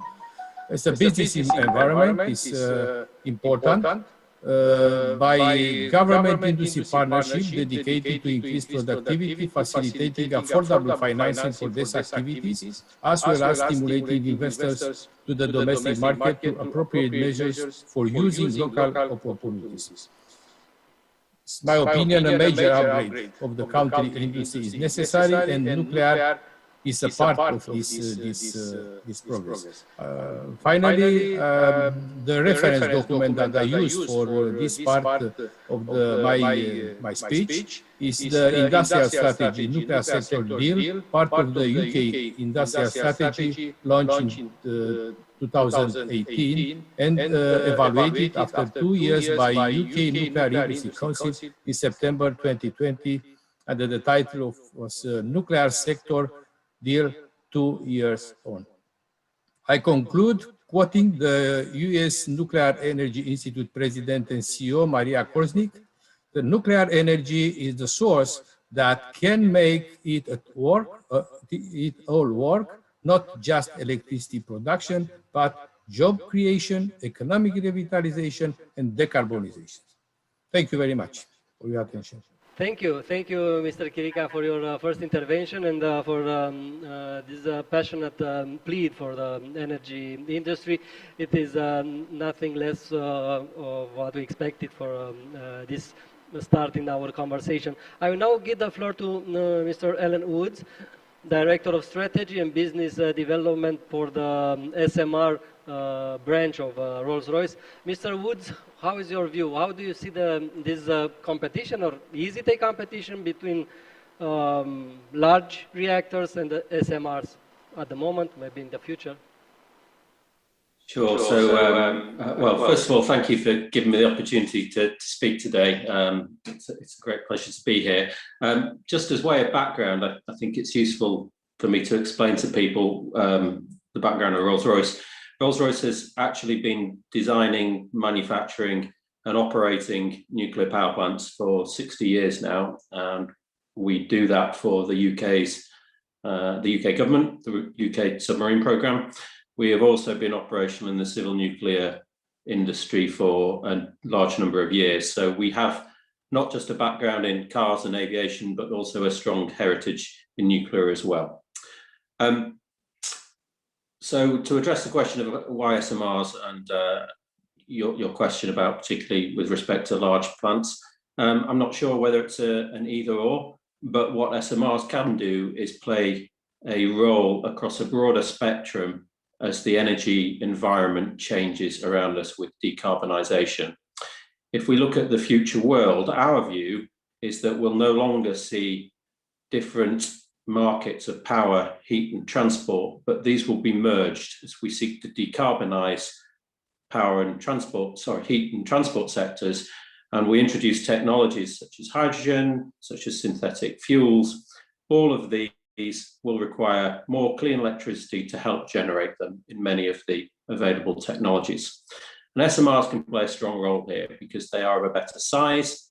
They can also play a strong role as we seek to decarbonise the power grid, because they can sit in existing locations, they can be sited in more remote locations, and they can integrate more quickly and effectively with existing grid networks. So we believe SMRs can play a very strong role, as can nuclear in this future energy mix, but the challenge for nuclear has to be addressed. And when we started designing our SMR, we started from the principle of what is the problem we're trying to solve? And the problem that we're actually trying to solve is making nuclear investable and deliverable. And by investable, we mean making it of a capital cost level which can be invested in by private industry. So we don't need governments to constantly sit behind nuclear new build programs. And by deliverable, we mean that we will do what we say we will. We will deliver it on time and we will deliver it on budget. So our program is entirely focused on solving this problem. And therefore, where we introduce innovation, we do it for benefit. We're not introducing technology just for the sake of it. And in doing so, we're focused entirely on reducing the capital cost, the operational cost, reducing the time to build, and crucially, eliminating risk from traditional nuclear. So our approach has been to turn nuclear from an industry where new build is very large, one-off infrastructure projects to a standard, repeatable, factory-delivered product. And that is the basis of our power plant. So let me just talk about the S, the M, and the R, because I think this is very important to put in context. When we talk about S, it's often spoken about in terms of power level. Actually, our approach for the S is about optimizing the power, maximizing the power within a constraint of physical size. And our physical size is driven by a requirement to be road transportable, so we can access those many sites. Within that, we want to optimize the power. It's no good us designing a 300 megawatt power plant if it's the size of a large reactor. That wouldn't work economically. So next point is the M, the modularity. This is not, in our view, a question of how big a single one-off module can we make. Modularity is about manufacturability, it's about repeatability, about commoditization. It's about designing the product to be manufactured in factories on a production line and designing those factories to manufacture the product. It's the same way we do it in our other industries in Rolls-Royce. It's the same way we're doing it for our SMR. And finally, the R, the reactor. The nuclear industry has an obsession with reactors, but we operate in a world where our customers want power plants, and therefore we have to design an integrated power station. The reactor is only about 20% of the capital cost, 20 to 25%. So our approach is to design a full integrated power plant, and modularity applies to the whole power station. So we modularize not just the nuclear island, the balance of nuclear island, the balance of plant systems, but also the civil structures. All of our power station above ground is factory fabricated, including those civil structures. And that allows us to reduce risk, reduce capital, and reduce build time. So finally, what do we offer as a company as well? Actually, we are a manufacturing company, and our business will deliver the full turnkey power plant solution. We'll manufacture it, we will install it under our weatherproof canopy at the site, and we will commission it. That is our business. We will provide that full end-to-end service. So just a final touch on our current status. It was mentioned by the previous speaker of the UK's industrial strategy. As part of that UK industrial strategy, Rolls-Royce is working with the UK government on the design and licensing of our plant. We're just moving into the next phase where we will be forming our special purpose vehicle company that will take this forward alongside the UK government with government funding, and we will be entering the licensing process this year in the UK. We thoroughly look forward to opportunities to work with Romania and Romanian partners. As I say, our plant is a product, and therefore we have to work with partners to deliver that product. It's not a one-off infrastructure program, and that's where we will seek capable partners who are willing to participate in the program. So thank you very much, and I look forward to taking any questions.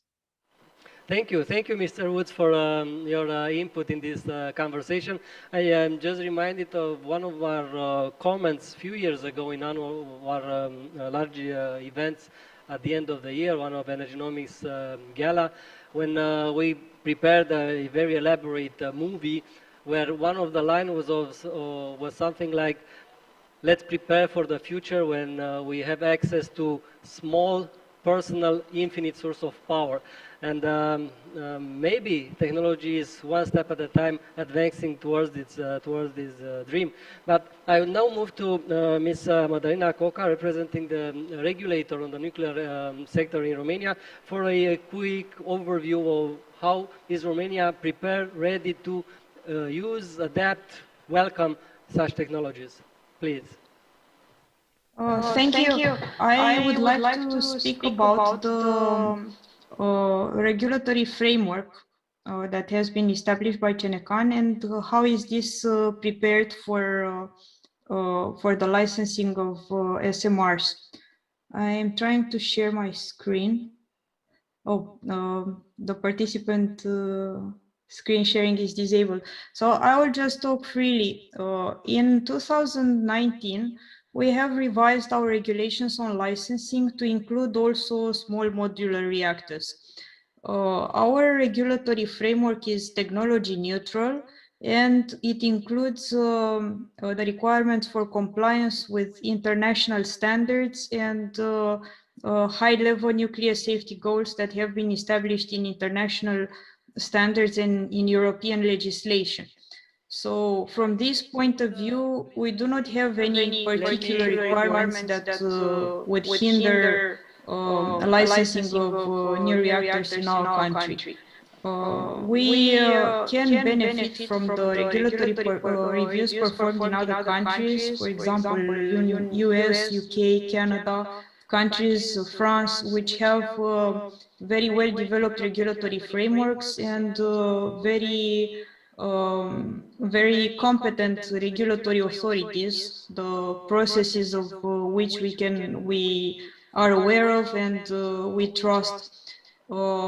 This would help us speed up the licensing process. So in case new reactor design that has been already reviewed by a regulator in these countries and has been found acceptable, has greater chances of passing through a easier review in our country, because our regulatory framework is not so different from the regulatory frameworks in these vendor countries. Also, our licensing process normally starts with a design review. So far, the design review has been part of the licensing for the siting, construction, and operation stages, but envisaging the possibility to license new reactor designs in the next years, we have introduced in our regulations also the licensing phase for the design. It is similar to a design certification or a design approval process in other countries. So far we have not tested this process yet, because we did not receive any new application for a new reactor design to be constructed in Romania, but we are expecting to see such an application in the next few years. So apart from the regulatory requirements at national level, we have to comply also with the requirements in the Nuclear Safety Directive issued by the European Council.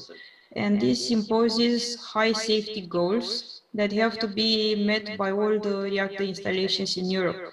These safety goals have been translated into our legislation, and when reviewing a new reactor design, we will look into the safety analysis and also into the experimental basis for the design requirements and design assumptions and safety analysis assumptions. So our regulatory review follows a top-down approach, where we first look at how the high-level requirements are met, and then go down to system level and component level and look into the technical details. So this would conclude my presentation, and I look forward to any questions that you may have.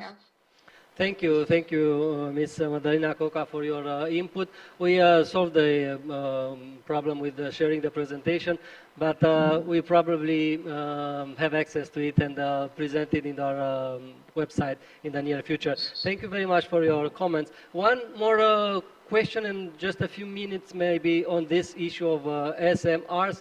Are there any different technologies under this umbrella, this name? I know that Nuclear Electrica already signed some MOUs in order to be part of such projects.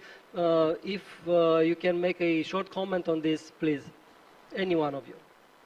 Well, I will start by saying that I've seen that there are many technologies available for small modular reactors. So there are international reports on these technologies available, and the variety seems to be larger than for the current reactor designs, which are now operating nuclear power reactors. But in our case, we have not yet received an application for a design review. We know that Nuclear Electrica has signed a memorandum of understanding, and I think it's with a new scale design. But so far we have not received a formal application to perform a regulatory review of this design. So maybe Mr. Chirica can tell us more. Thank you. Please, Mr. Chirica, if it's the case. Yes, the new technologies like SMRs are contemplated by the intergovernmental agreement between the United States and Romania as an option, because you know such intergovernmental agreements, they are contemplated different options. And of course that still at this moment seems that the new scale is quite advanced, but I'm afraid that they not have yet design license from the American regulatory body. So at the end of the day, it's almost all the projects are in the same status. Maybe Alan can tell us more where is Rolls-Royce with this. We do not have in this moment a strong dedicated team for implementing tomorrow or the day after tomorrow an SMR. Now we are contemplating, we are evaluating different technology and following the progress of different technologies. So it's in our strategy, we are considering SMRs to be ready after 2030, maybe 2035 in our case, because meanwhile, imagine that we have practically, we get a little bit overcrowded because of some delays, not because of Nuclear Electrica, those delays, but we have the life extension of Unit 1, which is not an easy project, because we have to work under radiation conditions, we have to dismantle. You know, in a CANDU is not as, it's a little bit more complicated at the PWR or BWR. Practically, we dismantle the active zone of the reactor. And then we have also Chernobyl 3 and 4, we have the tritium removal facility. So practically today and in the next 5 years or more, I do not see Nuclear Electrica embarking in a SMR project. And they are also, in our opinion, they are not already cooked to be put on the table and to serve from them. Thank you, Mr. Chirica. But of course, we have to see what's happening in the future. Yes, yes. We have to see where the trends are. Of course, if you ask me, I'm an old generation. I rather prefer light water or heavy water reactor. I'm more familiar with them rather than a molten salt or some other. Okay, I'm ready. Still, I'm ready to learn and to better understand and other technical approach. Thank you, Mr. Chirica. I turn to Mr. Woods with a short comment on different types and of SMRs at the moment. Yeah, I think the last time I counted, there was well over 100 different SMR designs around the world have been proposed. We started from a blank sheet of paper and we considered all technologies. And we're still looking at technologies, future technologies such as molten salt. But I come back to the point I raised in my presentation. What problem are we trying to solve? And right now, the problem the nuclear industry has is cost and schedule. And the fact that trying to build a power plant constantly relies on government sources of funding and lots of funding, very, very high capital for large plants. So our plant is a PWR for a lot of the reasons already stated. We need to have something which is compatible with existing licensing regimes, doesn't introduce challenges that have never been seen before. It's compatible with existing infrastructures around the world and capabilities around the world. We don't want to introduce a technology which needs completely new fuel routes or waste routes to be built alongside them. That's just more and more cost. But critically, our focus is designing a power plant which can be commercially deployable. funded by industry, if you like. What we can't afford is to have to run a prototype for 5, 10, 15 years to demonstrate the product before we can commercially sell one. We can never make a business case on that. That's why ours is a PWR.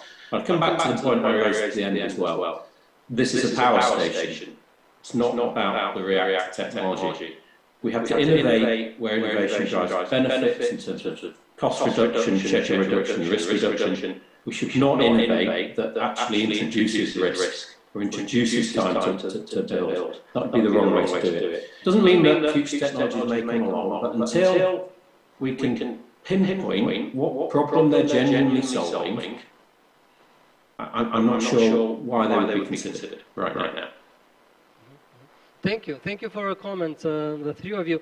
And as we have, I don't know, maybe 7 to 8 minutes, one I would be interested in, I hope that our audience also would be interested in a short perspective from your side on the EU taxonomy. Is the looming subject for many months already, and I don't know if any changes occurred in the last few weeks or months that would be relevant for the nuclear industry.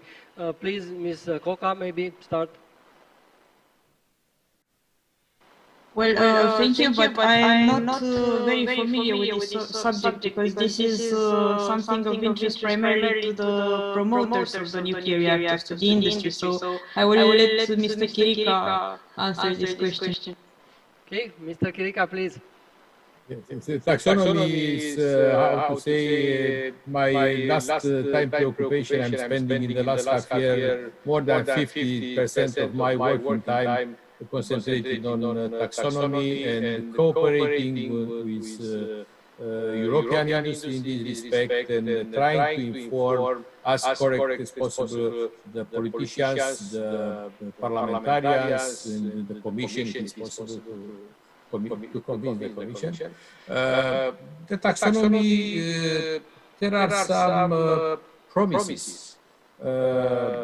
You know, I don't want to take the back history regarding the technical experts group report on taxonomy, and regarding nuclear, they say, okay, as operation, nuclear is okay, but we are not able to evaluate especially the end part of the fuel cycle, meaning the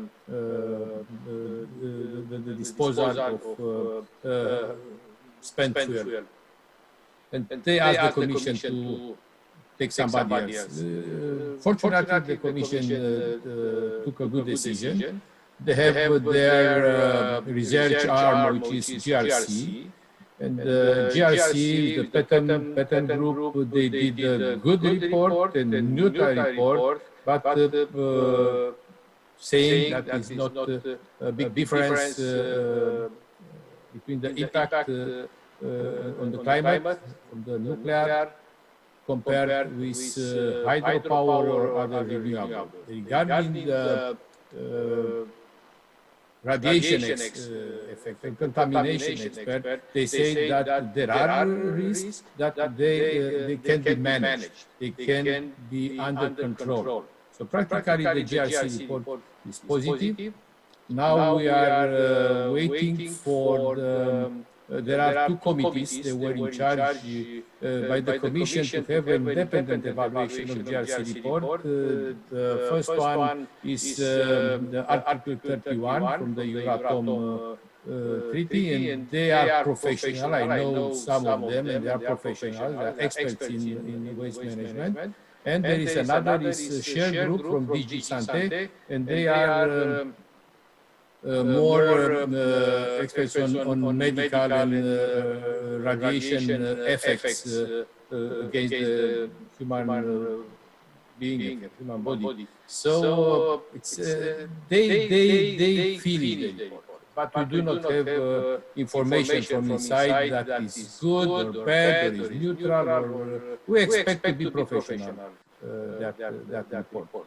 Of course, yes,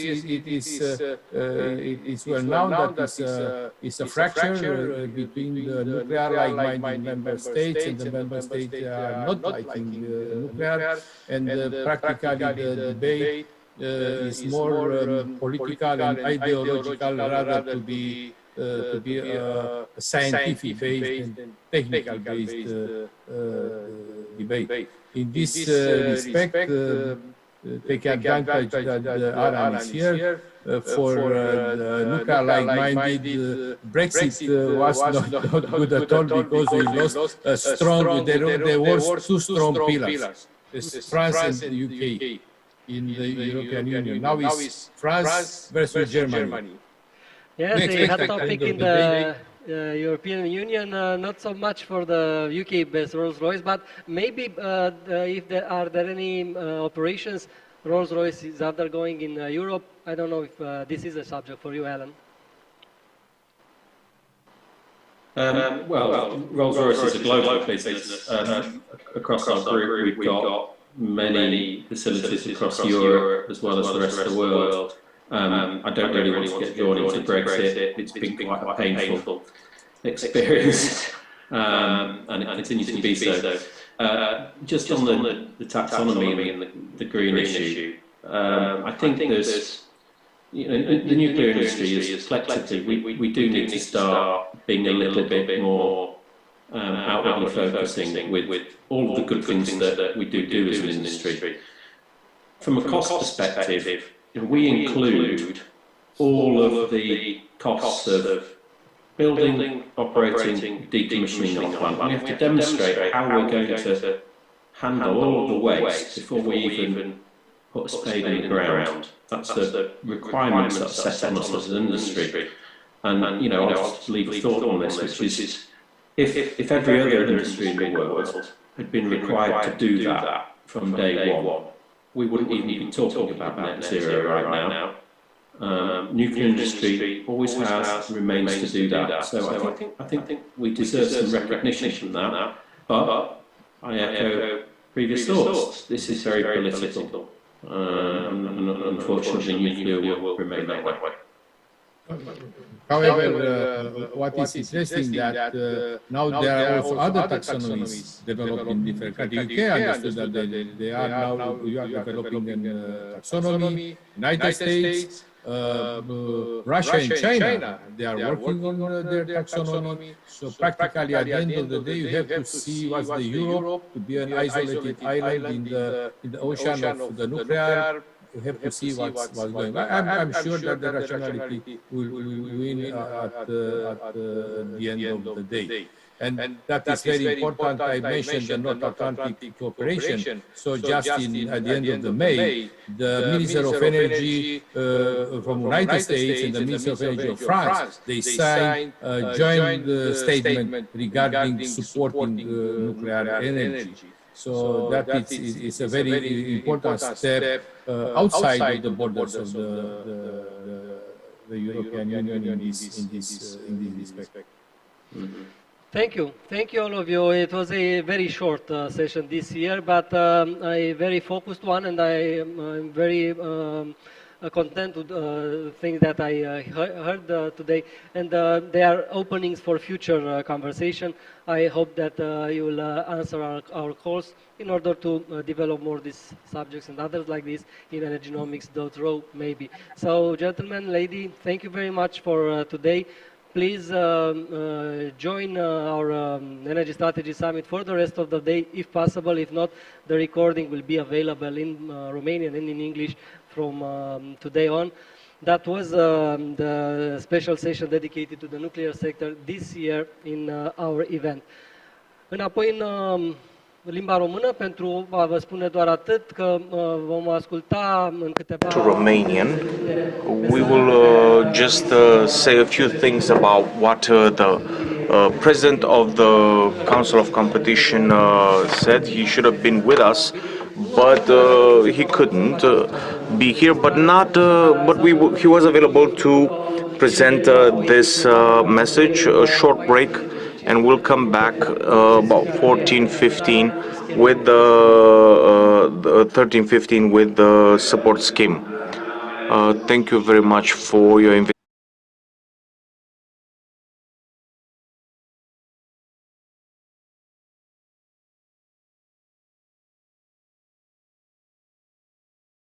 for the people.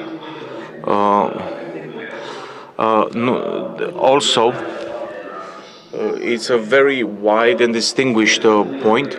I suspect that many things that I say will not surprise and I will support. They will not contradict the messages sent by the speakers, especially those on the government side. We expect there to be a good sampling. There is a Chinese proverb or curse mentioning living in interesting times. It is an opportunity to innovate and make things work better, which means și cu un impact ecologic mai redus decât în momentul de față. Sunt din schimbările multe, deci pentru o industrie care e relativ statică, cu proiecte pe termen lung, cu investiții care au cicluri foarte lungi. E într-adevăr o perioadă în care se accelerează schimbările, da? E un lucru neobișnuit și înțeleg că e greu. E greu pentru toată lumea implicată și în special pentru companiile implicate. Și discut cu persoane de conducere din companii și înțeleg că trec printr-o experiență cu care sunt mai puțin familiarizați. Da, asta e situația, da? Trebuie să ne adaptăm cu toții și să folosim schimbarea asta ca oportunitate de a face lucruri bune. Încerc să trec repede prin ele. Liberalizarea energiei, ultima piață care e reglementată, ultima liberalizare care trebuie să se întâmple în Uniunea Europeană. Am avut vreo 2 starturi false, nu am pornit, ne-am oprit, da? Acum sunt bucuros că lucrurile merg. Da? Au pornit, nu cred că mai pot fi oprite, nu cred că mai pot fi întoarse nu mai pot fi întoarse. Dacă sunt perfecte, nu sunt perfecte. Cu siguranță am avut o conjunctură bună la gaze și asta ne-a ajutat. Îmi pare rău că mai mulți dintre consumatori nu au folosit oportunitatea de a trece pe contacte mai avantajoase la gaze. Deci suntem undeva cam la o treime. Eu mă așteptam ca treimea asta să fie reprezentată de cei care au consumuri mai mari. Da? Cei care ar fi beneficiat mai mult prin trecerea la contracte în piață, la contracte liberalizate. Din păcate, înțeleg că treimea asta reflectă consumatorii mei, adică avem în aceeași măsură și consumatorii și pe cei care doar folosesc gazele pentru gătit, da? Deci au consum relativ mic, și pe cei care folosesc gazele pentru curățire, care au consum mare. Bun.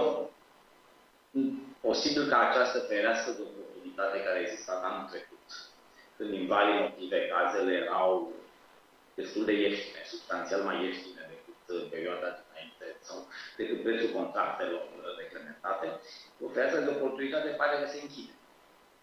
Asta e situația, asta se întâmplă într-o piață. Prețurile pot să varieze, sus, jos, trebuie să ținem pe astea niște limite rezonabile și să ne apară influențe artificiale, da? Special creștere artificială. Și la asta ne uităm noi. Deci am fost atenți din momentul liberalizării, am atenționat companiile că vom fi foarte severi dacă vedem efortul de a bloca mișcarea clienților, da? Pentru că ăsta e sensul liberalizării, să apară ofertanți noi, furnizori noi, care să poată să fure, să câștige din clienții pe care îi iau mari furnizori actuali și în felul ăsta tot să reușească să ofere prețuri mai bune pentru consumator. Deci lucrul ăsta îl vom face în continuare, da? Vom fi foarte atenți la comportamentul furnizorilor, special la furnizorilor mari. Avem investigații pe zona de electricitate, da? Unde au fost sesizări pe care am primit din piață, că se obstrucționează această mișcare a clienților de la furnizorii actuali spre unii noi. În aceeași măsură suntem atenți la subiectul ăsta și pe zona de gaze. Da? Deci amândouă sunt în vizorul nostru și așteptăm cu interes să vedem ce se întâmplă după 1 iulie, da? Când spunem trecem în următoarea etapă a procesului de liberalizare. O altă zonă la care ne uităm și am atenționat companiile care vor desfășura controale pe următoare este aplicarea legislației privind extinderea rețelelor de gaze și electricitate, branșarea noilor consumatori. Pe de o parte, cu toți înțelegem că legislația nu este perfectă și este dificil de aplicat, dar imperfect și dificil de aplicat nu înseamnă că nu există și că nu se aplică. Deci, la sesizări pe care le-am primit în Parlament, de data asta, da, vom desfășura o serie de acțiuni de, să spune, de control, atât pe zona de electricitate, cât și pe zona de gaze, în același timp, dar vom sprijini industria în sensul raționalizării, deci să facem legea asta mai aplicabilă, dar nu trebuie să aruncăm și copilul cu apa, da, ca să traduc prost o expresie englezească. Deci, rezultatul modificării legislației trebuie să fie ca această legislație să funcționeze, nu să abandonăm obiectivul ei, care este extinderea rețelelor, în facilitând accesul consumatorului la gaze și la electricitate, da? La costuri rezonabile. Efortul trebuie să vină de la companiile mari, nu de la consumatorii, totuși, care sunt mult mai săraci și au cu totul alte posibilități decât le are o mare companie de utilități.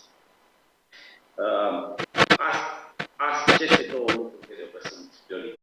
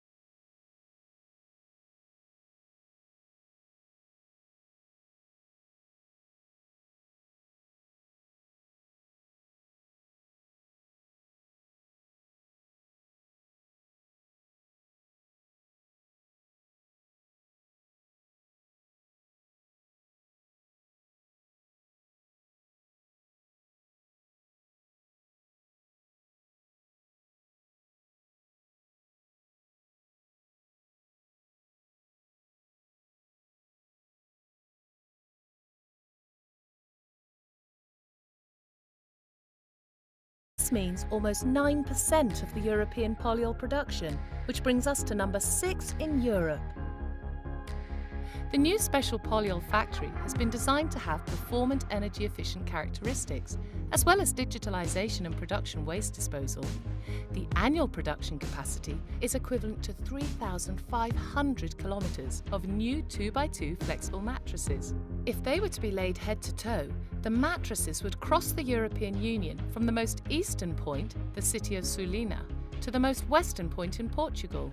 The factory operates 12 energy-efficient synthesis reactors, and on production lines, we'll produce green polyols as well. We'll use CO2 as a raw material, thus reducing the CO2 footprint of Romania.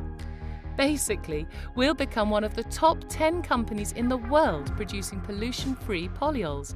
Yes, we're impressed as well. Fabrica noastră este una dintre cele mai moderne din Europa și din întreaga lume. Conceptul său este integral, adică aici are loc nu doar producția poliolilor, ci și proiectarea, pe care o facem împreună cu clienții, adaptând formula în funcție de nevoile acestora, ingineria de produs, asistența tehnică pentru clienți și chiar și colectarea în vederea reciclării. Aici vor fi produși și poliolii speciali, cum ar fi poliolii 100% vegetali, din ulei de ricin sau poliolii ignifugați, care vor fi folosiți în poliuretanul pentru construcții, utilizat de exemplu la renovarea saloanelor de spital. The new plant will benefit from the experience of the Polyol Research and Advanced Development Centre, already existing on the platform, with 40 years of operation experience and which cooperates with our clients all over the world, and with laboratories from the universities, as well as Romanian and international research institutions.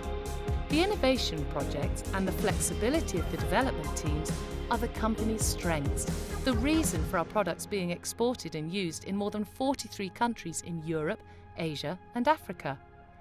What's more impressive is that the new facility will provide not only job security for our employees, but also for the 5,000 employees of our suppliers and partners. We're proud that our work puts Romania in a highly regarded place on the map of the world's chemical production. And to go back to where the story started, there is no polyol pizza place, but in all pizza restaurants there are objects made with our polyols. There is no polyol satellite either, but our polyols reach space as materials of most satellites. We're connected with you too. When you watch this movie, you probably sit on a piece of furniture made with our polyols. Or you're in a green building with sustainable insulation produced using polyols made in Vulture. And what better proof is there that our story is a successful one?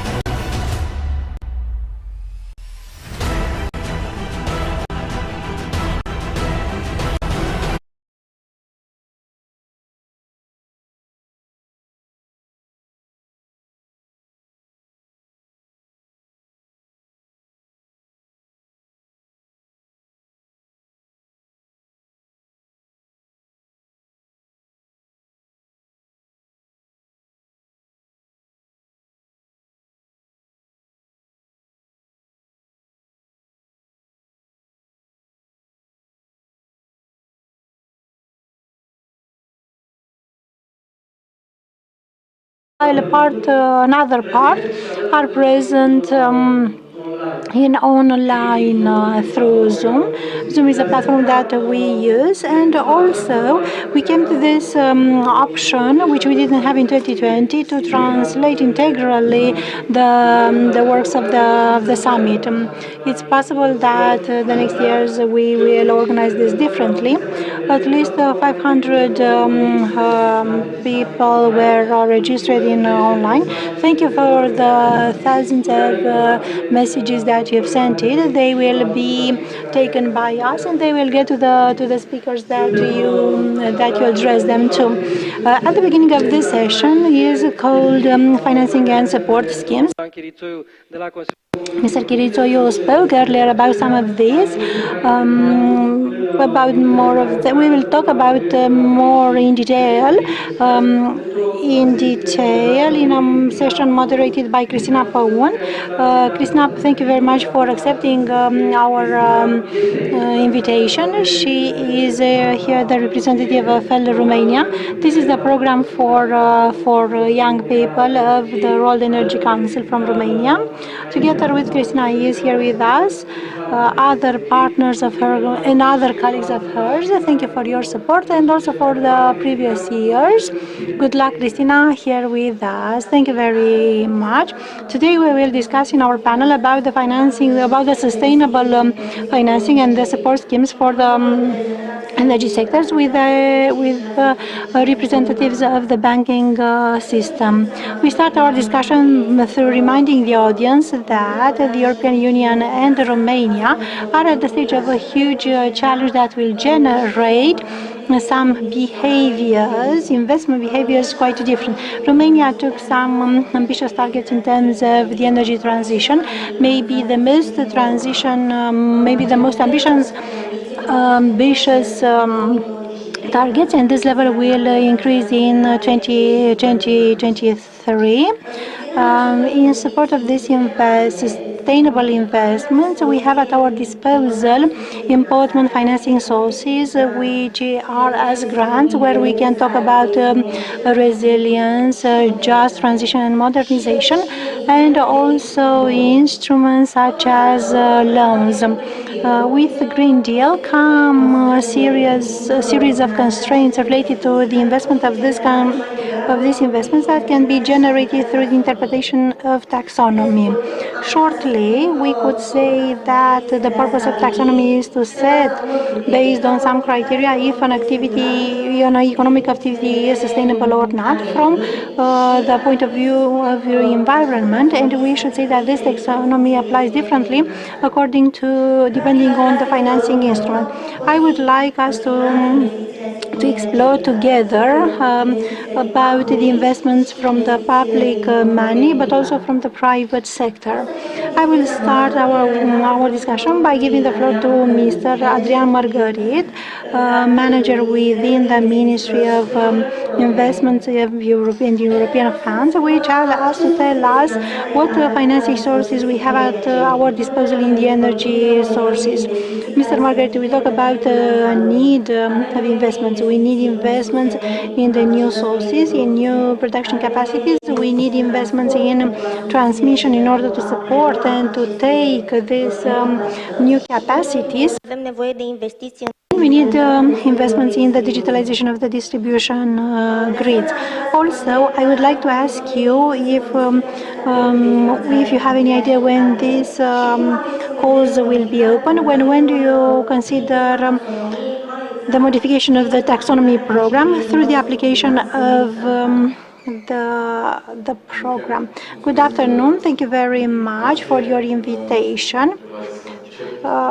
I'll ask with a question related to the program because I think it's the most important one for everybody. The calendar for every operational program is very different. It's different mainly due to the fact that the last period has been destined to the preparation of PNRR program, and then many of the operational programs will pass through a transformation in order to be complementary to this national program. Second reason why this calendar is different from a program to another is the fact that all the operational programs are built in the same way. If we refer to the program of Just Transition, this will be based on some plans that will be adopted through the same decision of the Commission. So if we talk about the other operational programs, we can see that they are not based on this, and they will be able to pass through the same stages with whom we have been accustomed to the previous program period. What I can say is that the Ministry intends that by the end of the year, at least the negotiation stages, informal ones, and the transmission of the final variants, that all the stages will be achieved. We hope that at the beginning of the next year, if we don't have a surprise, let's say, a positive surprise, that some of the calls to be launched before the end of that year. So we hope that at the beginning of next year we can talk about the launch of the first calls of projects, no matter their order and no matter the program they are submitted for. The second question was referred to taxonomy. And this principle was used right from the beginning. It's not something new that will add to the operational programs. It's a principle that was taken into account when all the operational programs started to be prepared. Some of them will pass through some stages of restructuring to keep the complementarity of PNRR. So we talk about a notion that is known, which is existing, and which will be used from now on. Thank you very much. I have another question. You said you are working on the plans of Just Transition. Romania taken at the national level through this program, the complete transition from coal to renewable energy till 2032. When do you think we will have these plans ready? And do you think we need to revise them so that we can integrate this target, which is pretty ambitious? What do you think? No. No, we don't have to revise them because these plans are in the last stage, and the target, even if it appeared for the first time in PNRR program, the first document that refers to 2032, it's a target with which we got accustomed to from the beginning of this year. So we knew that we have to mention this stage, this important stage, without which, as you know, these territorial plans for Just Transition won't be approved. We benefit now from this stage. We will have to put between this moment and 2032 those intermediary stages, because the phasing out of coal is an extremely delicate aspect at the national level. We don't talk about giving up to coal, we talk about the notion of continuing to ensure security and safety on using the electricity at the national level. So these plans are now. I accepted your invitation starting from a discussion with one of our county councils. Being in the last stage, they needed another round of discussions with the ministry in order to finish a variant that will be submitted in the county groups that have to accept the information that will be found in all the 6 territorial plans for a just transition. I think I can tell you that at the beginning of July, this will be the moment between 2 and 6 July, if I'm to be more exact. This will be the moment when all the working groups will transmit to the ministry. And after the integration and after the modifications proposed by the ministry, they will send these plans, and we hope that starting from that date and after Mr. Minister will have a discussion with this county council to be able to start the negotiation with the Commission. So my hope is that most of the things that need to be modified or that have to receive the approval of the Commission will happen till the vacation that the Commission has every year in August.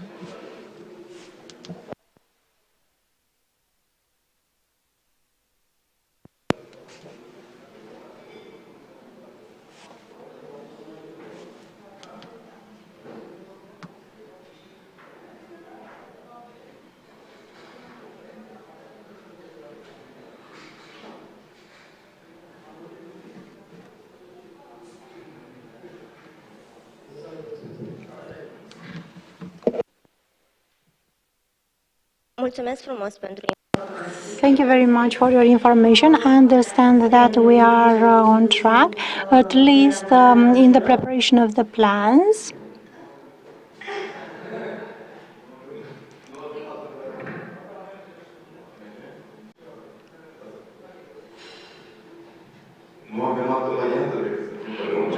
We have no other option than to be on track.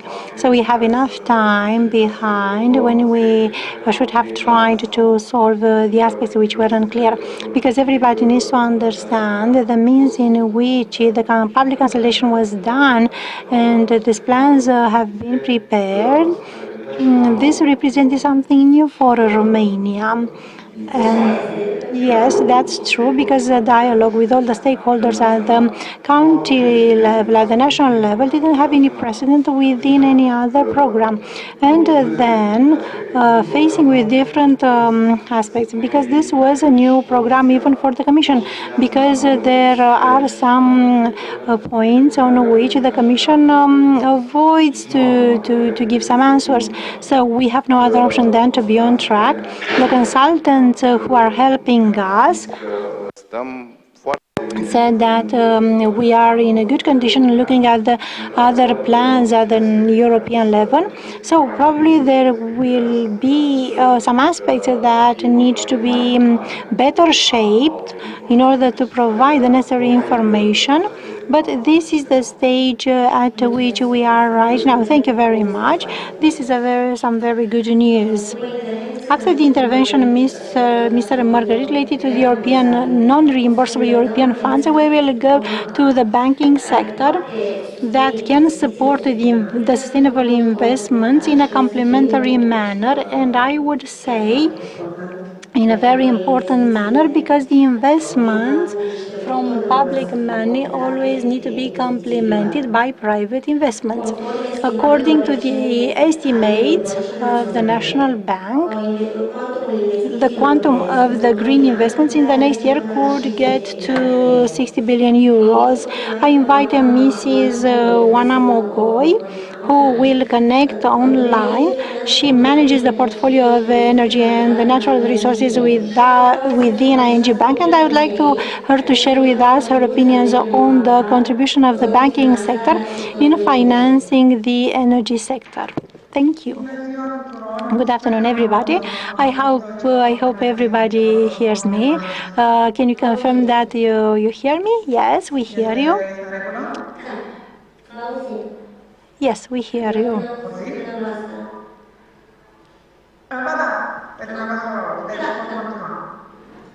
Yes, you can continue. Aștept confirmarea noastră, este ok? Da. Ok, mulțumesc. Deci, bună ziua tuturor. Good afternoon, everybody, and thank you for your invitation. I'm very happy to participate every year to this event. Looking at the retrospective last night, and I was thinking to the concrete manner related to what we have done as a country in the energy sector in the last years. After this event, I remember that in 2018, when it was organized in Sinai, we talked about the financing of the sector of oil and gas, of the upstream financing. And now, after 3 years, we see what happened. And we can see that some projects were started, but the main project from this sector is expected because of the offshore law that should provide more stability from the legal point of view and to give a better comfort of the investors, to the investors. Not to mention that in the meantime appear the pressure of Green Deal that tell us quite clearly which is very good, but transition means that from a point to onward, this fuel won't be used. So it's very important for us to extract this gas and to capitalize it. 2 years ago, we talked for the first time about the sustainable financing and about the loans and the green obligations or green bonds. What we have done since then in international context, last year only ING intermediated more than these green bonds with a value of more than 1 billion euro. What we did here, and we succeeded to intermediate a project from the point of view of the green of the loans in green projects. Is remarkable what CNSM together with the National Bank of Romania did. They created a working group where participated the main players in the industry, but also the commercial banks, in order to help the market to do something about sustainable financing. But one of the conclusions of this report was to have green financing as the taxonomy defines them. Unfortunately, they weren't granted on the Romanian market, from what I know. Last year, we can say that we had a pretext, a premise after lockdown, preoccupied by the sanitary crisis. Let's say that things are not carrying out so good. But if we think to the things that are happening for a year, not to mention about what happened in terms of green energy, and the Ordinance 114, as Mr. Bada said, those syncops about the sums allocated. So this is where we are. Practically, it seems that we do our best to align the internal legislation, and more than this, to align it with the European framework from which we go too far. We have to. We saw from the part of the authorities support and a coherence in terms of the legal framework. So there are good signs, and let's hope they will continue in the same way. And we should all collaborate to move on the good track to a good transition. We all need to understand that the capital and the financing from now on will be with priority directed to supporting the energy transition, to the idea of sustainability. In consequence, some technologies probably will have costs associated with the energy transition in itself. So practically they will be riskier. And here we all need to come to what sustainability means. And creating green energy. So how are things going in ING? Well, I believe that we all know that it's not a bank that green lights everything, right? We're the first bank that out of our own initiative, we made the level of aligning the objectives of the portfolio to align themselves with the Paris conference. But things can be very, very differently, and depending on how things move, and this belongs the ratio between the assumed risk and the actual real risks of allocating those funds. I believe we can all agree that no matter what we invest in, even for a natural person to buy a house, we're not going to buy it in any way or anyhow. We're going to buy it in a nice city. We're going to be careful about where we tend to go and where we allocate our funds and our attention. This is exactly what takes place in the banking zone. Not to speak of the fact that in this sector we're talking about long-running financing, 10, possibly 15, maybe even more years, and the risks associated to this are getting larger and larger. Furthermore, we must make a clear distinction between project financing, which presumes added risks because you basically finance a concept. So, you put a concept versus what is a corporate financing, which presumes the existence of a balance sheet and a cash flow, and automatically some warranties. In that sense, we see a specific attention for the stability of the legal framework, as well as the possibility to eliminate certain risks from within the project. And here we go back to the famous story, why it is important to explain what is important. When we create a business plan, is basically the same thinking of what the investor does. What the bank does to add next to the operational cash flow, the income, the expenditure, the working capital difference, and the operational cash flow. Next, with other small details, but it's not the case to speak about them now for this. So I'll simplify. Next to these points, we will be thinking always at a maximum duration of the loan and a buffer between what is the service of the debt each year and this operational cash flow. And going on that, we can see how much loan can a project bear.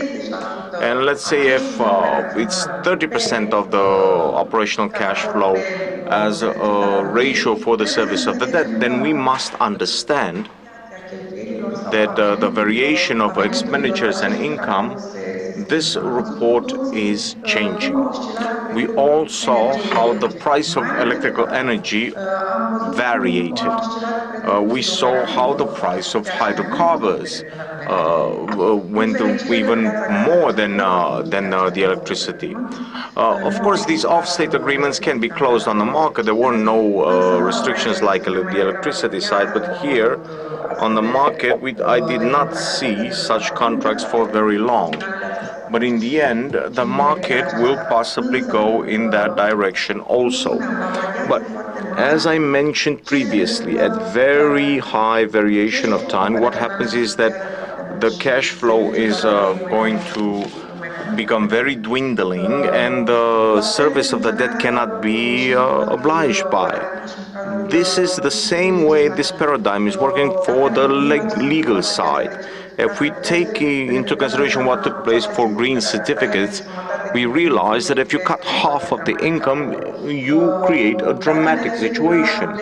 If we're referring to the offshore law, the so-called stability clause, which should provide a comfort, at least from a legal point of view, over the future cash flow, and that was eliminated, then we basically get to the same conclusion, that we cannot create a business plan that is sustainable and that we can believe in, that has variations that we can work on. Furthermore, let's look at this point that these shortcomings might be, as I said in the beginning, I see a wave of change. I see a good direction when it comes from the point of view of the authorities and the law in effect that seems to be changing in the right way and to get aligned with the EU regulations. Of course, I've seen certain points related to the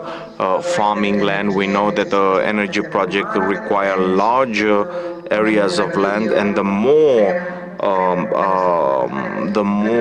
obstacles we set up, the worse it will be. Nobody wants to trade the farming sector with the energy sector. But we must put the laws in such a point that they don't get into conflict. Furthermore, I saw what it means to put investments referring to connections to be the burden of the distributors. So, okay, fine. How will you finance all of these connecting? The distributor can go to the bank, but bank can only provide financing up to a certain level. Next, what? I'm gonna connect you, but I cannot connect you. That's not how things should work.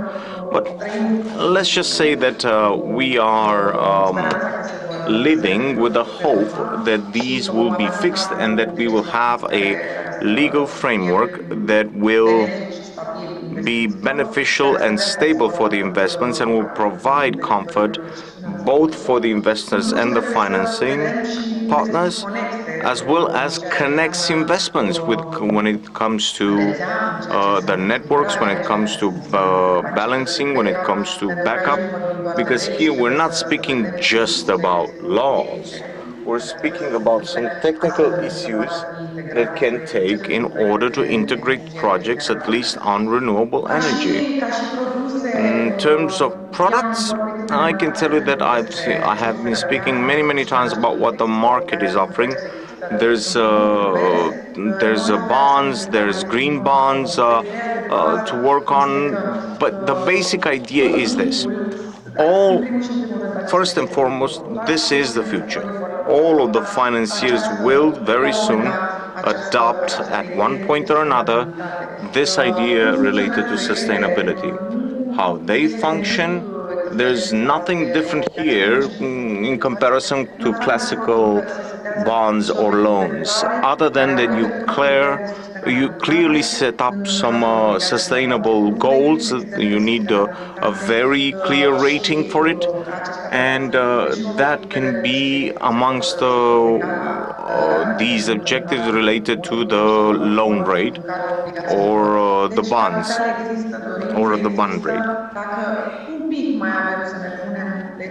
We just need to set up the law in effect, and I believe that we can start these projects with our energy system that will allow us to reach these points. Thank you. If you have any questions, thank you also. Thank you also for the information that you're providing. I want to continue a little bit in your exposure in a more optimistic note. I want to remind you that in the last 5 years, we have exchanged our state from a net energy exporter into an importer, usually due to new capacities. In order to solve this issue, the Romanian state has assumed through the National Integrated Plan for Climate Change 6,900 megawatts for renewable energy with a total investment of 22 billion euros. You mentioned earlier that one of the issues that is seen in the banking sector when it comes to financing investments is the lack of legal predictability. We must say that at the same time, these investments must be supported through a legal framework that will provide safety for the investments and dedicated support scheme like the aid scheme for contracts for differences, which the Ministry of Energy is preparing right now. We will go further with Ramona Curco, Director for the Energy and Utilities Department within the Romanian Commercial Bank, BCR, who might like to ask what are the main elements from a legal point of view that you are waiting for in order to promote investments in the energy sector. Hi, I'm happy to be here. I think Juana mentioned quite a lot about what our expectations might be when it comes to the legal, the business environment, and kind of we all know what we need to do. We need bilateral contracts, long-term contracts. We'd be happy to see some of them attached to one of the 6 reforms of the PNRR without a specific budget but with an objective to update the law in effect. So that's a step forward. And like one of them said, you can see changes. I wouldn't insist much on that. But I want to get things going on a more optimistic note and move the discussion towards what we have done and what we want to do as a bank. The last 18 months for us were quite effervescent when it regards to the financing in the energy sector. We have seen quite a lot of EMA projects that involved a lot of players. Many of them are or will be our clients, and we have supported them in those processes to each and every one of them. And I've seen the first financing that was implemented last year at the Black Sea, where we are partners. And as Anna said, it's a small step, but it's the first step. I saw the first reserved land base in Romania. So I say, let's be happy of what's taking place. Dreaming of getting to 100%, we often forget to enjoy the small steps that get us there. Last year we were in the second BRUA financing scheme. We're the only commercial bank that is financing Transgas for investments in BRUA. And this year we expect to continue this financing side. Not every year was as rich in financing as 2020 was. 2021 continues, and we are eagerly looking at financing in the green area. Like my colleague said, on a global scale, last year we've had quite a lot of financing. 182 billion at the world level. So these financing are not just specific per project, or as we say, activity-based, where you must say, yeah, clearly I'm going to do this financing with a clear step of financing this objective that is producing and is clearly green. We can be speaking about financing that have the behavior of the companies in mind, because some companies can set some objectives for the sustainability side and on the total ESG palette. We're not referring just to environment here, but we're speaking about the governance and social aspect. ESG has 3 letters, environment, social, and governance. So you can have KPIs on the ESG that will allow you what the cost of financing, to see what the cost of financing is. And without actually having a monitoring of the funds, whether it's bonds or loans, when you reach that KPI, you can pay a bit less. But when you cannot reach those objectives, you can use the coupon or go on a higher rate. What we do is that we, ESD Group is one of the 11 companies that had made the clear commitment for green consumption. There were 2 waves. There were 5 companies in 2021. We're part of the second wave. We're the only financial European group that have made this green consumption commitment. There is one group, NG, who is committed also in this. And we made this commitment through our asset management division that we will grow by 50% the area of funds that are declared to be eco funds. At the same time, we are very serious about our role when it comes to education. We all know that we want sustainability. We all know that we want green. But what does that mean? What should a company do in Romania to make sure that it has green financing or sustainable financing? Well, what we try to do for our clients is to effectively do education where it's needed. Perhaps some of them have more expertise than we do, to help them with guidance. What is the type of financing that is qualified? What are the steps? What are the rating agency? What type of rating do they offer? What do the rest of the players in that respective industry do? Not necessarily in Romania, okay? Perhaps in Europe or the rest of the world. How do they progress on that point? This is something that we take very seriously when it comes to our own backyard. This side that we contribute to education. Well, contributing to education is contributing to prosperity and stability. I want to stop here because myself and Juana spoke quite at length about it, and just like Juana said, the banking environment is ready to support on what is the line for green financing, and furthermore, we are ready to sit by our clients, whether it's legal entities or natural persons. We're going to sit beside them, advise them, and see where we can get where we want to get. Thank you. The message is quite clear. The banking sector is willing to contribute through the financing of these projects to the energy transition. To keep the audience in the banking side, I'm going to provide the microphone to Roxana Simon, principal banker for BERD. And I want to ask her what type of investments present an interest if we are going to work with Romania, and how this will change based on the technical criteria of taxonomy. Thank you very much for the invitation. I do have a very short presentation, about 2-3 slides, and I'm going to present them in English. I'm sorry. I'll try to share my screen soon, see if I can do it.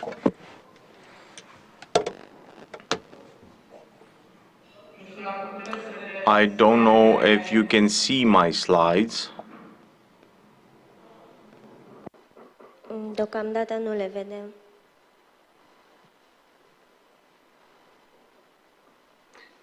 Okay, deci am să încep cu So I'm going to start with what the BERD do on the first wave of renewables. Wave of renewables during 2011-2014, when we financed roughly 7 projects in the renewable space, with a total capacity of 500 megawatts, and the financing amounted to roughly 200 million euros.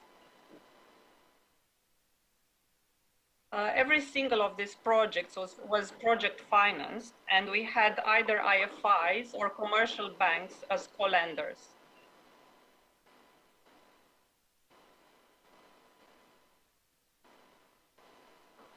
The last project we financed was the EDPR solar project back in 2014.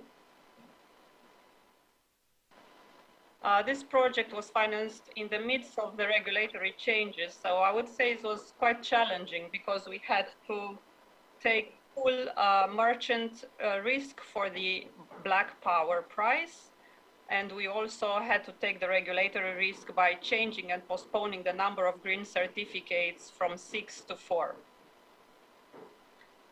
However, I want to be a little bit more optimistic about what we currently do and what we want to do in the future.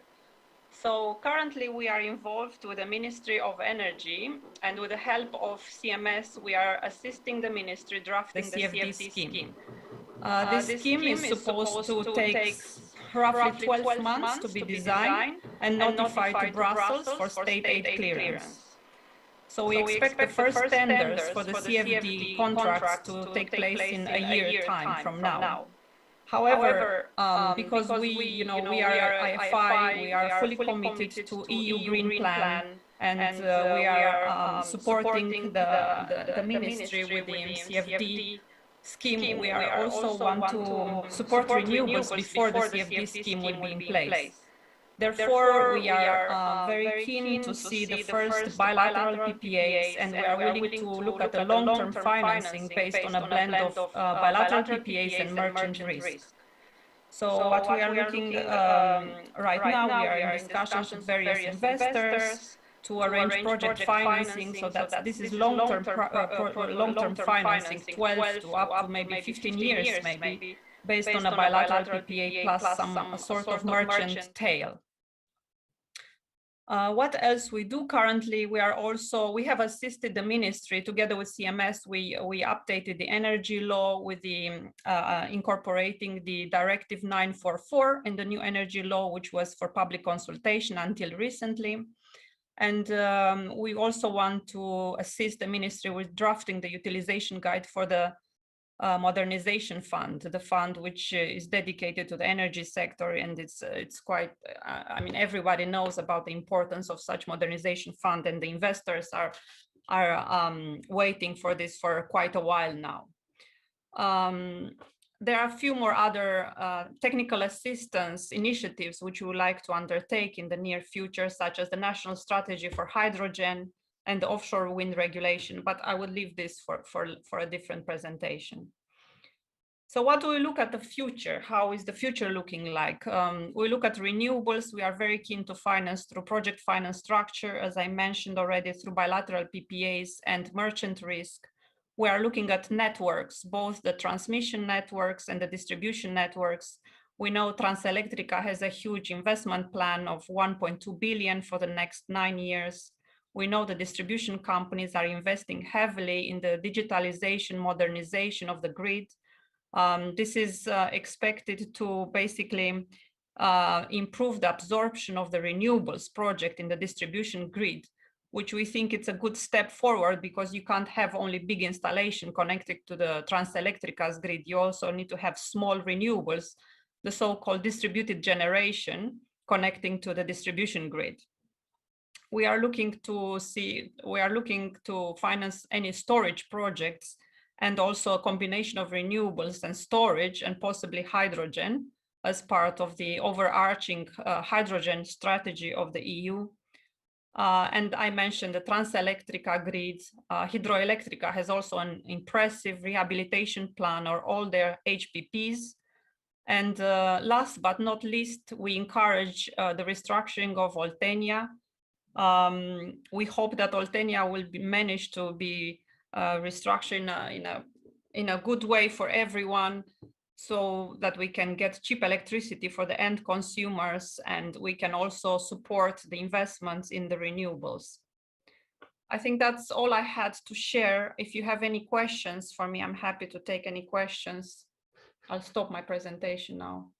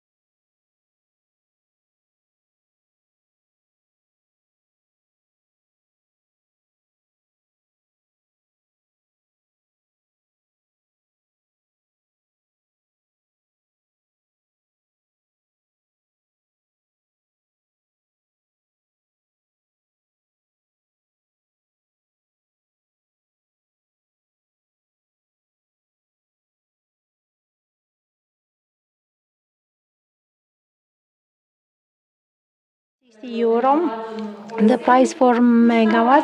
I don't know if it's necessary to have a scheme. So they are projects. People now look now at what is the project, what is the price, and what is the dimension of the market. The markets are connected, and projects are being prepared without waiting for the schemes.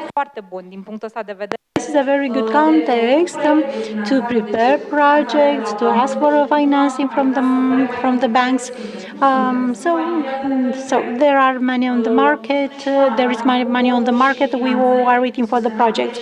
So we don't have to have projects in energy. We signed a loan that we are very proud of in another sector, green sector, production unit on something biodegradable, where us and the client we learn together what would be the conditions that we have to include in the contract, what qualifies us to say if the project to be a green one or one.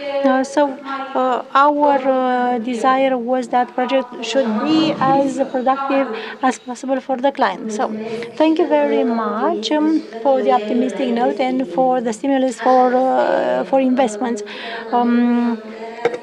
So we could reaffirm that Romania is in front of an investment cycle, which is an important one, and has the duty to map the necessary of investments on all the sources, possible investments on European funds as well as banking investments. We could say that we need support schemes, but on certain technologies that didn't get to maturity. And maybe even more important is the fact that if we want to unlock private investments, we have to apply the bilateral contracts directly negotiated without restrictions. This being an important element, important for the investors. Yes, this is related to predictability. I agree with you. I was saying that we can manage without support schemes. We talked about the context of increasing efficiency and about the sustainability of the price on long term. We don't talk about predictability here, where we are all aligned, and we praise the steps that have been taken on PPAs and contracts and for contracts for difference. And I want to add something else here. If you launch this invitation to the foreign investors, please guide them to the Ministry of Energy, because this is not a fund that supports the energy transition. This is a fund that supports the economic transition of the 6 counties that we refer to. But you should know that these counties, some of them, although will benefit from financing, they have a deficit of investors in the sector, and maybe that, not referring to strictly new production capacities, but businesses that produce in this area of green energy, we can direct them in order to meet a common purpose, our purpose and their purpose to these counties. Because GTF, this is what they want, a new model, a new economic model, a new social model that could be coherent and in line with the European objectives. When we talk about energy, we will discuss about PNR program and about the program for sustainable development, because we have there pretty interesting financing related to smart. And when we talk about systems, and we have energy efficiency in small and medium enterprises, and we hope we can add energy efficiency in big enterprises. And we want to see if the market still needs this, because this program was shaped before the appearance of PNRR, and we have to ask ourselves if what covers the PNRR program is enough, or if it's necessary to provide other opportunities of financing through other programs. Mulțumesc Thank you very much for your participation. To all the panelists, let's hope all the information we transmitted to the audience are of interest, and we hope we will meet in the same formula quite soon.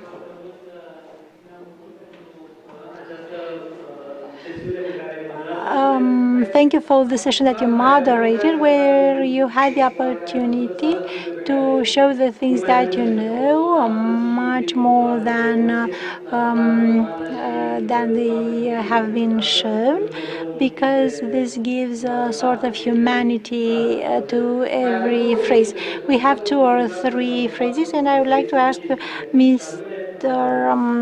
Speaker, because you remembered about so how soon will we have authorized the management bodies?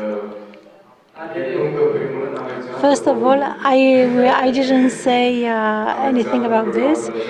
I said about the operational program, sustainable development, about POR program. I'll tell you that this is a topic that I haven't been in charge of, and it's obvious for the answer to be given by the colleagues who are in charge of it. I would like, so when the answer is positive, even the colleague from the office can give it. When the answer is negative, nobody knows it.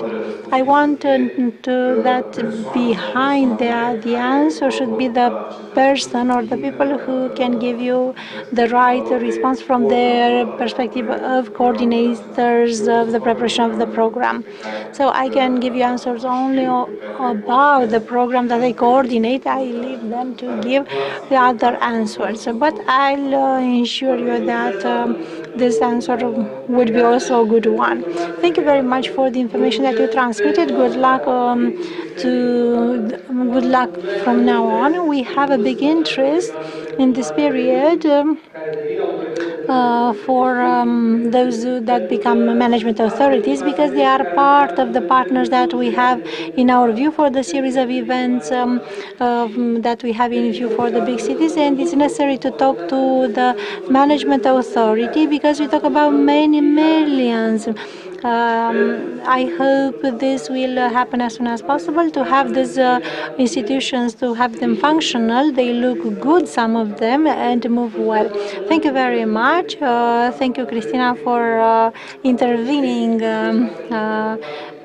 Thank you very much for your participation. Ladies and gentlemen, now we will prepare for the next moment.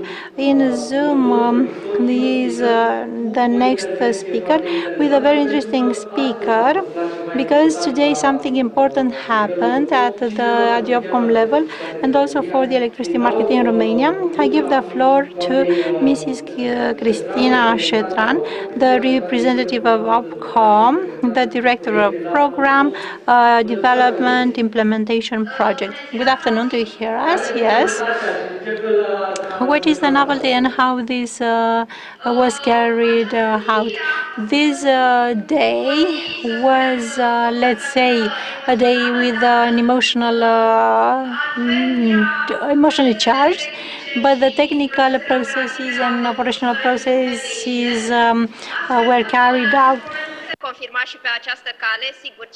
And we can confirm and our website about the success of today, and we want to thank you for this opportunity, telling you that this important step we waited for, that is long awaited. This step was done today. The 2 regional couplings, MRC, starting from today, they work integrally from the operational point of view.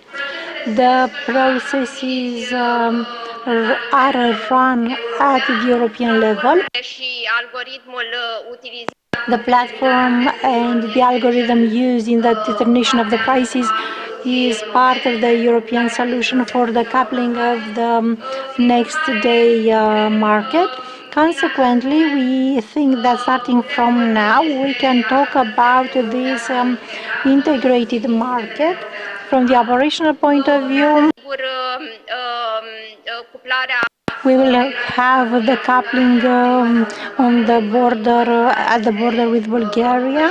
So we talk about challenges and opportunities in terms of the parts involved, but also, first of all, the participants to the electricity market in Romania, from the perspective of these training opportunities that are to happen. So we consider this an important step that was achieved and road favorable to the electricity market in Romania that will continue from now on. Congratulations! Because from the technical point of view and of the collaboration with similar institutes, Transelectrica and Opcom succeed to do what they were supposed to do.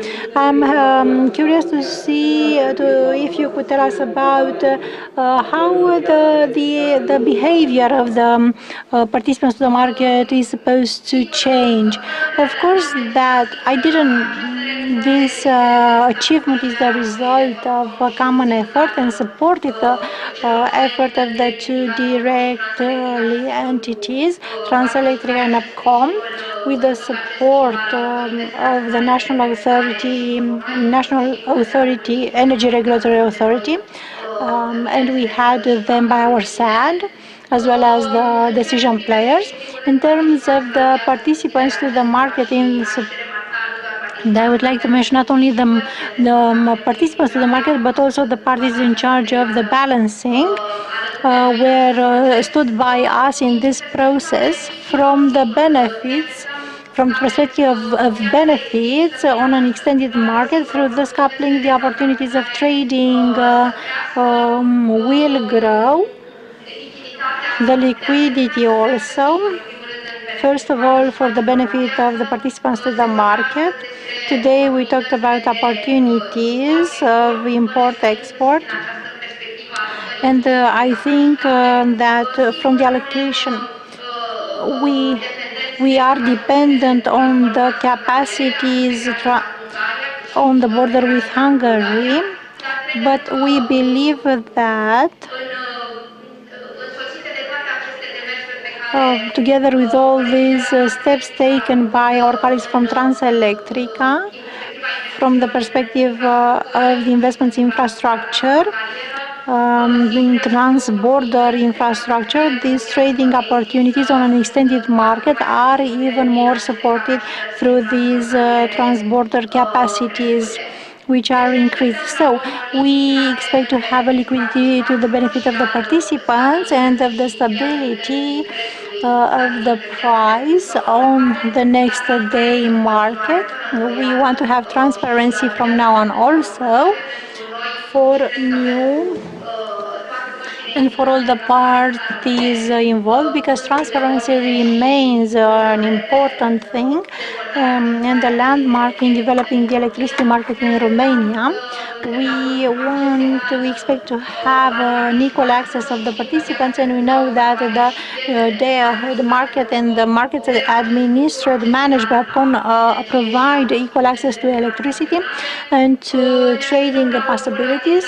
We expect to have a convergence of the prices, and even today we can look at the prices that were set, and we can jump to some conclusions related to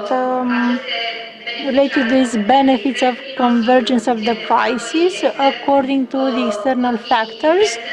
We can have influences in one sense or another, and this is the object of this integrated market. So we're expecting benefits for the people who participate in the market, and of course, until the end, benefits for the end user. Everything that we do and all future measures that will influence the development directions of the market, energy market in Romania, are in this direction. The direction of protecting the end user in the end. This is kind of what we're expecting. And sustainable pricing. Thank you very much for Opcom for this intervention, Cristina Cetran, for this new point. And what I'd like to add is another advantage, this interconnecting, integration, and the supreme advantage is that it belongs to the point that once you have integrated technically this for the energy prices in Europe, it will be far more difficult for Romania to take poor decisions with regards to the policies, regulations and positioning of the deciders, so on and so forth. From this point of view, I'm a bit more relaxed that in Romania it will be a bit more difficult to take poor decision, if I may say so.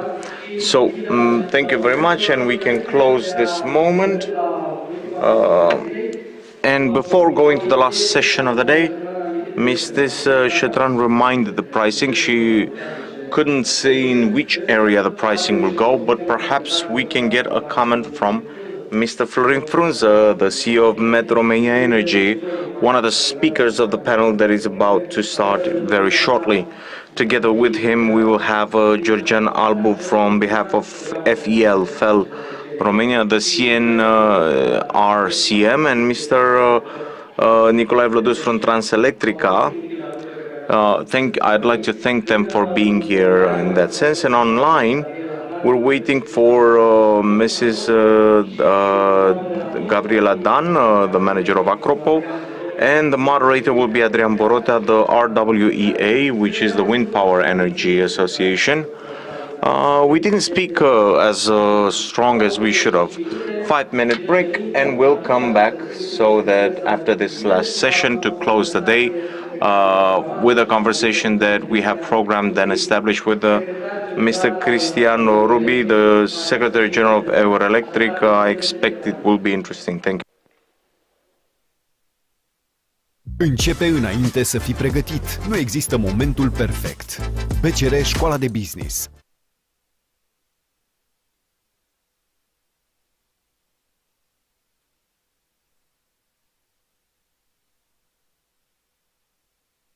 E bine să fii neclintit cu viziunea și flexibil cu detaliile.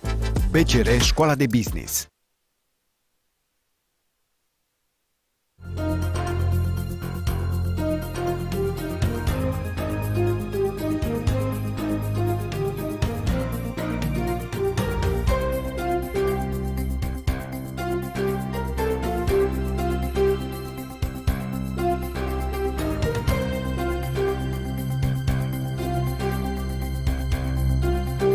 Transgaz, o companie responsabilă, o companie a viitorului.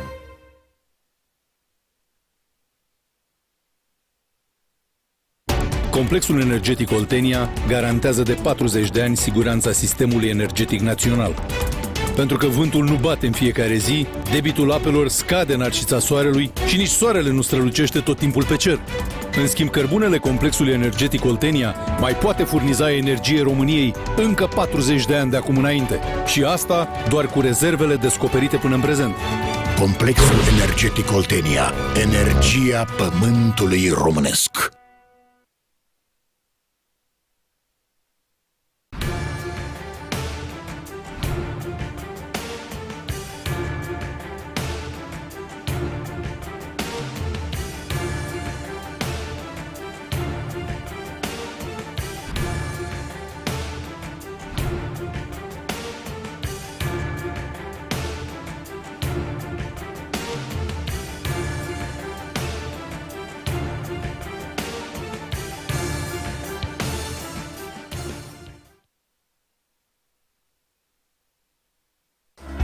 O Românie cu proiecte pentru viitor.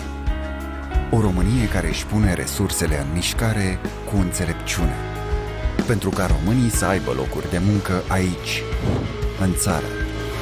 O Românie mai curată și mai fericită. Cu toții ne dorim același lucru. O Românie mai puternică cu energie din Marea Neagră. OMV Petrom. Energia pentru o viață mai bună.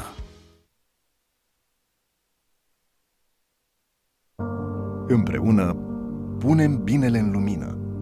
Când pornim la drum fără să-l poluăm, sau când păstrăm confortul de acasă cu o soluție de încălzire care luptă cu încălzirea globală, când ne luăm energia doar de la apă, vânt și soare, sau când ne redescoperim țara prin turism verde, pe drumul care unește. Cu fiecare alegere mică avem grijă de casa noastră mai mare. Iar noi îți aducem soluții inovatoare de energie pentru un viitor nelimitat de verde. Susținut deja de peste 3 milioane de clienți. E.ON. Ne străduim să-ți fie bine.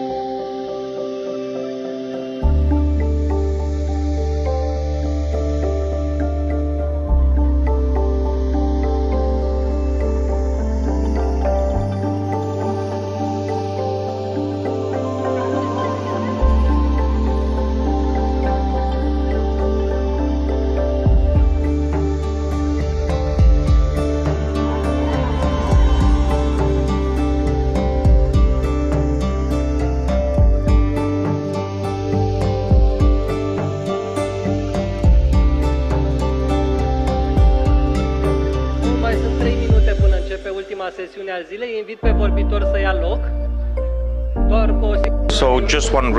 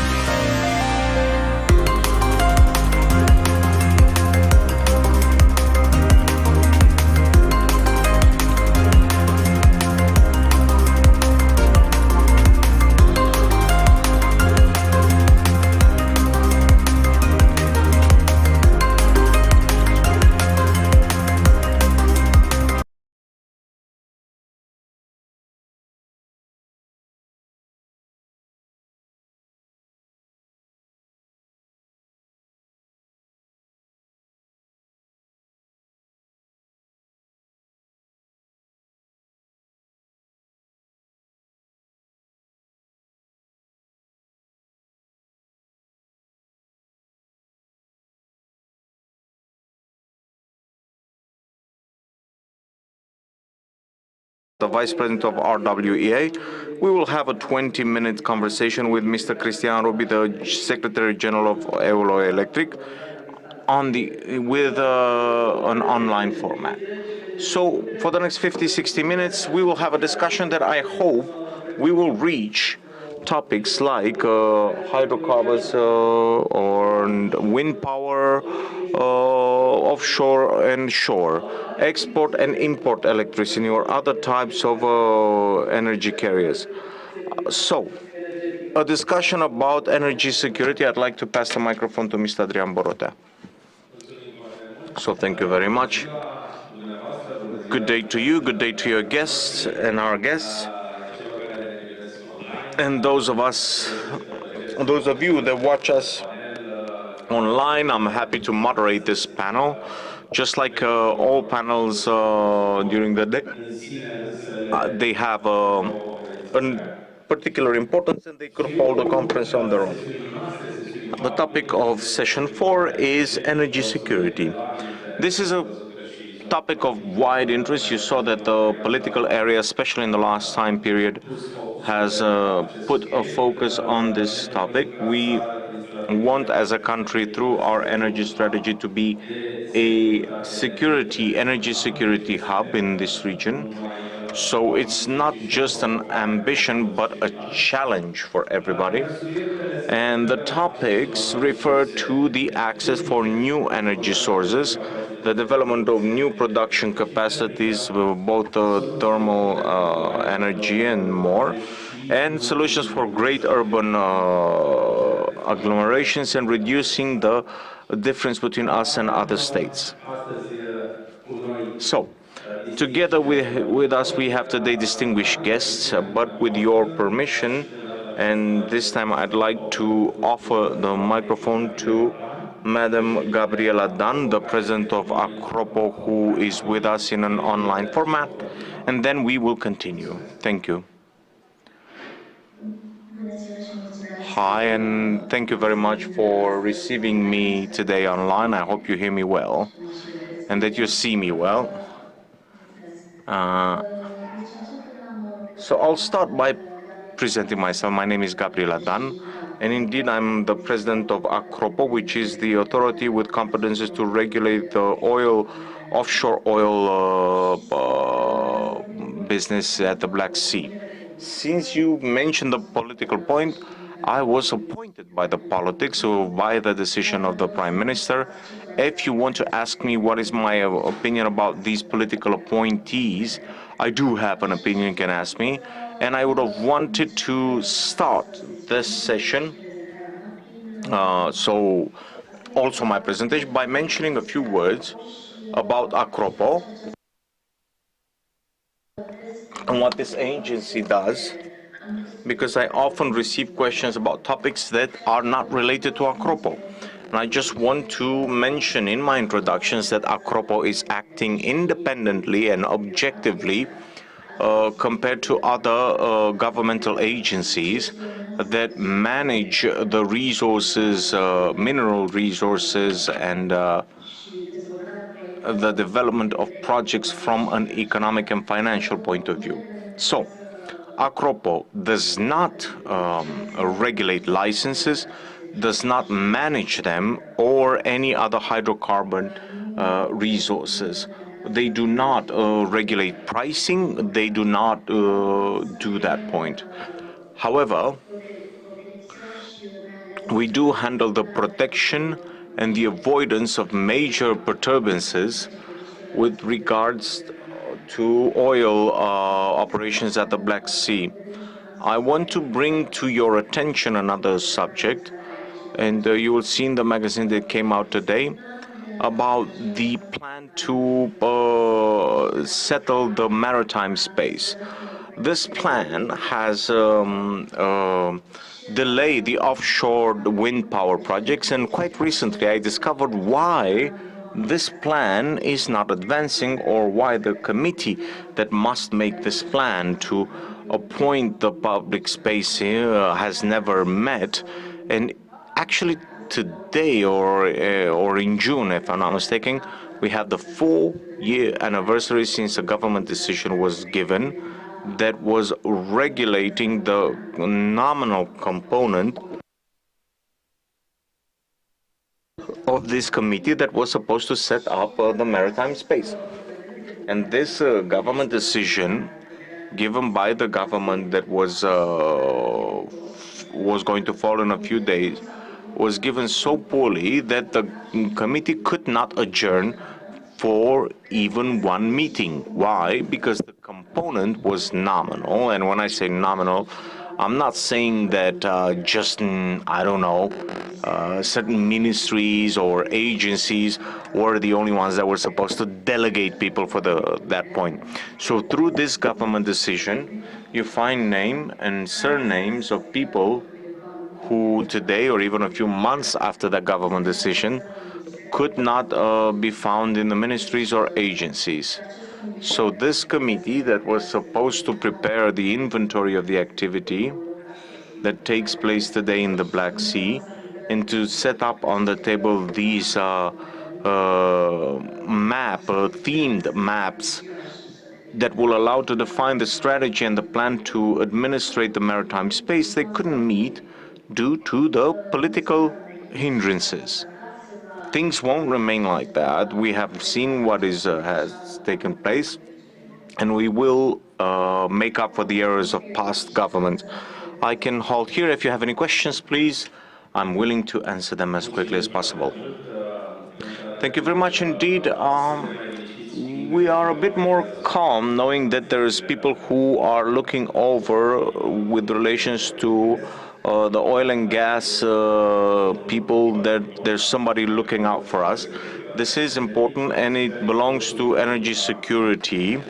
I really do hope that this committee will be redefined and that it will come into place so that it does its job, so that everybody can do its own job, not just oil and gas and the offshore or the harbors or archaeological sites or everything that belongs to the Black Sea borderline. Any questions? There's a question in the back. Microphone, please. Microphone.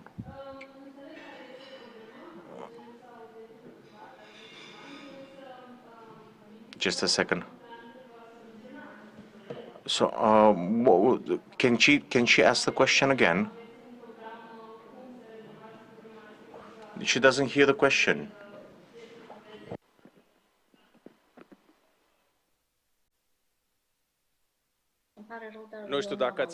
I don't know if you heard the question, but I'll try to repeat the question.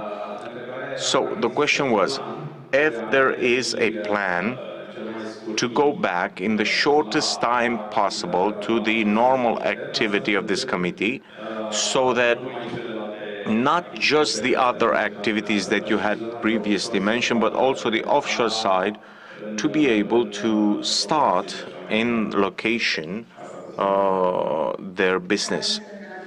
Yes, indeed, there is a legal, and there were other informal meetings in order to work on this plan, which can indeed be finalized in a very short time. Thank you.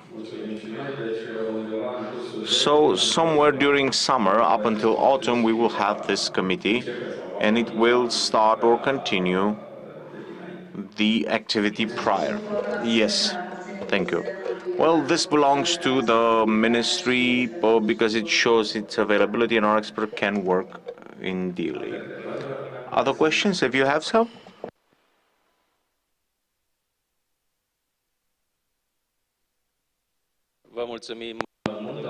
Thank you very much, Madam President. I bid you much success, and we're eagerly awaiting good news from your area. Thank you. Thank you also.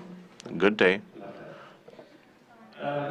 So, we're moving on. We will go here just at the gentleman's area on the podium where other people has put us. So, to be honest, we would have preferred to be amongst your midst and for all of us to be those on the online to have the capacity to be in one space and to see us one another face to face. Not that this doesn't happen on the online, but going back here, I'd like to invite Mr. Florin Frunză, who's the CEO of Met Romania Energy, to tell us a few of his concerns, and of course with the corresponding optimism at this point. Thank you very much, and a good day from my side, and as honest thank you for the invitation to the organizers and this possibility to come in front of you today and say just a few words about the Met company and to participate in this debate with a very generous topic. A debate, just like the moderator said, this would require a much more ample space for discussions, and we can easily speak a day and a half, maybe 2 days, and leave room for some other days to complete the discussions. Met Romania Energy is a supplier, an energy supplier that's been active in the market since 2009. We're part of an international group with the headquarters in Switzerland. It's a group that has an important expertise in this side of Europe, Central and Eastern Europe. We are active on many markets, many hubs, especially when it comes to gas. And last year, where we traded about 70 billion cubic meters at the group level. So we are an integrated company. We have production capacity that is both for electrical energy, both with classical fuels, gas-based, as well as more and more, and this is one of the ambitions that we have for the next few years, development of capacity for production from renewable sources. We already have the first investments in Bulgaria, Hungary and Serbia, and I'm not going to hide it, the fact that Romania is of great interest for us, and we hope that very soon we will be producers of renewable energy in Romania also.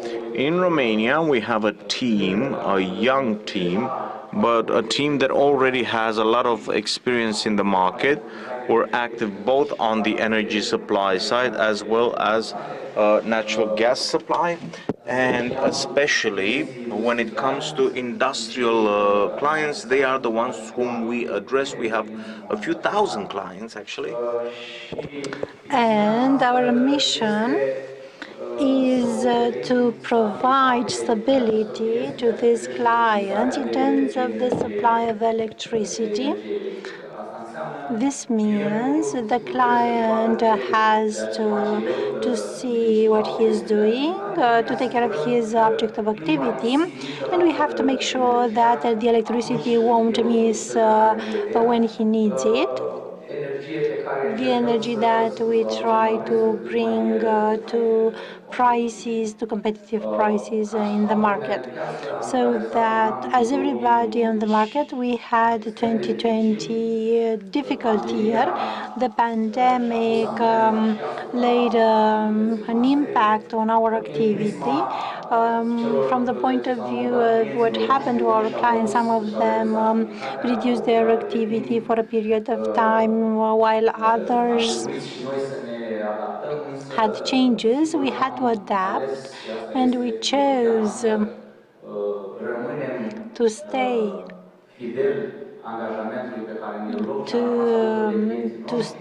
to stick to the commitment we've taken. We succeeded to pass well through this period. And we are in 2021, where the market brings us other challenges, big volatility on the electricity and gas market. We are preoccupied by providing the best services and adequate products for the period that our clients pass in a certain moment, pass through. So this is as an introduction, what I had to say about MET. We are very active on many hubs. In terms of security, energy security, I think the access to many resources is one of the keys of this energy stability, and that's why we try to be active in terms of electricity and also on the gas market, on many markets, in order to get from the best sources the energy that we can deliver to our clients. Thank you very much. Yes, this is some good news. The fact that we exceeded, we overcame well many challenges, and the results due to this coronavirus that doesn't want to leave us alone. The good news is that you succeeded to overcome these challenges and to develop. You have plans on electricity and on gas. You are preoccupied by the safety in supply for your consumers, and this regional development that brings supports the energy efficiency and needs to be appreciated during this period. Thank you very much. We will come back to this. We have many subjects of discussion. I suggest to move on to Transelectrica, to Mr. Director Nicolae Vlăduț. What we discussed until now cannot when we cannot talk about energy security without powerful lines, without an operator of transmission for electricity, but also for gas. It's the same challenge. We can talk about the strengthening of the system in Romania, about the service systems, about the directive. What subject did you choose for today for us? First of all, good afternoon, everybody. I want to thank the organizers for inviting us at the summit, and as a topic, I want to present the efforts that Transelectrica makes in order to connect to the electricity network of the new capacities for the production of electricities, and the efforts made by Transelectrica to develop this network and to come up with projects, investment projects, in order to ensure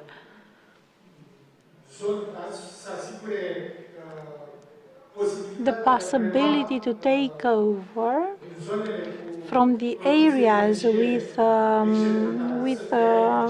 electricity in excess and take it to the areas in the country where there is less electricity. I would like to refer here to the renewable sources,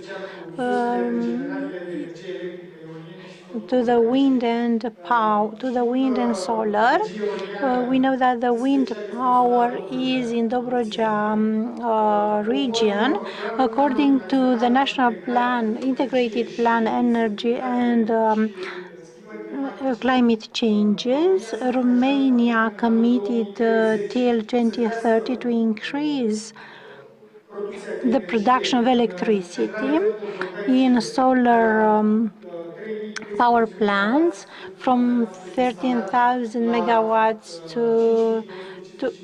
from 3,000 to 5,000 megawatts in wind power plants, and in terms of the solar power plants to around 5,000 megawatts. There are many projects for the wind area, especially for Dobroja, and it's possible to meet these targets. But in terms of the solar area, there are less projects, and there aren't many people to want to make investments in this area. In order to ensure the evacuation of the electricity from Dobroja area, which I was saying, the production of electricity is in excess for the fact that there are many wind turbines, and on the other hand, because we have there the nuclear power plant that through the program of development announces us that they will start the group 3 and 4. Transelectrica needs to come up with a solution to take the electricity produced in Dobroja to other parts of the country. We have projects in progress, and I would mention new lines. The line of 400 kilovolts is a line with double circuit that has a connection in Ialomița, and got European financing for this. And this has an impact on increasing the interconnection capacity at the border with Bulgaria.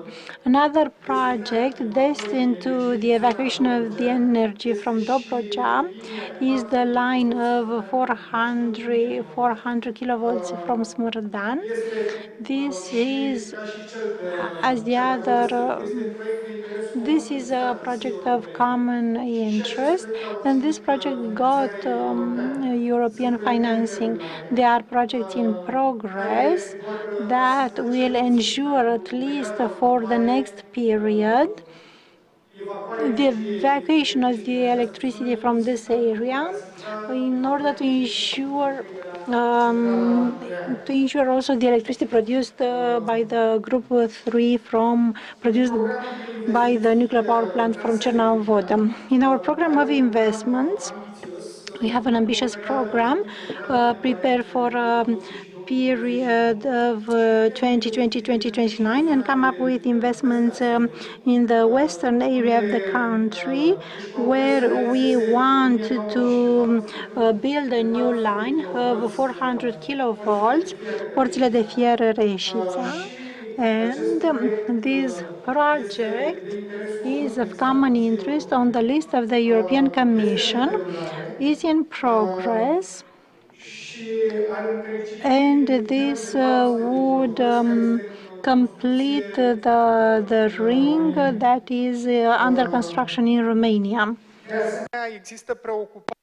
There is preoccupation for Transelectrica to ensure the integration of production from the hydropower plants, and we have few projects such as the station of 400 kilovolts RFU, through which evacuates, such as the new station of 220 from Ostrovu Mare.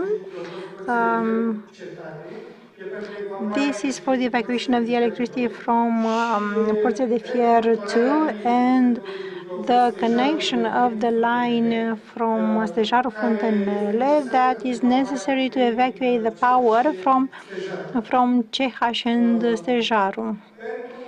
For this project solves the problem in an interval of around 10 years, but for the periods after 2030, taking into account the fact that there are demands for connections, new connections of important capacities of electricity, Transelectrica aim to increase the capacity of transport drawing up some studies that consist in reconductoring of some lines or in coming up with a solution of continuous current to map the energy from Dobrogea area. But they are in the phase of studies. They are contracted, and the results of the studies, we will see them in the near future. The results will be included in the program of investments as new projects. I would like to mention also the fact that Transelectrica is preoccupied by the digitalization side. In this respect, in the program of development of Transelectrica, we have a project of retechnologization of the station from the Alba Iulia as digital station. The project will be a premiership for Romania. We want to increase the safety of the functioning of the national energy system and to increase of the operational performance.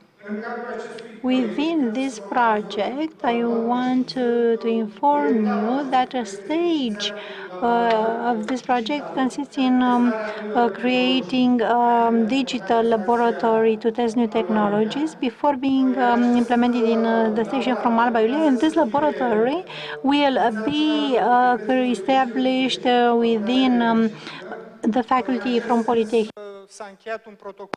And we concluded a protocol between the management of the Polytechnica Bucharest and Transelectrica, through which the University Polytechnica will put at the disposal the space for this laboratory within the Faculty of Energetics, and Transelectrica will come up with the necessary equipment, with the installation, and with the maintenance, subsequent maintenance.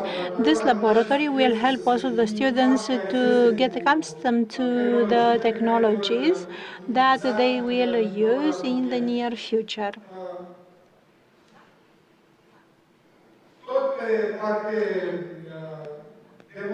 In terms of the modernization, Transelectrica is preoccupied to implement some smart grid systems. In this respect, it is in the design stage, work for the installation of 23 systems for monitoring aerial lines. The feasibility study is done within the Department of Design, set up within Transelectrica, and we have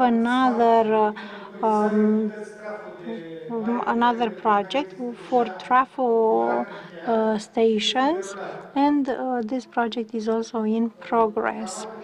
This is everything. This is all that I had to present you about Transelectrica. This is the opening, because I guess that the work will come after that. I'm really happy to find out such a wide variety, wide preoccupation on all these topics. I'm happy that we can access European funds, and this is one of the two important topics of the Green Deal and of the other funds associated to the development of additional renewables and the development of the transmission and distribution grids of electricity to take over some new capacities of electricity and new renewable energy. This is something extraordinary, and this is something to be continued.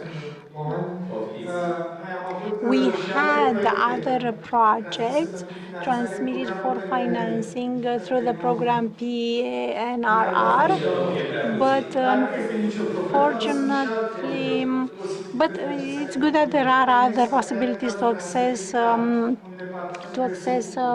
funds.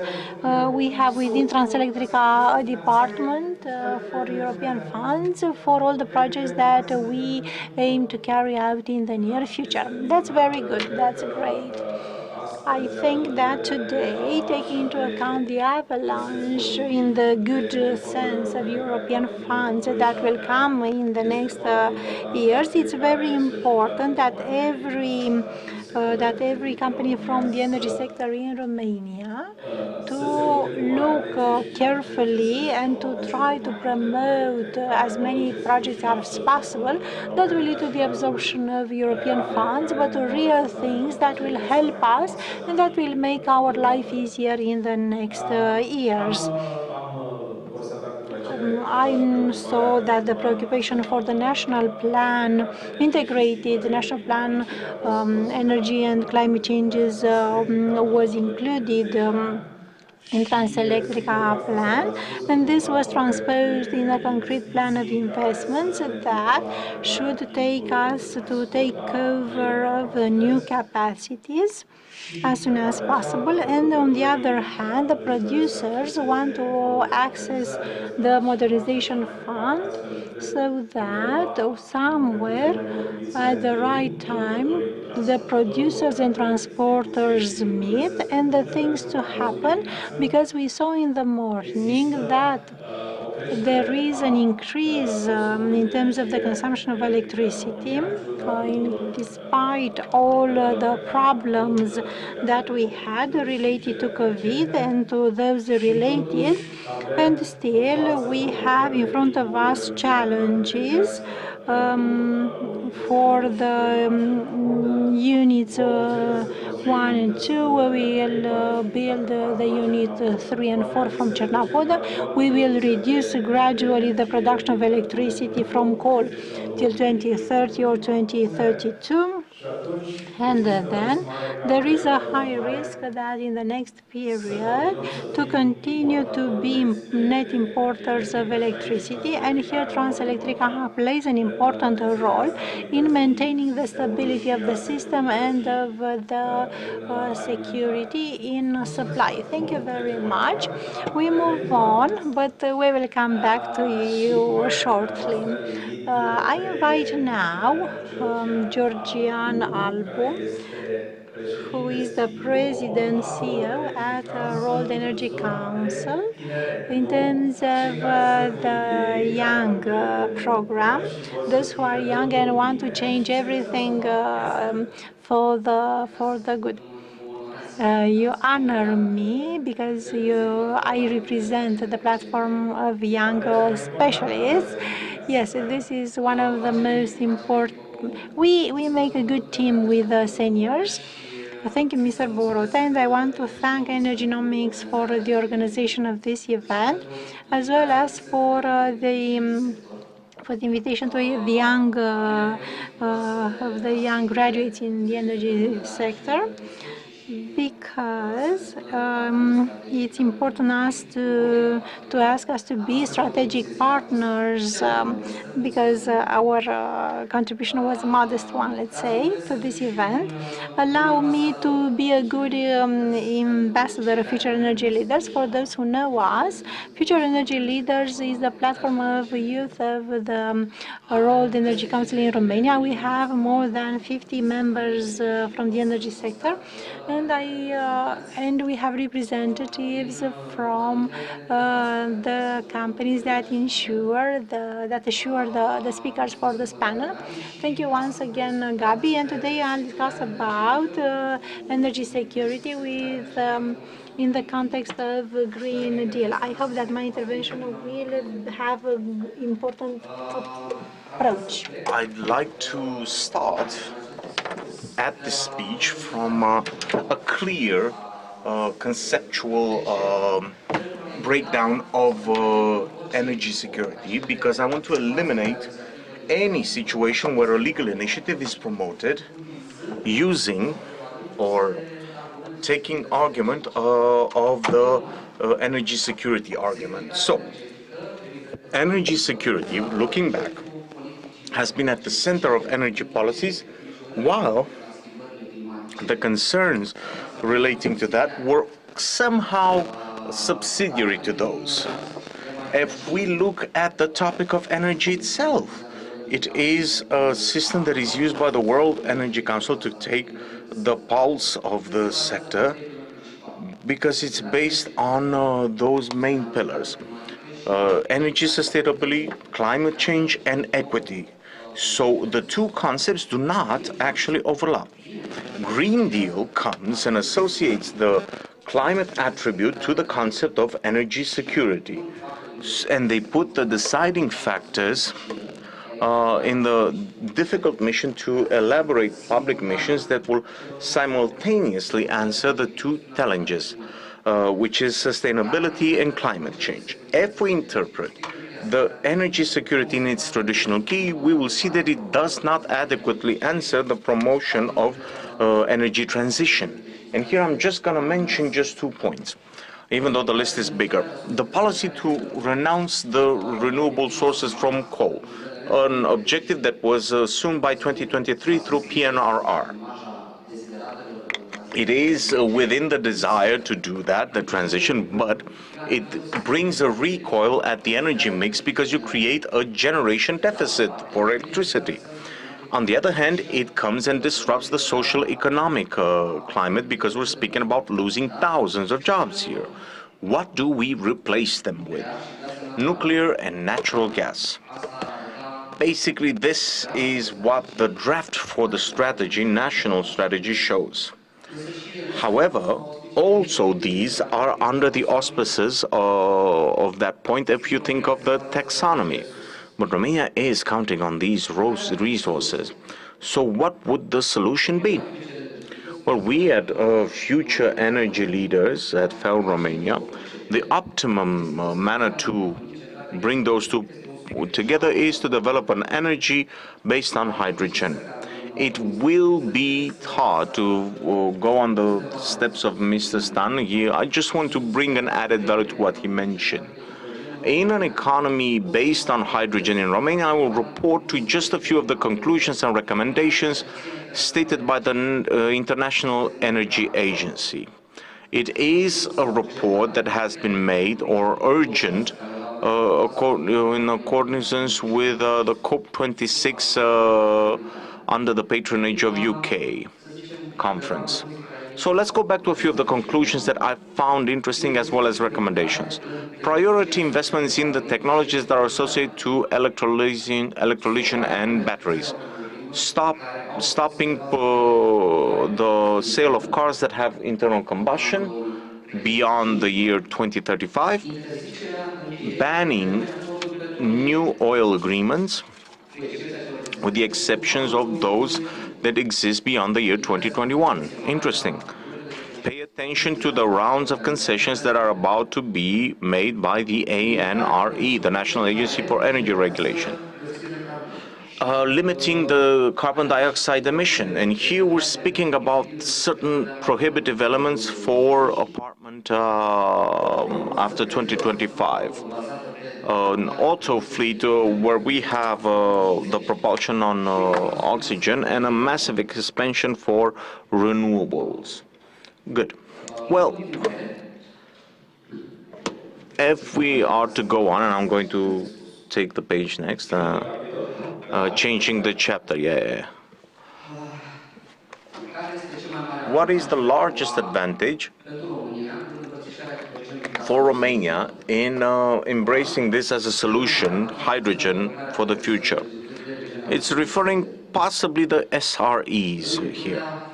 By the virtue of producing energy from green energies, even though I will conclude on the statement of Mr. Stanco that hydrogen from natural resources can be a precursor of a green hydrogen, however, I'd like to point out one specific aspect. The added benefit should become accident benefit. What will we do with the peaks of productions and the low consumption? I didn't want to put the director of Transelectrica in difficulty by posing that question. However, I am genuinely, truly curious to see how is our electricity network prepared once you have the offshore and the the nuclear reactor 3 and 4 from Chernobyl will go on, because it will be difficult to bring that new element in without a change in the network. However, the biggest question that can be posed right now is, what do we deliver to the end user?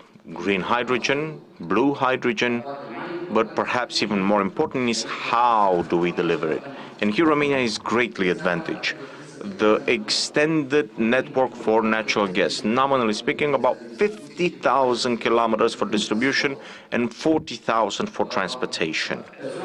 Well, on this area, I'm not as optimistic as Mr. Stan. It's true what he said when it comes to pilot projects that will demonstrate that on current networks, whether it's polyethylene resource, we can induce up to 30% hydrogen as a quota.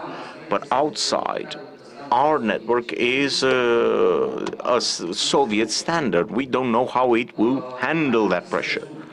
If I were to resume in a key message the infrastructure side that is related to the hydrogen, I would say that no matter when we will have an adequate hydrogen production in Romania, invariable the hydrogen molecules will be sent through the pipes in Romania. Up to that point, we have a problem. We somehow see some dissonance in our policies. Romania, on the one hand, is applying a policy to gasify quite accelerated without having these preconditions, that these extensions of networks, gas networks, to be made for hydrogen. So the public authorities have this huge task to ensure a predictable environment for investments, so that Romania will have available, when we will have a level that is powerful enough to have a hydrogen-ready infrastructure. Any breakage with the making infrastructure operational will prevent Romania to explore the hydrogen option at its maximum value. I'll come to my closing. I want to approach the regulation side. We are on the last train when it comes to hydrogen. Like Mr. Stancu said, there are over 20 states that have clear-cut projection of how they want to embrace hydrogen and national strategies for that. PNRR, as he said, will put us in a position to contract 75% of the lump sums of money up until 2023, 70%. And we must consume these figures by 2026. Here, perhaps, we must speak about a benefit that a lot of people don't know here in Romania, which is Mihnea Constantinescu. Since we're speaking about a panel dedicated to energy security, he did a lot of work on this. So Romania, I believe, and perhaps it should negotiate in its relationship with the European Forum, so that they can explain. Perhaps we can't currently promise that by 2026 we will have hydrogen molecule in the residential or industry sector. But when we will have an adequate level of production, we will have the infrastructure ready. A ready infrastructure for hydrogen is a positive political signal, and it will aid Transelectrica and Transgaz to enlist projects on common interest denomination. Well, as we know very well, they were kind of taken out of the picture. So in closing, because I've taken enough time, I want to paraphrase the former ambassador for the energy component and say the following. The size of the foreign policy of the state resides in its capacity to develop internal, coherent public policies through the exercise of good energy governance. Thank you. Thank you very much.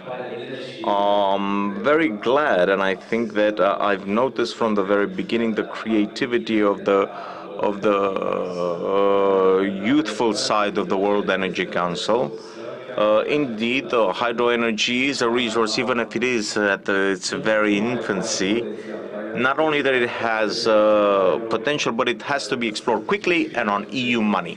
I do subscribe to that position, and I want to give you a bit of respite personally, in the sense that there are many projects that were made on the innovation call, big projects. For the call on innovation projects, even small ones, up to 7.5 megawatts for laboratory studies for preparation.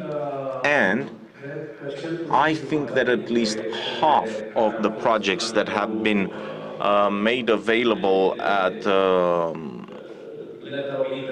the level of interest, as we say, at the Innovation Fund from last year, they had stored and they had storage, and nearly all had hydrogen as a proposal of financing. And just like the minister found out in the morning, they will issue the financing guide for the modernization fund. We hope that together with the authorities, by December, Romania will go to Brussels at the investment committee with all of the projects ready to be set into motion, to start the construction and to get the money. 110% of what's available. Of course, the increase of the CO2 ton was 30 plus, and now it's 50 plus, and the estimate is 80 within 1 or 2 years. It could even go higher. So the modernization fund from 7, 8, 10, what is today, it might get in a few years to 12, 14, in order to cover to a greater extent the financing needs also for green hydrogen. Now, there are projects for a consolidated approach also at the network side. I can say this because we have discussed, I wasn't at the Cătălin's expose earlier, and I believe he went towards other colors of hydrogen than the green one. And there we have, from the production in wind power that are off-grid, so not connected there, so it's just dedicated to produce green hydrogen. There are actually more European funds, not just for Romania. For example, we have the Blue Danube. They produce it here and they take it to Germany and Austria, and why not use it here and build here to start fueling isolated buildings, isolated localities where you can store green hydrogen. You can use trucks that use hydrogen to that location. You can do that in a sense that where you can locally produce electrical energy, heat, or whatever they need. Of course, these are projects. There are ideas of people who think of these things, and that will become reality in the next time period, and we hope to a great extent using EU funding. That's the good side of things. Another point that we have discussed with the association, also with Transelectrica and even at the Parliament, was related to the offshore. The offshore is the production of wind power that is more or less close on float or e-shore with the two components. Of course, the Black Sea is not the North Sea. We don't have the same wind speed or constant wind. But Brussels and the great banks are interested in that taking place. So why not? We can think of this type of development if the framework will allow it. Well, one of the solutions that we've discussed there was do not put added pressure on Transelectrica, Unit 3 and 4. Later on, development on onshore for wind and offshore. There's no room and there's no consumption, our colleague here will say to us in Romania. Because in the world, obviously, we'll have more. And they come to trans because we have to lead it in interconnection on other places. But since closing the bracket on the offshore, one of the solutions that we discussed was integral production for green hydrogen and consumption/export green hydrogen without putting pressure on Transelectrica. But we're still in initial talks, but I can tell you that there is that level of preoccupation and it will happen, and not later, but sooner. this for you to see that there are several youthful people here on the podium, and we think of what you're thinking sometimes. So, are we? What did I say? Are we young, old? He's joking. We have a joking moderator. The topics have been too interesting to let your guard down, and I thought about making a short little joke. We're not gonna do it all night. So let's go the other way around, and we'll go back to Transelectrica, to which a friendly glove was thrown in their face to say to us, what are they thinking about doing on the offshore and interconnection? Without example, just very short, from a qualitative, when you're at the 5 o'clock tea or a coffee, whatever.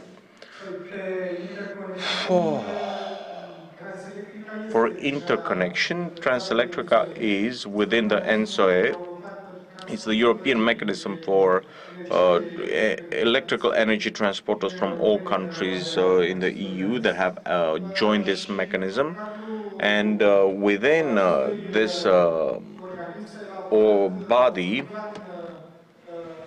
we have a development plan for the interconnection between the member states, and we have interconnection with Serbia, Bulgaria, and Hungary. Well, through investment projects, we are trying to develop them.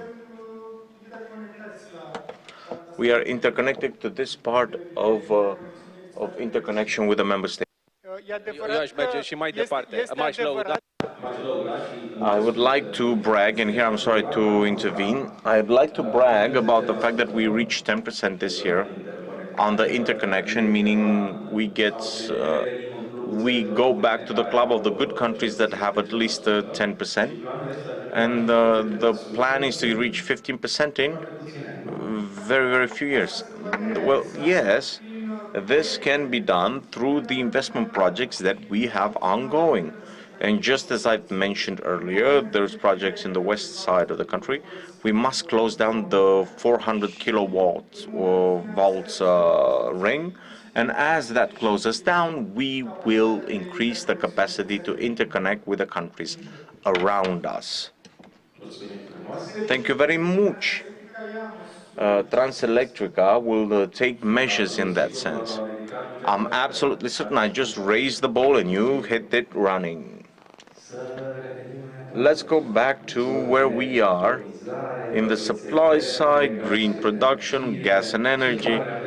What are the plans for the future? Because we saw what took place so far. It was nice, it was good, and now you open the door for 2021 and the next few years.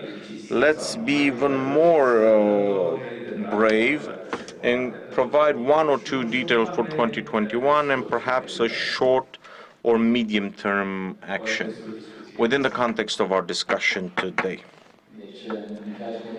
With regards to the plans for relatively short term, they are focused on relatively two big directions. On the one hand, the supply side, we are tracking the consolidation of the existing portfolio for industrial clients, and I won't hide that we are targeting a certain rise specifically when it comes to the side of supplying natural gas in the next time period.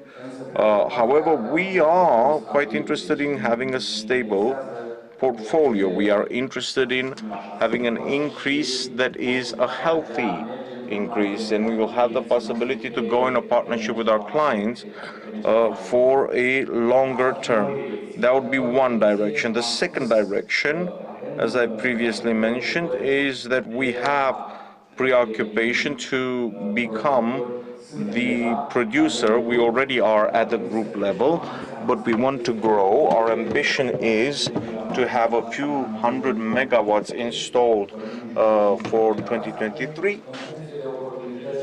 According to the opportunities and to the way in which the projects that we analyze look like, we will see how much of this quantity capacity installed will be actually in Romania. very much. I'd like to comment on a little bit the supply sector, and we didn't open the subject related to the energy poverty that is strictly related to the supply activity, to the supply and to tell you and or to underline the fact that we have already a definition of the vulnerable consumer, that there is a law, that there are subsidies in progress and under development, and here we have to work on.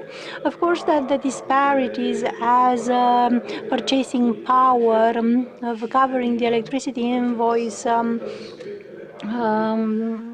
needs to be covered.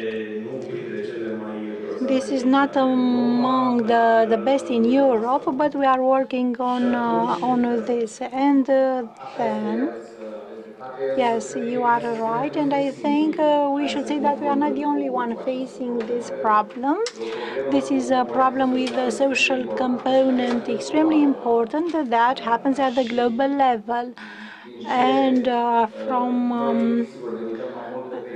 we look more to the industrial clients. The vulnerable consumer goes more to the area of the consumer, of the domestic consumer. This problem was not solved anywhere in the world. Some solutions are found, are implemented, but probably we still have, we are a little bit lagging behind other countries. But this is not a problem that can be found only in our country, and it's important to say this, that we are not the only one in terms of this problem. Now I substitute the company that I come from Chess Group, and I wanted to approach a little bit the subject from the perspective of the supplier, of the implicit supplier, and that's why I mentioned the arguments stated before. Of course, that it was the social tariff, that liberalization of the prices in terms of electricity, starting from the 1st of July, and any of us, and we all will had our attention to the competition area in terms of electricity, and of course that there are many opportunities that we have to take advantage of. And this is a message for all the consumers of electricity in Romania. Of course, that many people took this road many years ago, but it's the but now the domestic consumers need to do this and take this road. So, if you allow me, because I think this is a pretty important subject from in terms thinking of the pay increases. So we have a law in terms of the supporting of the vulnerable consumer. It's so reading it drew my attention in 2 or 3 key aspects.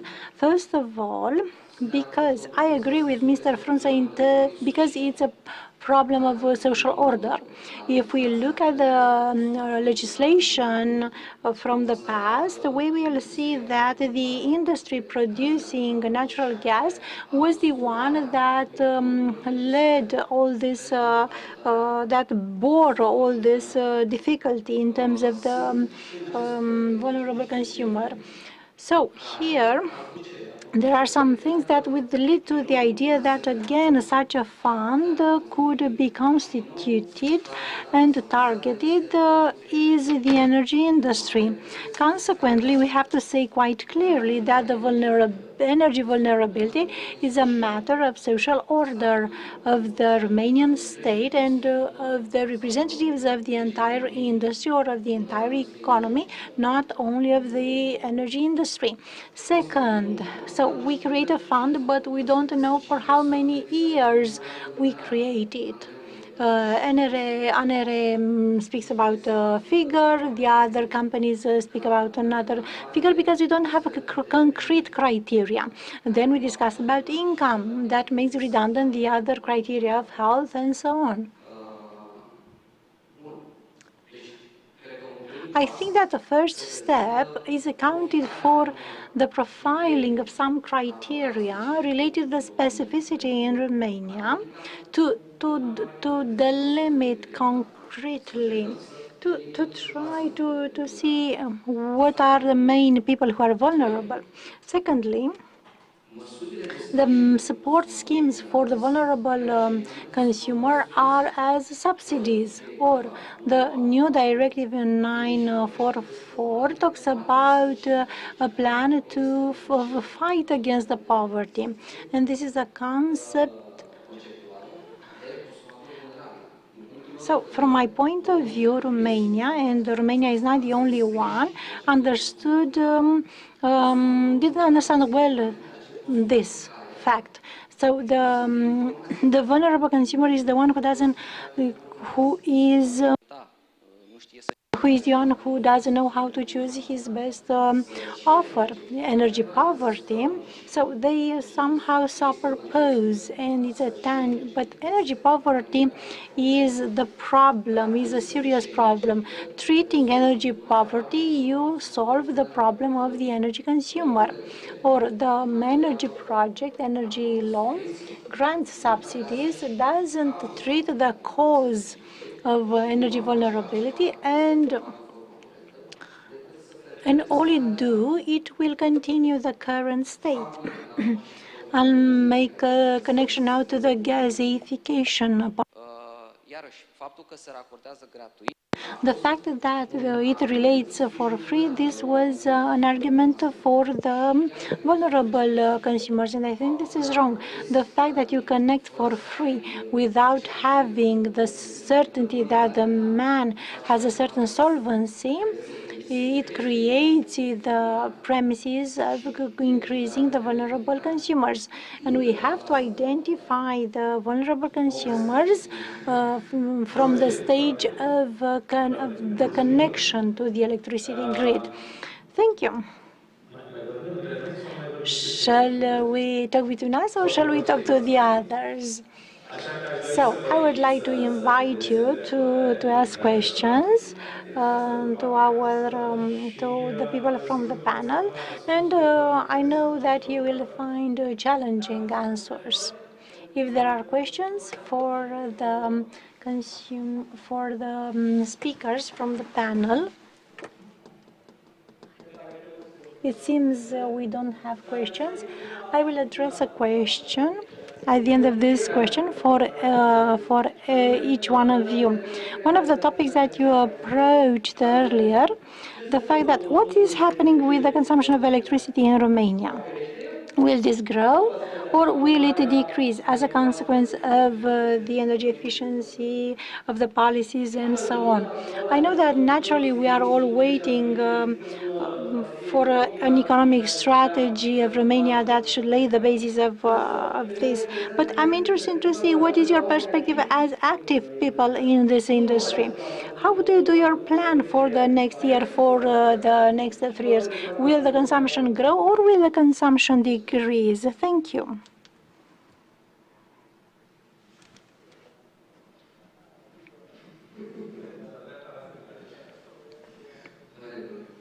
Okay.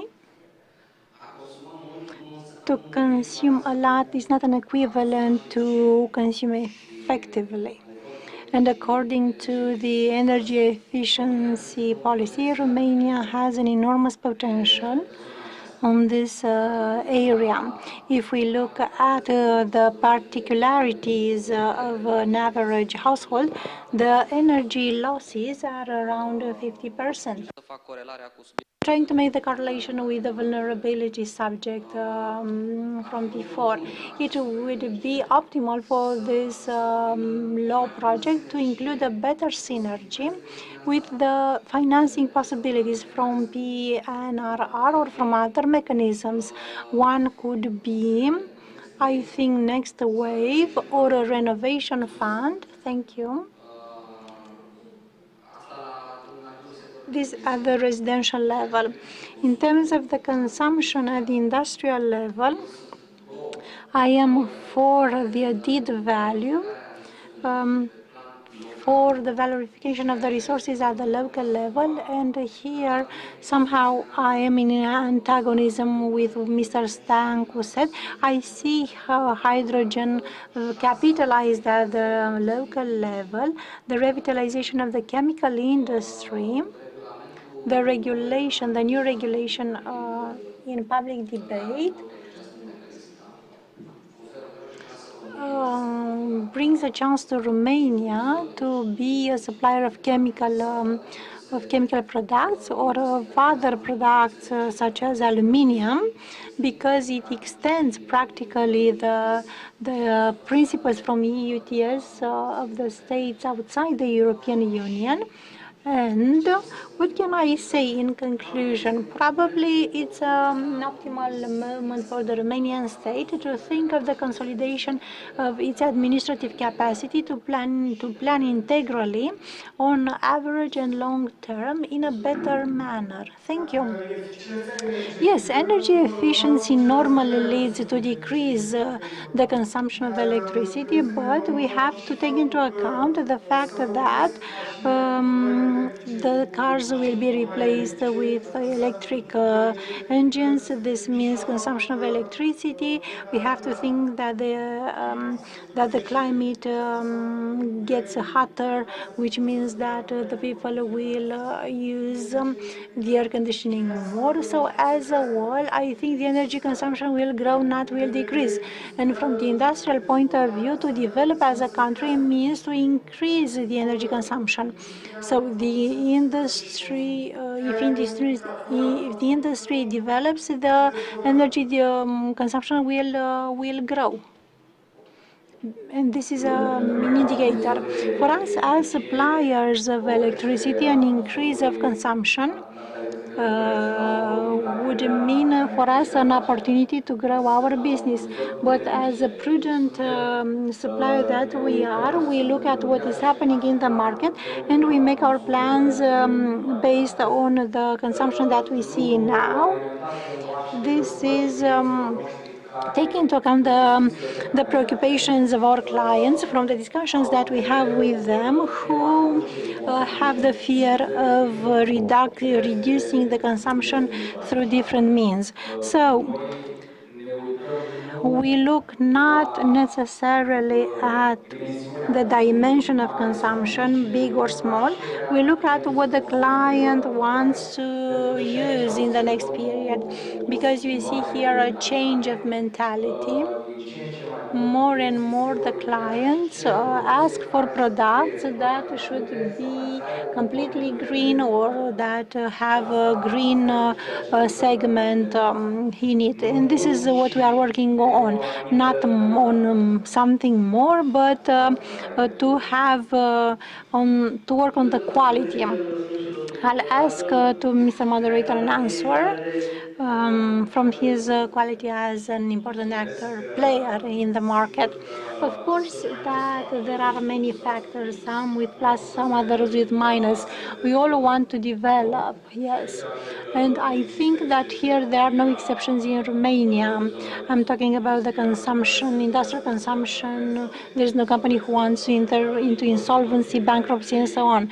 Each of these companies have a development plan that involves an increase of the consumption, be it gas, be it electricity. But this thing, if we look at the history of the last years, I noticed it. In the worst years, a stagnation of the consumption, or maybe a decrease of 2 or 3 percentages.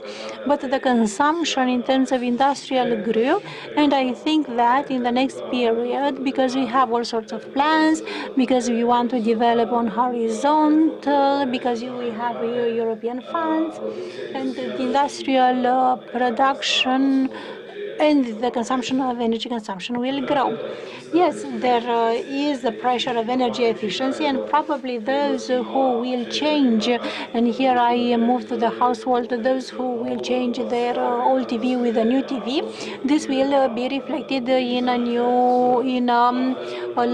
lower consumption. A new refrigerator also consumes less than an older one, because this happened every year. I don't think that now suddenly everybody will do this and And still the consumption of the population grew 1-2% every year, and I think this year also will be seen in the next period. So both components will continue to grow, at least for an interval of 5 years, even quite 10. And after that, there will come a pressure from the energy efficiency area, and we might have a temporization, but not a decrease. This is what I think. Of course, that every year and every month we have to think as suppliers to see what is happening today, what is happening tomorrow, and to try to purchase electricity very close to consumption and to reduce imbalances and to have competitive offers for our consumers. There is this component of consumers who want to produce different industrial products from green energy. And I have the idea of IKEA that bought from Vestas few megawatts from the desire to give them to their clients that what they produce is done with green energy. And we have this here, this opportunity. So as a whole, I think the consumption will grow, and this is some good news, not only for the new investments, because it's clear that we will need additional capacities for the production of electricity. Of course, that we need this to be green electricity and with the absorption of European funds. And we have to do something fast. That's for sure. To compensate the reduction of production of coal and so on. The extension of life period for 1 and 2 nuclear units, because it's necessary and because we know and because we can. I'm sorry for being so long, because usually the moderator doesn't speak so much. So if is any guilt is one that I take. Thank you very much for the moderation of this section, and also thank you for your speeches. It seems to me that the answer to Mr. Borodea covered the opinion expressed by Mr. Vlăduț and the one that came from Mr. Frunza. So it's possible to have a small variation. I'm looking at my clients at the data on the short term and on the longer term. Thank you very much. We are close to the conversation with Mr. Cristian Rubi, Secretary General of Euroelectric, a company with 3,500 companies, member companies.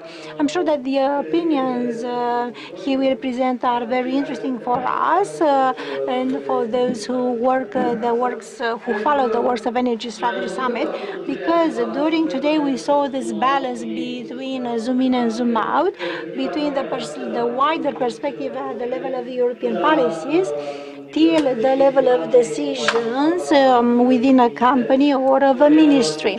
Or it's useful to see once again how these elements are perceived of macro strategy at the European level, and also how is seen Romania from an association mentioned before.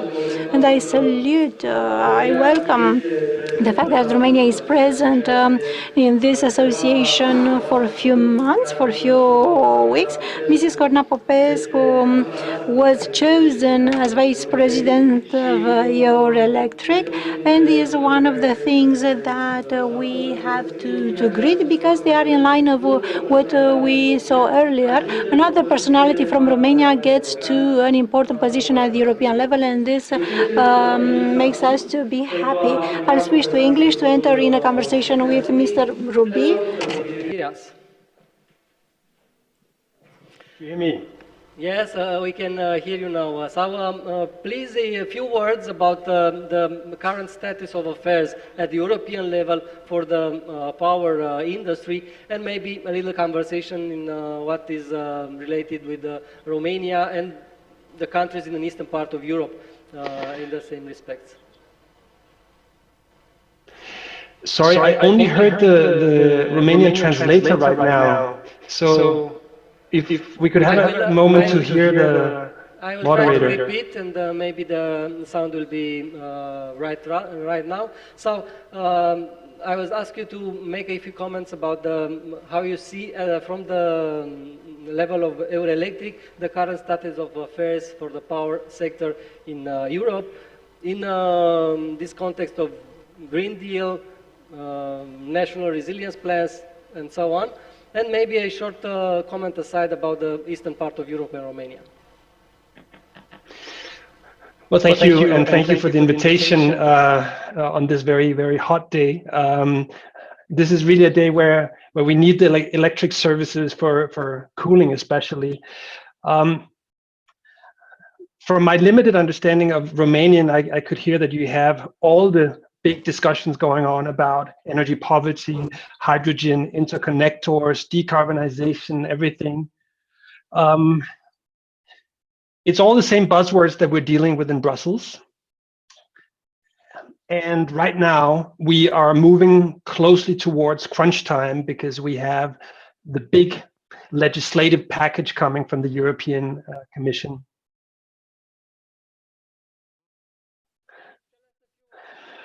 The Fit for 55 is, sorry, please go ahead.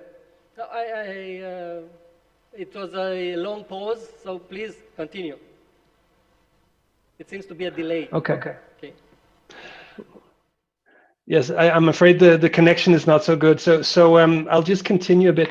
Well, the big picture here, I understood that you asked me to zoom in, zoom out. So I'll zoom out a bit and say the big picture here is really that we are looking at yet another legislative package which will significantly change and accelerate the pace of decarbonization in the next 10 years. Because reaching 55% is really qualitatively different from what we had agreed with the clean energy package just a few years ago. Now, such a change can be a little bit intimidating, but I think we should not let ourselves be too scared about this. There's really plenty of opportunity in this for the electricity sector. We should not underestimate the changes that are needed either, because it is really a comprehensive and fundamental change of the entire economy that we're looking at in order to succeed with this ambitious plan. In Eurelectric, we call the 2020s the electric decade. Essentially because everything we need to do will entail an electrification of the energy system, whether it's about the end-use sectors, the transport, the heating systems, or the industrial processes, or whether it's about, for that matter, the green hydrogen that the gentlemen were talking about before in the conversation. Everything will have profound impact for our sector, the electricity sector, and that is good in the sense that it is going to be a very active, a buzzing, and very interesting decade with manifold investments and a lot of activity. Now, Eurelectric is determined, and the new presidency, which entails one of your compatriots, Corina Popescu from Electrica, and is led by Jean-Bernard Lévy, the CEO of EDF, is very determined to make sure that the electricity sector reaps all the benefits from this transition and really sees the full potential of this as an opportunity socially, industrially, and strategically for Europe. And that's one of the key priorities. I think when we zoom in then a bit, what is it that really needs to happen in order for all this to go well when it happens at the same time? One of the critical enablers is really to ensure that we make it possible for citizens across Europe to have a low carbon lifestyle, and that we engage them in the transition as well. What does this low carbon lifestyle entail? Well, first of all, of course, there needs to be a price on carbon. And in that process, we need to make sure that we are very careful when we reform the ETS system. There is a dimension about which sectors it covers. Do we expand it now, and with what means, and what are the effects of that? But there's also very much the social dimension of this. If we don't get the social dimension of the ETS reform right, there's a risk that some regions suffer unfairly. There's also a risk that we have companies that are really punished excessively and lack the necessary ability to invest in the new solutions. So we need to have compensatory measures in the ETS reform, and we need to make sure that the modernization fund is well equipped to basically cover the investment needs and help those companies and regions. Apart from that, of course, we need to look at just transition measures, and I can tell you, Eurelectric was very, very active in ensuring the establishment of the Just Transition Fund and the 17.5 billion euros that are in that. Now, we also know, of course, that this is not enough money because the investment needs are really enormous, but look holistically at regions to allow companies to benefit from these funds as well, but really to have a holistic approach where you change the regions gradually, institutions, schools, hospitals, energy use, and ensure that there's due social, let's say, involvement and care taken in the process. Otherwise, I fear this won't go well. And I think just a last element of this low carbon lifestyle that's worth mentioning is the CBAM. I heard it was mentioned, even though I didn't get all the details that were communicated in Romanian. In Eurelectric, we believe that the carbon border adjustment mechanism is important, because if we want to change all our industries, the steel industry, for instance, and start creating an industry that runs on clean hydrogen and basically creates carbon-free steel, we need to make sure that this new industry is not undermined by cheap and polluted products from the outside. We also see in Europe, especially in the years just before 2020, a sharp increase in the imports of unabated and unpriced coal electricity, meaning that you have a company maybe who's paying the carbon price in Europe, and then it is competing with a company that's sending electricity to Europe without paying that carbon price, which is, of course, unfair competition. So we are in favor of a system that allows for more fair competition and a more level playing field when it comes to pricing of carbon also from the outside. Of course, again, this needs to be implemented with great care, because there's a lot at stake, and it's also international relations that need to be, let's say, considered here. Another key priority for the new presidency and for Eurelectric in general is to make sure that we can deploy all the necessary technologies as part of this transition. We know that there's a huge task in relation to ramping up the deployment of wind and solar. We also know that that's not going to be enough. We're going to need backup technologies. We're not going to need generation from our hydro plants, from our nuclear plants, and we're also going to need some transition for thermal plants. Otherwise, we risk energy security in a critical phase where electricity becomes more and more important for the entire energy system. So this notion of ensuring that all technologies can be deployed for the purpose is really a key one for Eurelectric.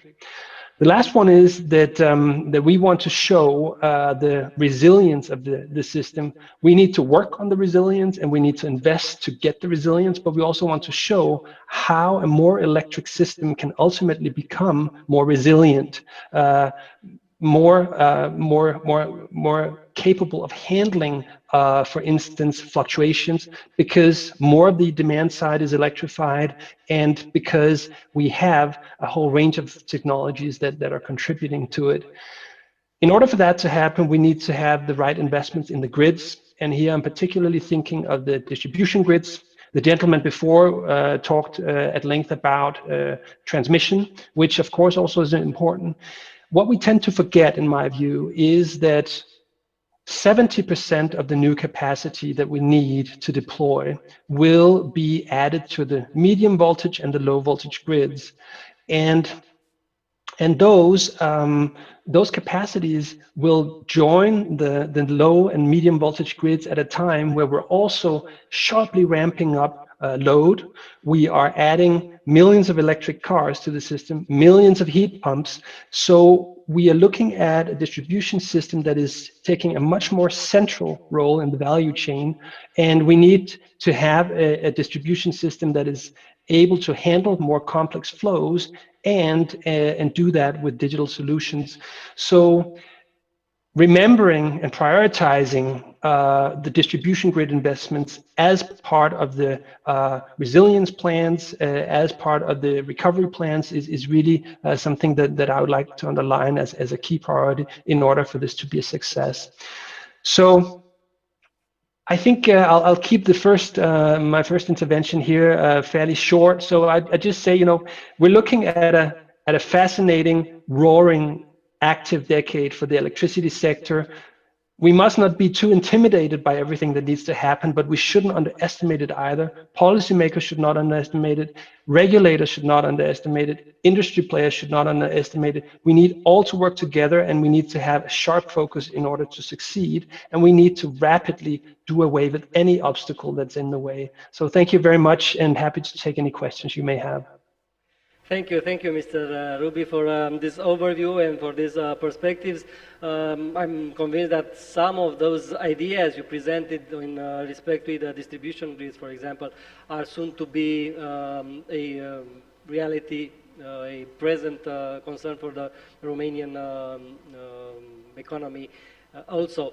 One question, please, and that would be, if from your position in such a big organization, is it that you see some significant differences in perspectives and actions planned by the companies in the eastern part of Europe and the rest of Europe?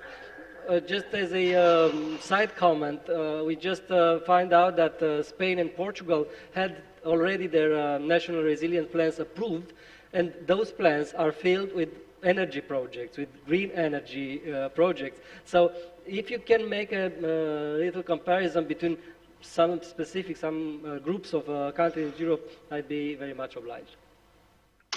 Yeah, well, I would say that if we go 10 years back or even just 5 years back, I think that difference was much bigger, honestly. When I came to Eurelectric as Secretary General around 5 years ago, 4.5 years ago, my perception was that the difference in culture and focus in East and West was more explicit than it is today.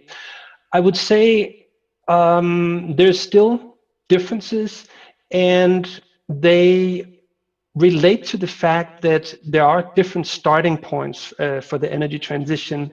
If we look, for instance, in Eastern Europe, the generation mix is to some extent different. That means that there's probably a higher concentration of high carbon assets.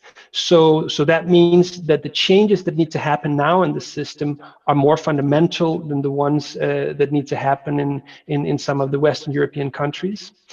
Another difference is the nature of, for instance, the car market. We have, at least in some Eastern European countries, a car market that is predominantly focused on second-hand cars. And it's clear that if there's not a lot of EVs around, first generation EVs around, and not at all a lot of secondhand EVs around, the focus on electromobility is of course smaller, and the perceived need for charging points, for instance, is smaller. Now, if we look to my country, Denmark, for instance, 25% of all new cars had a plug this year. That's a lot. Look to Norway, it's 50% of all new cars that have a plug, and very rapidly in Norway, it's going to be 100% within the next 2 years or so. So that means the passenger car segment is moving very, very fast to electric in parts of Europe, in other parts of Europe less so, and we need slightly different policies in order to make sure that we get an even and fast rollout of charging infrastructure. In some parts, it can be handled with more market-based approaches. In other parts, we need to see governments actively promoting this. Otherwise, there's a risk of being disconnected from the European electric mobility ecosystem, and that ultimately will mean that people or some countries will see less tourists come. It will mean that they don't reap the benefits of cheaper and also cheaper to run cars. Thank you for your answer. Earlier today we heard Mr. Theodor Chirica from Nuclear Electrica talking about the EU taxonomy, the file that occupies half of the time of working time for Mr. Chirica. Please give us a few hints on one or maybe two pieces of legislation / regulation under working now in Brussels, where EU Electric is very interested in and very active. Well, I would concur that the taxonomy is a key piece of legislation, because ultimately it's going to be setting the direction for how the financial world will be looking at different types of assets. So we attach great importance to that file too, and we've been very active in ensuring that as much as possible this is balanced. Here is another, let's say, example of where companies and countries look very differently at what is the right approach. For instance, how to deal with the gas assets is let's say, a topic of some, let's say, disagreement and divergence in views in your electric. A few other files of key importance, of course. Well, there are so many, frankly, that we have clustered them. We have clustered them in 5 key areas that we deal with. The first one is the overall architecture and the 2030 ambition, which is the ETS reform, the Renewable Energy Directive, and the Energy Efficiency Directive. How do they play together? How do we make sure that this is balanced socially, but also in terms of the investment signals and the policy architecture? The second key priority we have is e-mobility. There's a whole range of files relating to that. The Alternative Fuels Infrastructure Directive, the infrastructure plans, the 10E and the 10T, how do they play together and support e-mobility? And we also are expecting new CO2 standards for cars. Then we have a whole range of legislation coming, which is related to the investment frameworks, the market arrangements. This is about the fundamentals such as MiFID and EMIR that really regulate how companies must do their economic governance.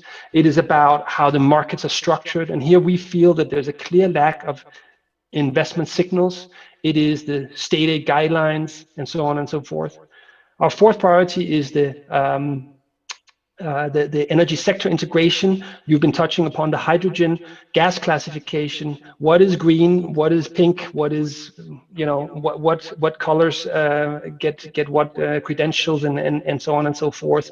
How do we make sure that this hydrogen adventure takes off? And how do we make sure that it remains an energy efficient and systemically efficient approach that we take to this? And the last one would be the infrastructure, where we see a major need, as I mentioned, for investments in distribution grids, but also in other infrastructures in order to make all this happen in a short time. One final comment, please, and I start with this word on the screen here. We started this idea of the 7th edition of Energy Strategy Summit based on the idea of integration. And what we meant by this concept was that we are starting from an observation. Few decades ago, still energy was a distinct part of the society where the other parts of the society went and take what they needed. We feel that in these years, and maybe even more in the years to come, energy is part of each player, of each individual, of each company, organization in our societies. And this is the integration we had in mind, the idea that energy is not per se a field, an industry, but part of every other activities in our societies. Do you feel this also, and more important, do you see that the companies in Euroelectric are changing in this respect? Are there any new players joining Euroelectric from different fields than energy per se? It's a good question, and I would agree that this notion of integration is really one that characterizes the energy space in these years. Now, Euroelectric as such is governed by national associations, so the direct members controlling the association are national associations. But indeed, we see players such as Tesla in some of our working groups. Just to give an example, and this notion that everybody gets more involved with energy, I really strongly agree with. Our previous president, Mr. Magnus Hall from Vattenfall, he said, a solar panel is going to be like a fridge. Everybody will have one at some point, and we need to be ready for that world where it's not a one-way street from the big power plant to the end consumer. It is a much more complex set of flows that needs to be monetized and valued in a different way. So we are looking at a much more integrated, much more complex future, also one that's much more exciting and full of opportunity for the players that can do this right. And the last thing I would say with regard to this question of do we see new players, I would definitely say we see much more interest from other industries these years. We are being approached by ports, for example. We're being approached by energy intensives. We're being approached by all kinds of people who want partnerships with us, who want to work with us because they know that they're in front of a major change that can only be achieved if they're good friends with someone who knows how to do electricity. Thank you. Thank you very much, Mr. Christian Ruby, Secretary General at Euroelectric, for your contribution to this 7th edition of Energy Strategy Summit. Hoping for a soon meeting face-to-face and for a more thorough conversation on these topics. Have a nice day. Thank you. Thank you. I will switch back to Romania now for closing this day. E o închidere de zi fără concluzii, ci doar cu mulțumiri. This day with a lot of thanks. First of all, we want to thank to all the speakers who were today on the stage or who were at home in online with us, those who shared with us their ideas, their experience, their fears, their hopes for the years to come. This is one of the objectives that at Energynomics we want to gather the community of energy in Romania, to work together, to know us better, to open doors one for others and one with others. Thank God we can see each other. We could do it now, and probably the things will come back to normal little by little. This was a day where we integrated the distance and proximity online and physical presence, and we integrated also with public authorities at different levels with representatives of the companies. We integrated seniors with young people. We integrated Romanians and foreigners who look to the same interesting things.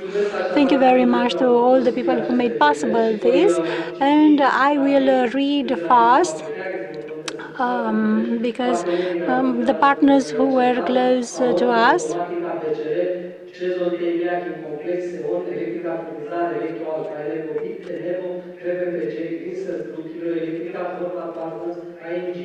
Net România Energy, Nuclear Electrica, OMV Petrom, Photomate,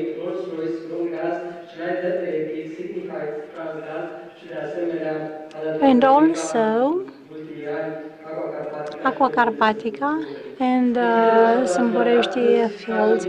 We close the day. We will prepare a report, a written report where we will synthesize these ideas, and this will be sent to the decision players in Romania to support them in making the best decisions. Thank you very much, and I want to thank my colleagues. I start with Varinia, who was today once again part of this effort of moderation, but also to all the others because they had some very tough days. Thank you very much.